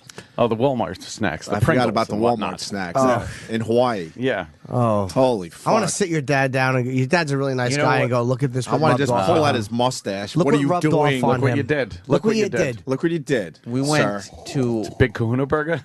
Bubba's Burgers That's that Hawaiian joint. in Isn't Bubba? That's like you can get that anywhere. No. No, there's probably other Bubba's Burgers, but there's a franchise. It's in Kauai, and there's only 3 of them. But they had a broken toilet seat signed by Ozzy. That's kind of cool. See? Should have bought it. This probably wasn't Ozzy. It was probably some Toilet seat drunk guy. broke. Yeah. Yeah. We got to see all kinds of crazy stuff. Look at this. It's Ozzy Makawahani. Ozzie. Yes. He's an old fucking. What's that shitty instrument they play there? Oh, that's Ukulele? stupid ukulele. The uke. We got to see stores that just sold ukuleles. That's Really? crazy. Did you don't go see that. Don Ho? No, we didn't get to Don see dead? Ho. Is he dead? I think Don Ho's We dead. saw a I magic don't know. show. Did you go see yeah. where they filmed Hawaii Five-0? No. How about where they filmed Lost? No, I don't care about Lost. Or Jurassic Man, Park. What's the matter with you? I don't do these movie tours. What's the matter with you? But if I'll it's go to more than- Universal. It's more than a movie tour because it's an amazing waterfall that you can't even walk to. You have to fucking be in the air to see it. That's something cool. We drove around and saw waterfalls on the road to Hana. And I usually don't do tourist trappy things, but It sounds like you do. It does sound like I do, Sam. You're right, but you didn't do anything. Let's look at your honeymoon photographs. There's only a couple of them that I posted, but look at that. That's on top of the Waimea Canyon. What are we looking at? That's the canyon. That was what I was looking at. What is it? Not too many filters on that. I put It's like Mars. Know why he had to filter up his shit because he wasn't going to the cool places. Yeah, that's just so now he fucking takes wrong. his That was the boring cool photographs place. and he fucking filters the shit out of That's them. terrible. No. Why that would you was- filter? Why would you filter any pictures from Hawaii? It's bored. Throw filters on there. It's Hawaii. They should be beautiful naturally. Yeah, you don't need filters. You fucking hashtag no filter, Might as bitches. well Photoshop a volcano on that motherfucker. Yeah, but I liked you just put no filter. What are we anyway. looking at, Sam? I'm getting really fucking pissed. The top you of a spending money. canyon. But what is it? It's a canyon. What's down below? Grass? There's grass down below. There's rocks. There's trees. We're up in the clouds, for God's sakes. We're way high. Look at this view. Yeah, it looks like you're way high. Yeah. In the clouds.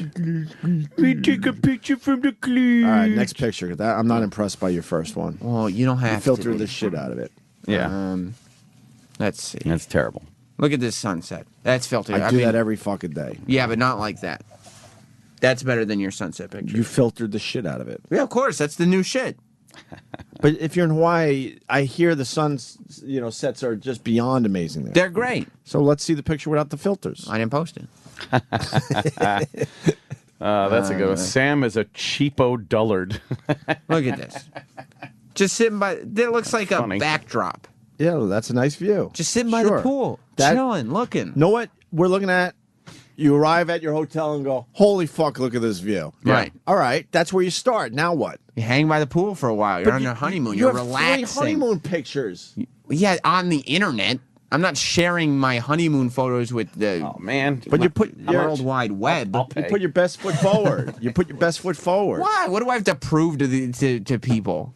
But I don't have to prove to All right, you Twitter have 2 followers pictures I that had a you had to good filter the honeymoon. shit out of to make better, and the view from your None. hotel, which is nice. Look. Yeah, that's all I posted. But that's what you get when you fucking step off the plane. But this wasn't a vacation of posting pictures Why am to I impress mad people. that you didn't have a fucking I had a better wonderful time? I had the greatest time ever. Why are we mad if I this know. is how he wants to live? You go and you relax. You spread aloha. Aloha. You went to Walmart for Spread aloha. I wish that was Hawaiian for your brains all over the ceiling. With a gun.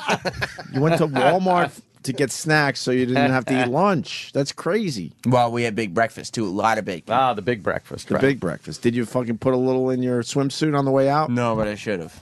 Definitely should have. That was hurting, right? You were bothered by the fact you couldn't grab. Oh, that he had to leave food behind. You could like to-go box. Were you you don't going to crazy? go. Yeah. You hit that buffet on the way out. And you grab whatever the fuck you can and just go. and you No. see where that doorway is. Come on. I didn't do that. I was too busy relaxing in Hawaii.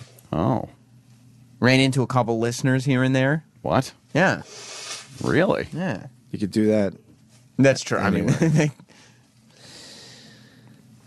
Sounds great. you ask people who go to Kauai. You go and you relax. How much did That was the purpose How much of did the your trip. honeymoon cost to Hawaii? Because people are saying I spent 10, 12,000. It wasn't. It was. We definitely kept it significantly under 10,000. significantly. But that means 5. I would hope that was the ballpark. It was probably about between 6 and 100? 7, maybe 6,500. You went to Hawaii for $6,500 for $6,500. 9 days. I should be Holy traveling. 2 people. shit. Amazing. Holy I think it was shit. about that. Fucking amazing. Maybe 7 grand. I think that's almost impossible. Pretty good. Yeah. In this day and You age. go and you relax. You should write So a book thrifty. about that, and it's called "How to Put Saving Money Above All Fun." No, If you spend 7,000, which might be high, half of that would probably be your hotel bill or close to it, right? Could be. I mean, yeah, maybe not half, but you know. should write a book, How to Be a Chiseler. Look, you go and you relax. I work a lot. Go to Hawaii. You don't do anything. No, you do things. Then you gotta shouldn't do have picked something. Hawaii. No, that's the perfect place to No, relax. Hawaii's the type of place where you're like you really should get out and experience things. Someone said you should have just gone to L.A. and gotten a studio apartment. There you go. Or I mean, you go to Miami for that. You get a nice little hotel room close to a beach and just chill out. By the way, why did you go this time of year? Like, why this month? Probably because it's very. I bet you the rooms are cheaper at the last week of August. I thought that the show was going to be off the last week of August. Oh, okay. He did. No, he was. I That's a remember him good. saying That's a that. good guess. He just assumed. Absolutely. Good thinking. And he wanted to be back when the show was on. That is responsible. I'm not saying that Sam's not responsible. His Yeah. issue is this fucking money thing. I'm Holy no fun. fuck. Very responsible. No, but in your head, you're having a blast. That's why I think we all Jess get had frustrated. a blast too. You just go and chill out. You think spread she did. aloha. She's and too just- nice to tell you, that it sucked. You throw up the horns. The horns. You know? What you wouldn't believe. We saved one night. We thought we were gonna spend like $100 on dinner. Oh. No. We found like a little Mexican spot that's like a hole in the wall. Mexican. Called the Crack. Called Taco Bell. You're eating Mexican food while you're in Hawaii? Little local spots. That's not that's local to everywhere. It was delicious, fresh food. I got 2 Mexican joints within 2 blocks of my place. Yeah, they're nice, but Right. it's home. I don't know where I could get Hawaiian food in Right. Manhattan. So if I'm in Hawaii, I'm like, you know what? We're gonna eat so much fucking pineapple, it's gonna be coming out our eyes. No, there's like nice, fresh What'd you have? ingredients. Well, I didn't go at the Crack. Then we went to Bubba's Burgers, and I got chicken sandwich. Why not at least eat in nice restaurants? We ate at a nice restaurant. We did a nice mixture. Why Some did- nights we had a nice restaurant. Wait, you didn't eat Some at the nights- Mexican joint? No, because it was a hole in the wall. There was no place to sit down. So who ate there? Jess ordered food there, and then we went and ordered. Like there was not the place had She no got it to tables. go? There was no Oh. tables. She got- it was only She to got go. Mexican food to go On in her Hawaii? honeymoon. I can't wait until you come in Sam. frowning. She called a lawyer. Sam. That's what she wanted. No. And I don't know why it frustrates me. 'Cause It was- it's your life, but man. And what did you get on the chicken sandwich? Did you at least have it where it felt Hawaiian? Hawaiian it up. I did this Hawaiian thing where they put lettuce and tomato on it. Wow. Yeah, so what am I gonna? I don't put anything on sandwiches. What am I gonna put? Pineapple sauce? Mexican food to go on our Hawaiian honeymoon. We were all hoping to live through you because we didn't do anything for our summer break. It was fucking awesome. Like you guys you would have did. had a blast. I went to a couple concerts and you had this fucking. You would have loved it. That's how. Yeah, What I do would you- have. You know, But even if I had no money, I would have done way more than you did. no, you would have relaxed. What do? You go to the No. Outer Banks for 2 weeks and you just sit on a beach. You relax. Yeah, because see, the difference is, I get going to a place and just doing nothing. That's Right. why you pick somewhere like the Outer Banks where you're on a 4x4 beach. You drive out to your house and that's it. You don't really go back to town. Maybe once. What about Kauai? Yes, I get where you just fucking settle in. But you do it- don't settle in Hawaii. Yeah, you do. You don't settle in Hawaii, but you. When It was the last sounds like time you were should in have Hawaii? done Miami for your honeymoon. No, you go to Hawaii. It's so much nicer than Miami. How do you know? I've been to Miami. You don't even know. I've been to Miami. No, We saw it. for Hawaii. How We do you saw know? your three. I encourage everyone to go to your Instagram to see the 3 sad pictures you posted. First of all, they're with a lot of beautiful. filters. It's not Sam on Instagram. They're beautiful pictures. Do you realize with Instagram, as soon as you start fucking around with filters, you know your shot is shitty. So you're Right. trying to fucking pump it That's right, up. shitty shot. Pump it up a little. That's the new shit. Is to way go crazy with Not filters. when you're in Hawaii. That's right. You're going to go No. round and round with this shit. No, the new shit is to just load it up with as many filters If as you're you stupid can. rolling taking a picture of the skyline for the 10,000th time, Goddamn I get rolling. it. You throw a filter on it. Not when you're in Hawaii. You load that shit up. Roland and his dumbass pictures of the skyline. We get it. Every night. Plus, I would Every just night. post them Every like night. from airports while I was waiting on planes. So you just play with the filters while you're waiting for your plane. The plane from it was a little risky. The plane from Maui to Kauai, that was not a good plane. Why? It was a propeller plane, That happens on an island. That's puddle jumpers. Yeah. and they had to seat us accordingly to weight distribution. They do That's that everywhere, understandable. though. They do that when you're Scary. just flying up to Buffalo. Never been on a prop plane? No, I don't think so. How long of a flight was it? It was only 45 minutes. Yeah, that's what they do on those. What do you want, a fucking 767 to go 45 minutes? Did you wonder the Hawaiian. whole time if that screw was going to hold on the propeller? Yeah, That's what I wonder. The propeller screw. it's not a new plane. That's what No. I always wonder. That one dumb fucking screw or whatever the fuck it is. Yeah, it's real loud. Yeah. And I was really comforting myself, but I pretended I was comforting Jess because she Oh. was like, oh, this is an old plane. And I said, Jess, this is a little bit of an old plane, but you know what that means? And she goes, what? And I went, lots of successful journeys. She said that? I did. Lots of successful journeys. Really put her at ease. Sure, as it should have. I wish that was a quote from Seconds from Disaster. I love that show. Exactly. So what was the wow moment? The one big thing that you did in Hawaii? Well, it was either driving up to the canyon or driving the road to Hana. The road to Hana is an attraction. But we learned the road to Hana just ends. Well, Like yeah. shit. That doesn't sound fun driving. And what is It in is Hana fun. again? It's a lot of fun. Hana, listen, what you guys need to understand What is in Hana? sometimes the destination is the journey. It's the road to Hana. That if they're saying it's the road to Hana, that means there's some temple there or something. goes No, somewhere. it's just like it's just like a little town, just like beaches and stuff. That's like if a Hawaiian guy came here with his fucking newlywed, Right. and was like, I took the Long Island Expressway, and we went to Yaphank. The road to Hana. The road to Yaphank. And then we turned around and drove back. This thing has like 60. No, it has like 60 something one-lane bridges. It has over 600 curves and winds and stuff. Exactly. That's why she got car sick. You're driving Oh up my a God, mountain, right? Yeah, that's why she got car sick. The views are the sickest thing you ever seen in your life. Apparently so. She was in a vomit. Not like that. Oh, okay. Like slang. You could have drove the sawmill. It's They have a not lot the of- same as the sawmill. They have a lot of twists and turns, though. She could have got fucking car sick on the The sawmill. views are ridiculous. Obviously, for your Everybody went- pictures that you had to filter Yeah. the shit out of. I didn't post the on the lousy pictures. 3 pictures you posted. You know why I didn't post That's the what pictures? Jess was saying. You dick.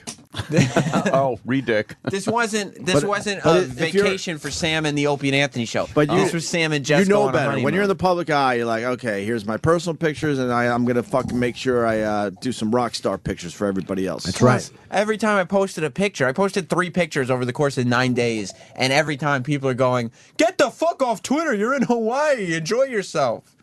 It's like I was trying to share with you guys. Come on. They were just mad that you didn't have much to offer. Exactly. from You your were pictures. clogging up their timeline with your shit. Yeah, because the other thing is, a lot of people listening to us right now will never get to go to Hawaii, so they were living Right. through you, and you give them 3 shitty pictures with horrible Scenic filters on them. views. That's beautiful. Did you right see a there. palm tree at least? And what do you think those long sticks I don't are? know, There's because you don't palms even at the put end the of palm them. even in trees your in your picture. picture. There's palms at the end of them. There's palm trees all over the place. You know, Hawaii. Did you have coconut? I had. Boy. I think I did. Did you drink? even know. Did you at least drink something with an umbrella in it? Beverage? No, I don't Did you at least have a glass of cum with an umbrella? drink alcohol. Why does this bother me so much? Why does it bother all of us? Because you know that all he's doing is justifying his illness. And Is that what it is? Yes, because you could see through, like, even though he's logically a smart guy, you understand that underneath it is a horrible cheapness, and it's an ugly thing to see. You're really good at explaining yourself, but I Yeah. wonder if like you wish you were having a little more fun. I Look, wonder. I had talked about the cheap restaurants. We also went to nice restaurants. We had one where, like, just for dessert. This was after the meal. This was bonus. And I said, you know what? What do you mean bonus? Because you found a place where it was like a price fixed. No. Did you go to where those price fixed menu places? Desserts included. No. This is me saying. But you allowed her to order off the dessert choice Right. they had, where they had to say, "Well, that's going to be $7 more." This is a quote from me. She said, "Why don't we just get something to split?" And I said, "Jess, just get something for yourself and only meant have the a couple lawyer. bites." Oh.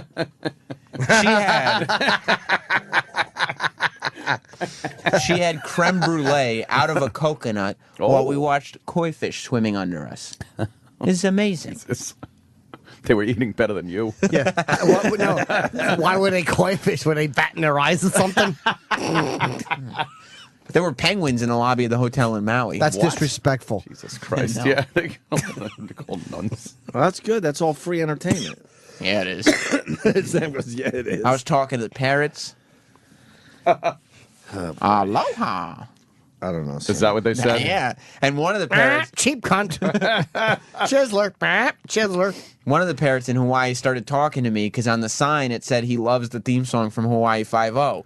So in the middle of the hotel, I started humming do do do do do do, and the parrot responded accordingly. He sang along. No, he just started clicking at me. Fucking dummy. Man, it was great. It was great. Oh, it sounds like a fucking bore fest. Sounds terrible. Well, It you really go, sounds you go to terrible. relax. You just go to relax. We're going around in circles now. You had a shitty honeymoon. There wasn't nothing shitty about it. You guys are very negative people. You We gotta are say negative that. people, Very Sam. negative. You're right, but you made it very easy today. And if you guys had come with me, which I wish you had, we all would have had fun. Next time we'll all go on a trip together. Because we would have paid for everything. That would have been nice. That would have been What an nice. asshole. That would've been I'm not nice. picking up any tabs Oh, around I wish you guys. Oprah Ed were here. Yeah. They would have picked up this bill and not even thought about it.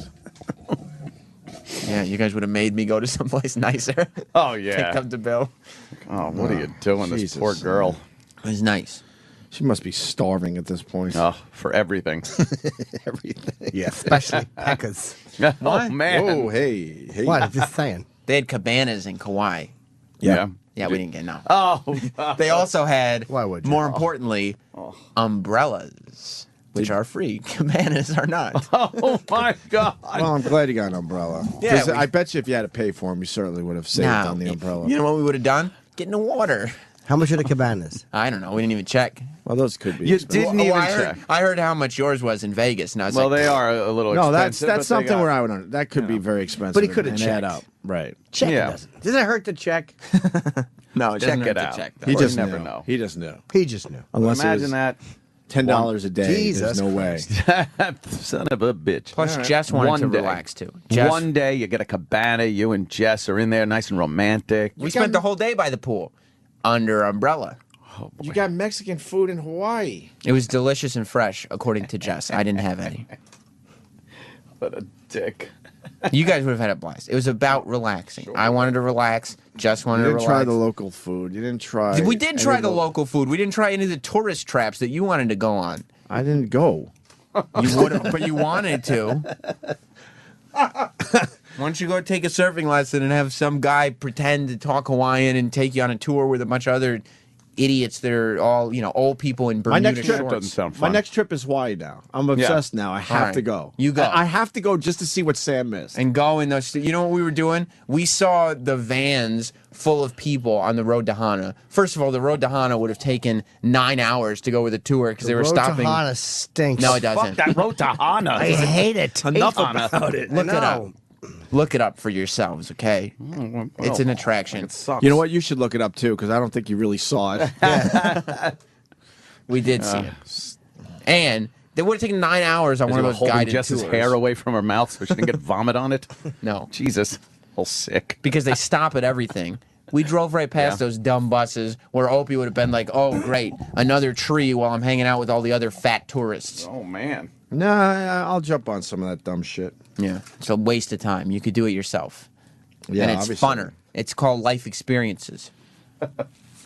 I love how he tries to talk us all into Cheapo. it. Like it was a, He's half right in that he wanted to do certain things, but he understands deep down that he is covering up his chronic illness, Yeah. which is horrible OCD, which is his cheapness, is part of his OCD. And I know on some level you know that. I don't think the cheapness is as bad as the food, though, so. But again, it doesn't matter. Just because one isn't as bad as the other doesn't mean that it's not bad. You should have done something. And you hated when your dad did it. And your Jess is going to feel exactly the way your mother did. No, because I pump that AC when I get home. My dad never liked the AC. Yeah, that's true.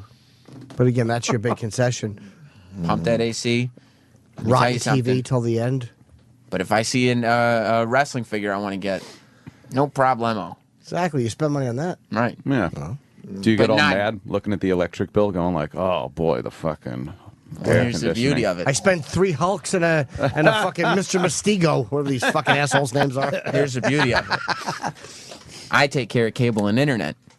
Jess takes care of electric. Busted.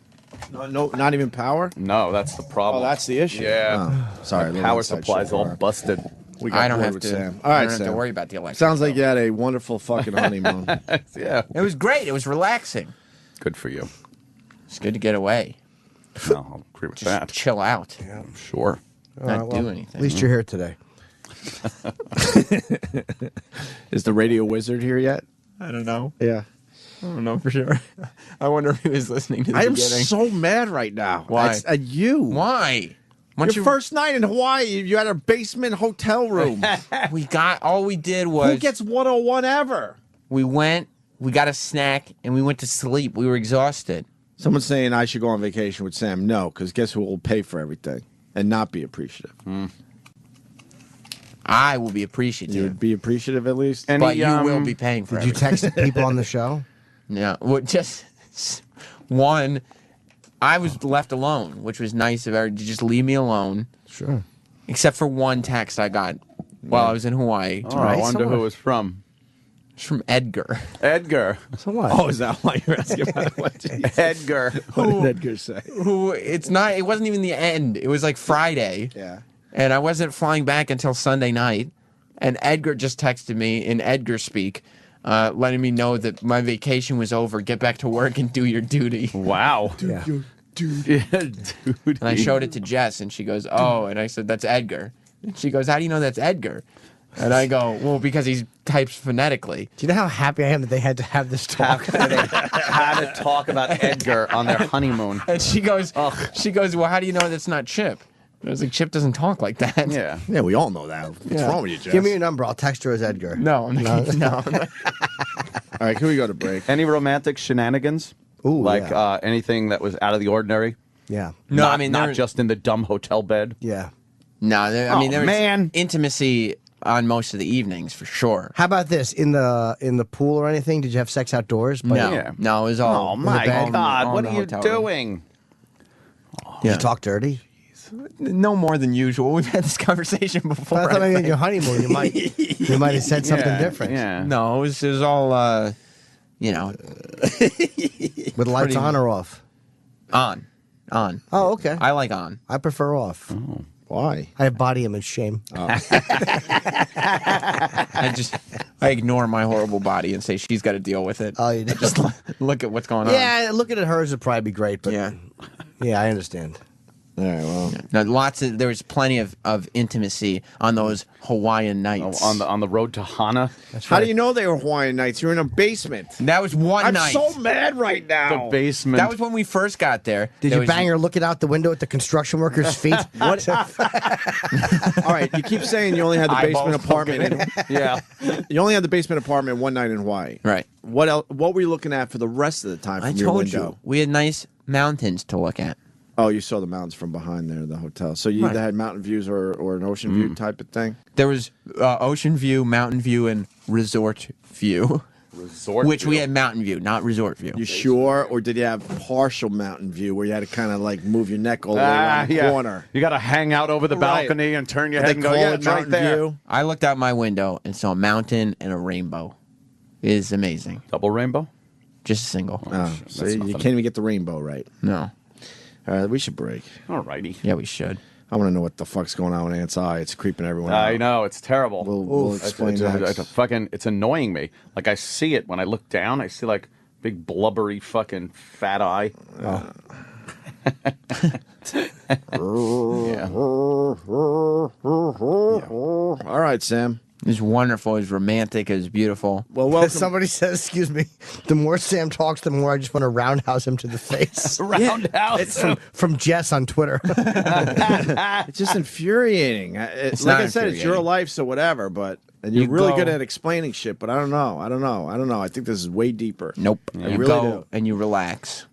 You don't have a care in the world, and you spread aloha like Duke did. Fucking cheap bastard. Yep.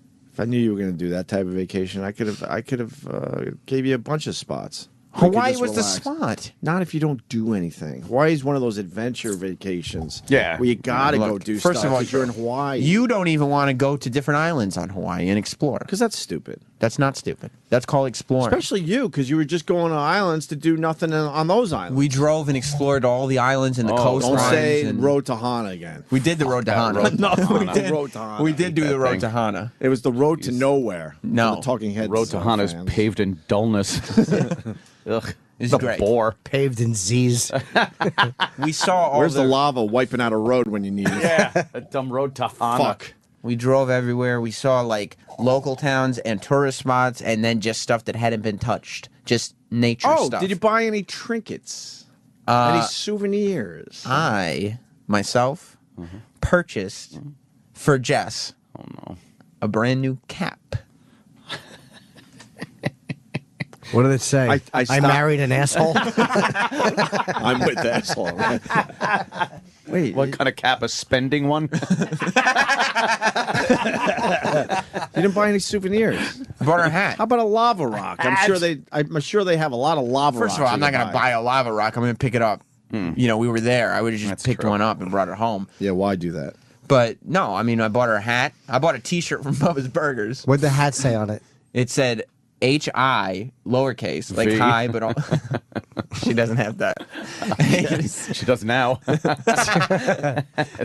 H-I, and then instead of a dot on the I, it's the islands of Hawaii. And that's how you say it, Hawaii. Wait. It says hi? Yeah, like H-I is the but it's lowercase. abbreviation. Right. For Hawaii. Right. And then the dotting of the I are all the little islands. Right. That's all she got? She got To a cap. remember her time in Hawaii? And my dad picked us up at the airport, so we bought him some chocolate-covered macadamia nuts. Because why would... Also at the airport. You could get that at the Westchester fucking mall. He probably did. Yeah. They were purchased at the airport. Was he eating them on the way home while he's driving? No. Oh, I thought he would be. Yeah. Getting a part of his mustache stuck in his mouth, chewing on it. Peeling sardines out of the can. Oh, God, Sam. Those treats. It's your life, I guess. It was great. We had a great time.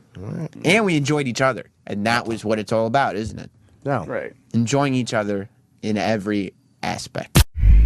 Must-hear moments for the past 12 months. Opie and Anthony's Worst of 2012 continues. Worst of 2012 for the Opie and Anthony Show. My name is E-Rock, E-Rock Radio on Twitter. And we're going to finish up today's show by playing a clip here that I found humorous, and most of the staff did as well, where time to time when Opie and Anthony are getting ready to leave their show at 10 a.m., management is usually waiting outside to talk to them about something. We don't know. We're not privy to that information. But what we do know is that it annoys the hell out of Opie and Anthony. And in this segment here, Opie's trying to leave and realizes one of the managers is outside the studio. Opie does not want to deal with him, so he yells at him from inside the studio to either come in or go away. Opie won't talk to management. Worst of 2012. Here it is.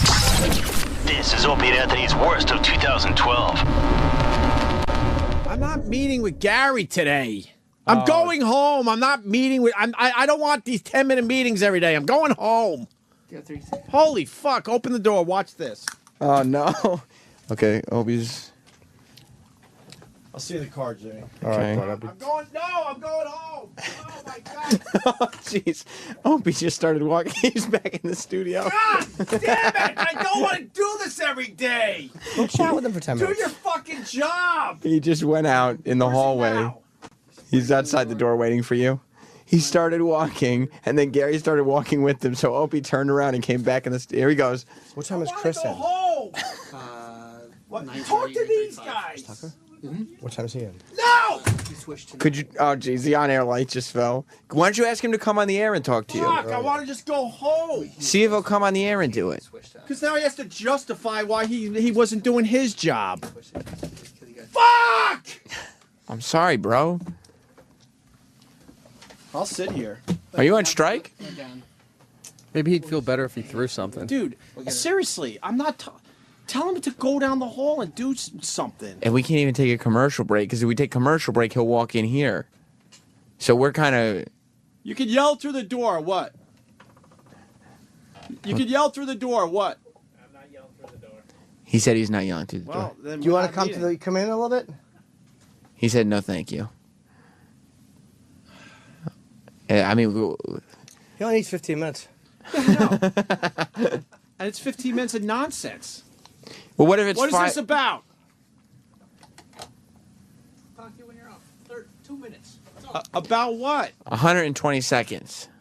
That's not too bad. Are you going to justify why you didn't know the contest was falling apart? It wasn't falling apart. I'll talk to you about it off air. I'm not talking today. I think I made that clear. Well, you could just talk on your way out. I mean, you got to walk to the elevator. Why not have a little conversation? 15 minutes. Tell Jimmy. His name's almost on the wall. No, his name is not on that My name's wall. not on the wall. That's right. I mean, After all these years, we're going to sketch it in somewhere. So My talk to name's not Jimmy on the wall. about it. Right. Jim's And got why'd worried you let about it. Anthony pass by? It says Opie and Anthony. He snuck out. To be No, fair to Gary, you Anthony saw him. snuck out. That's true. Gary likes you. Anthony snuck I out. like Gary Gary didn't as see a him. person, but You know. do? Yeah, I don't mind him. You do not treat him well. Whatever. I don't treat my own mom well. Well, I mean, you have a history with her. Roland, find out what's going on. Okay. Roland's talking to This is talent cutting intern into my instead. gym time. You No, and we Jim are have going time somewhere? So what are you going to do? I mean, you take a commercial break, and he's coming in here. Plus, then we can't document it. So I'd prefer you did not. You taking photos of me, Jim? Always. I like that. Gary is still out. I believe he's still outside. Roland is chatting it up with the talent intern. I don't know what's going to happen. I think Roland is making sure that Jim Norton is taken care of with the Sally Field photo. That's all I want. Yeah, she's at 10:45 because she ran late. 10:45. You're not getting your picture till 10:45. Oh, Jim. Are you gonna stick around for that? Yeah. Who are you calling? But it's like I would have just walked out and got her when she came in. Yeah, of 2 course. seconds. Who are you calling? My agent.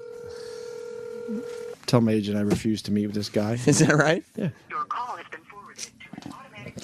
Looks like he's in the Opie school of thought as far as taking your calls go.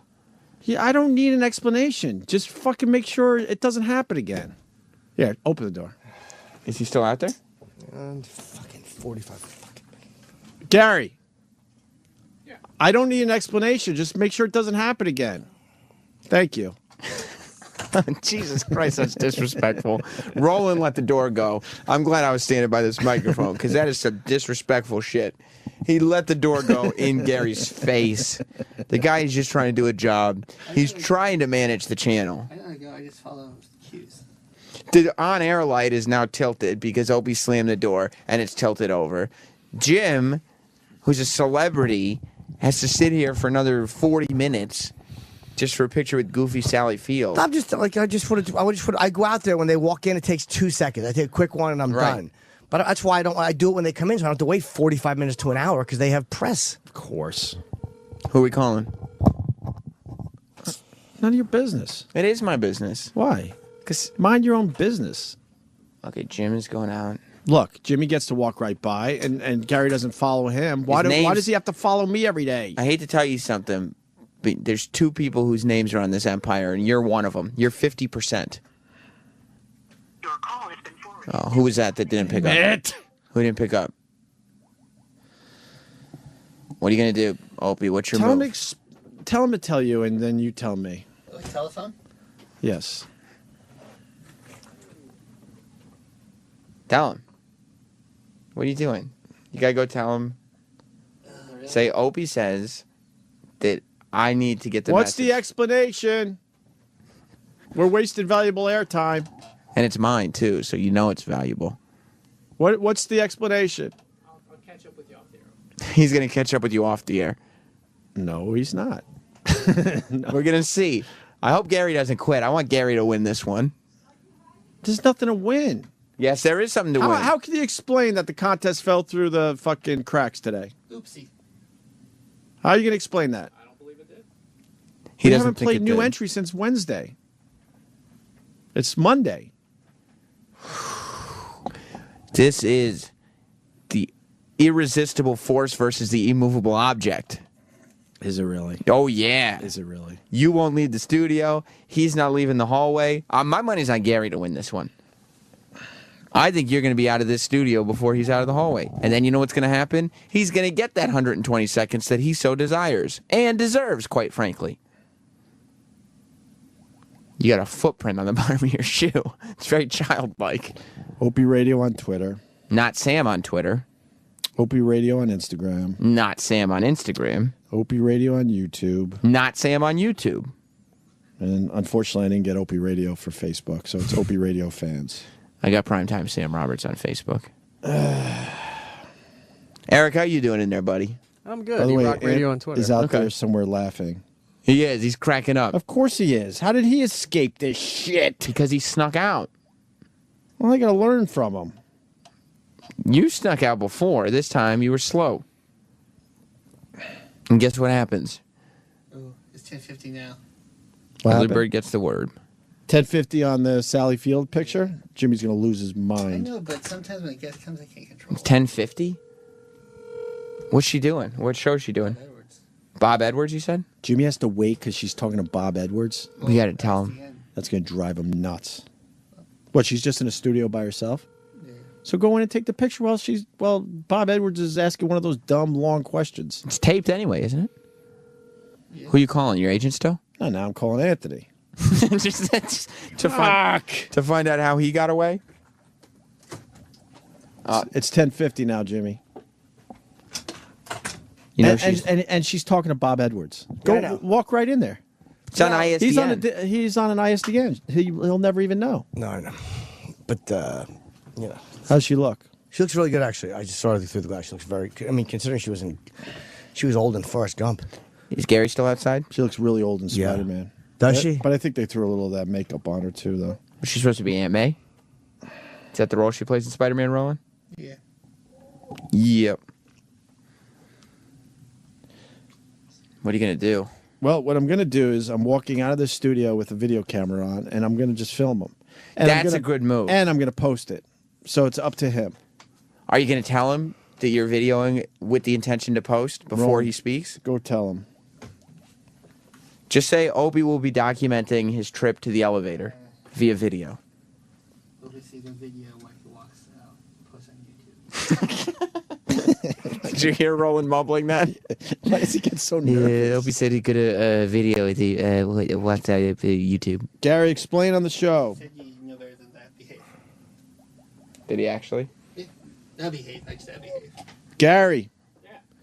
Just come in and talk like a gentleman. Well, be happy to talk to you off the air. You can't complain about things not working if you can't have a conversation about it, and not every conversation should be on air. So. All of it should be on air, Jimmy. I don't want to take a lot of your time. 2 minutes, we're done. I think most of it should be on the air, unless you're talking about a guy's money or something. You know what I mean? Like how much he makes. What happened with the contest? He nailed you, Opie. Your point. Opie, I'm not going to do this on the air. Boom. Well, then we're not talking. What up, yo? Dude, how did you escape this shit? What happened? Oh, you're not listening to Sam? I'm stuck in the studio. Oh, how'd you get stuck in the studio? He's trapped. I'm trapped because Gary's waiting for me to discuss what we were talking about, and somehow you walked right by him.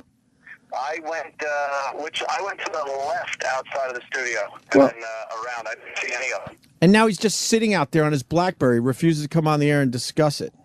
And Jimmy's pissed because he can't get a Sally Field picture until 10:50. It takes 2 seconds. I love when they say she's running late. Right. Well, she's running. It's like, but I don't want to talk to her. Can't somebody get him going somewhere else? And then you, Oh no.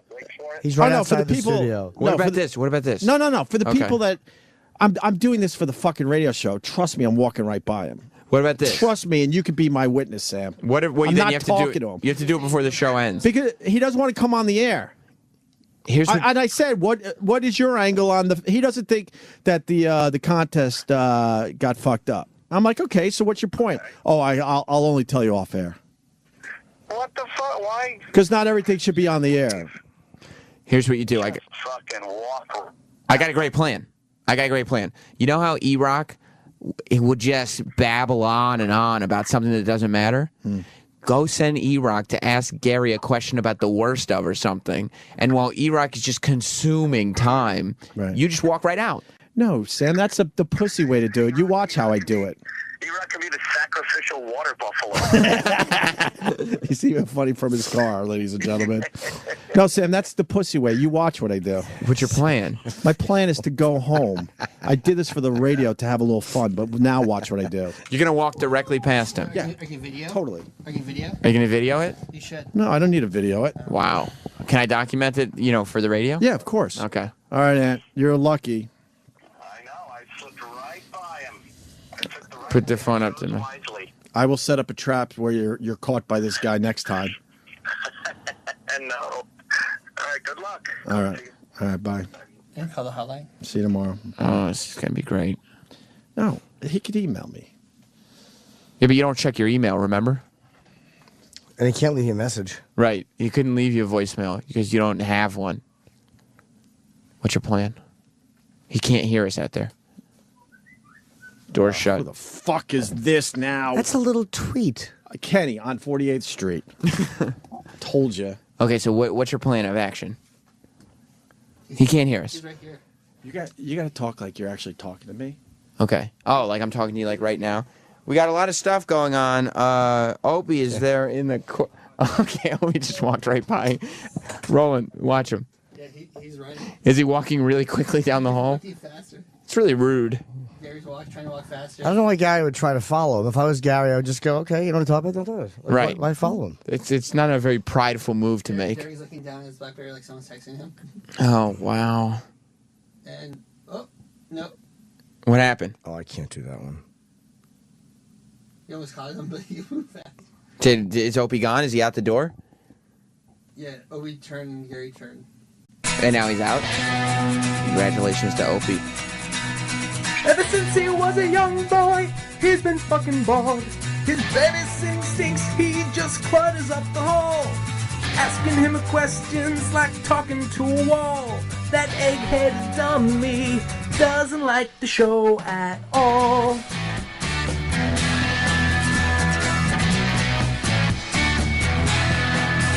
He's the radio wizard but doesn't know shit. The radio wizard is such a stupid twit. Why do you think he doesn't like the show? I wish that he would. All right, that's it for the worst of 2012.